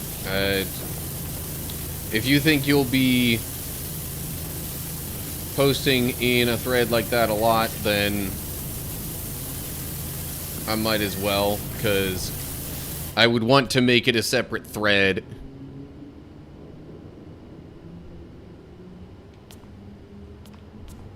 Of course, you could actually make a thread like that yourself, I think. I have you on there as a mod, right? So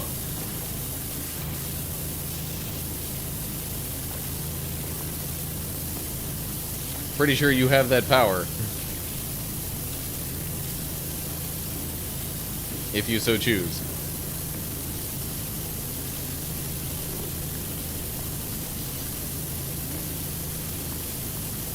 And unless you made something that just by the sheer...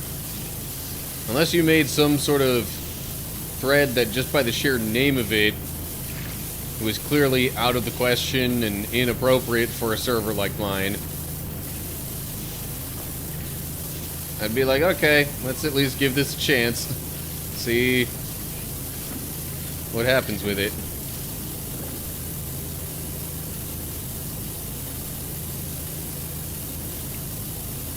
Maybe better to make the channel and not just one long thread.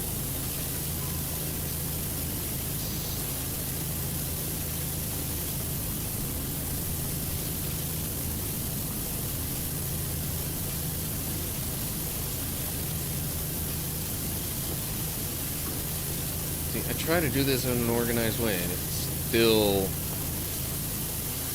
misses spots sometimes.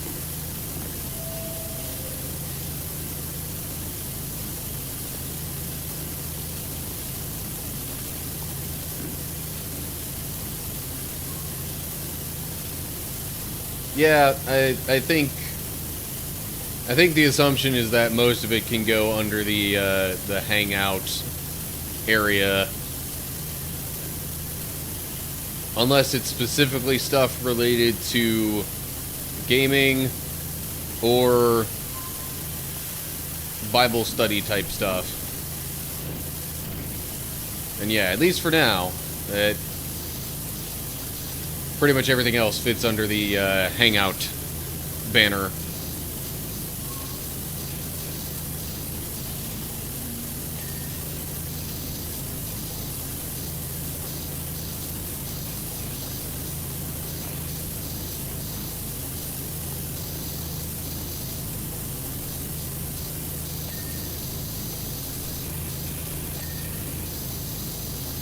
What should I call it?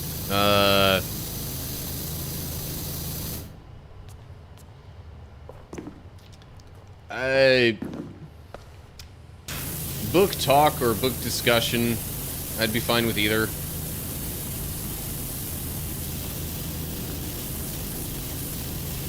If you just call it books, people might think it's only going to be book recommendations and not conversations thereof.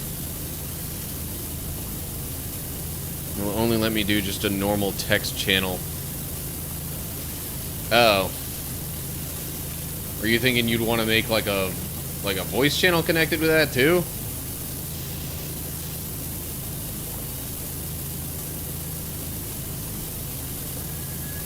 Yeah, I mean,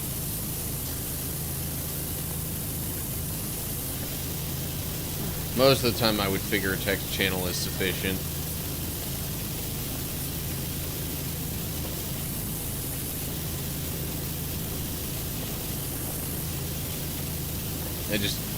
The way you said it'll only let me do a text channel, I thought maybe that implied you wanted to do a voice channel for it too.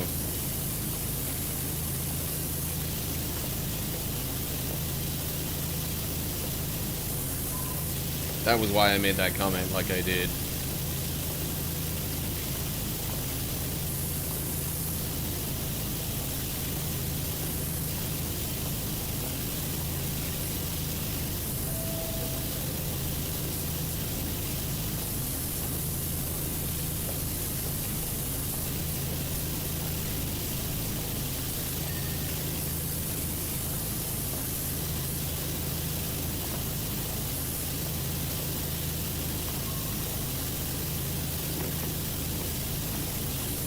I suppose even with using the left movement stick, it's still not especially easy to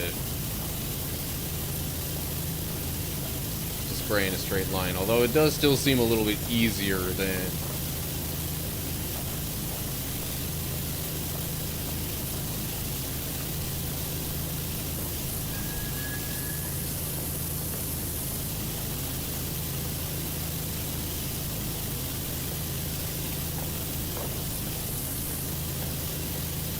Some servers allow you to make one where you put a topic post, and it's this little self-contained post.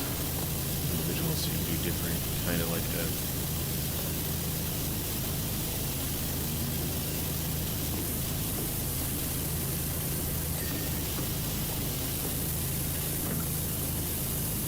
Yeah, I still won't claim to be super knowledgeable of Discord and how to make different kinds of things work on it.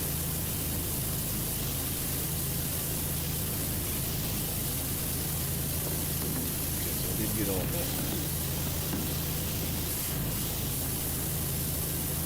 Made the channel, but it won't let me move it into Hangout. Only admins can move channels around. Okay. I guess I don't have you as... Oh, you know what? Maybe I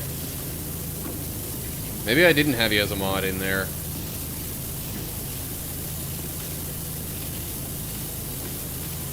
That might have just been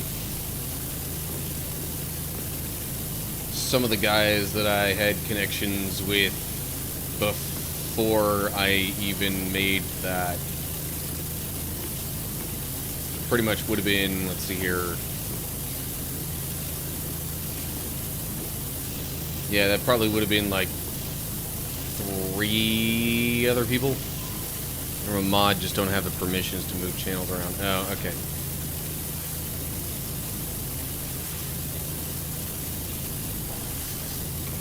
I can look into that momentarily, or at least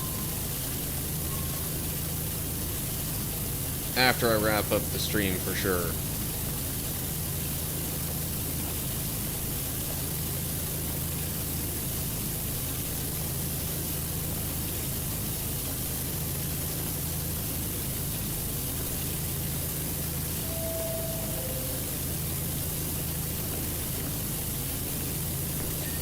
Okay. That floor there is all good. Got a little bit more of the wall here to clean.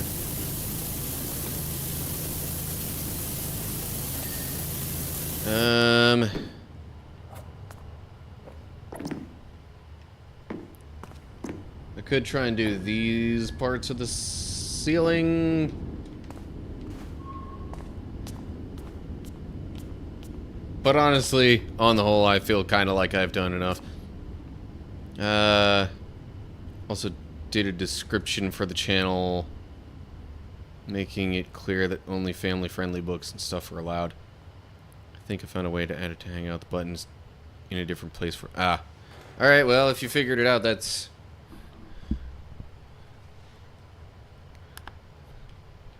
less for me to have to do then. Alright, I am going to save this, and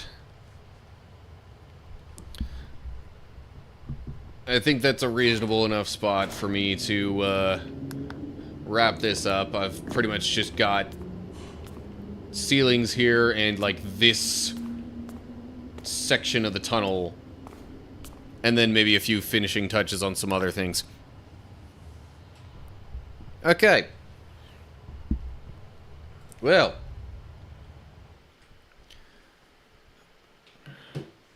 Thanks everybody for stopping by,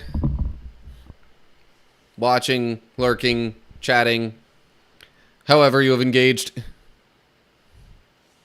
Description is a place to create an open dialogue about books, stories, or poetry. Okay. Fair enough.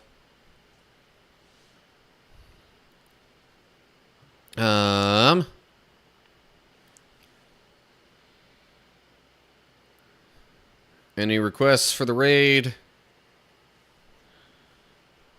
While I wrap things up here.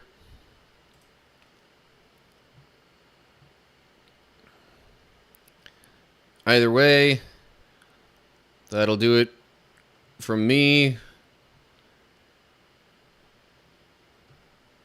So, I hope you're all doing well. Hopefully, I will see y'all soon for another live stream in the near future. Feel free to check out YouTube videos and the like in the meantime. No requests for me. Okay.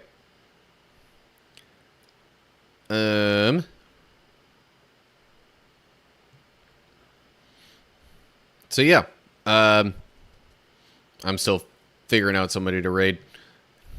Also, while we're on the subject of YouTube, my channel over there is like really close to 300 subscribers. So, if you want to help get me over the edge, I'd much appreciate that. Those of you watching on YouTube, you're already there. Just hit the subscribe button if you haven't.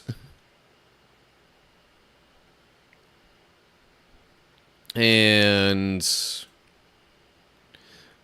once I do hit 300 and am solidly, like, kind of stable past there, I did agree to then, like, make a supporter page, like a Patreon type thing, but it might be on a site called Coffee instead.